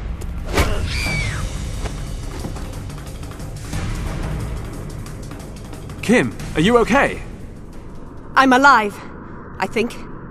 What's with the kung fu? I didn't know you kick ass. Why didn't you pull that out sooner? There's a lot about me that you don't know. So I'm beginning to realize. Maybe that's something we can work on. Ha! You'd like that, wouldn't you, Paddock? Kim, you know I would. Richard? I don't mean to break up the moment, but it's time for me to say goodbye. What do you mean? I've made my decision. I'm going to stay here, in the past. But why? I've seen a great many things here that I never would have believed.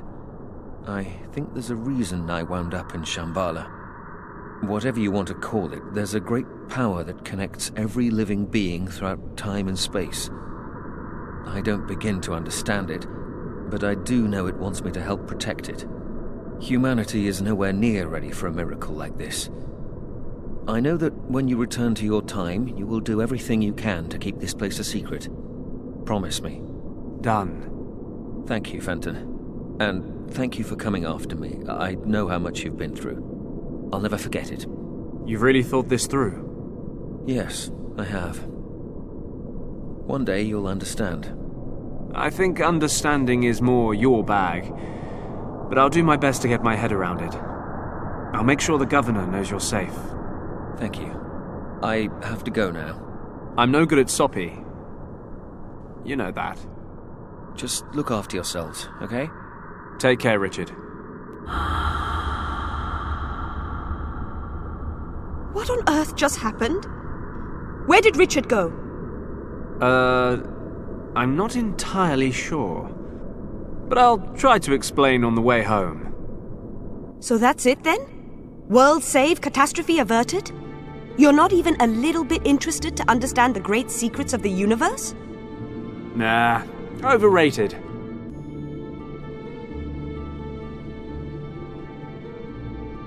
I'm more worried about how the hell we get back home. So you've been halfway around the world just to get here, and you're going home empty-handed? Am I?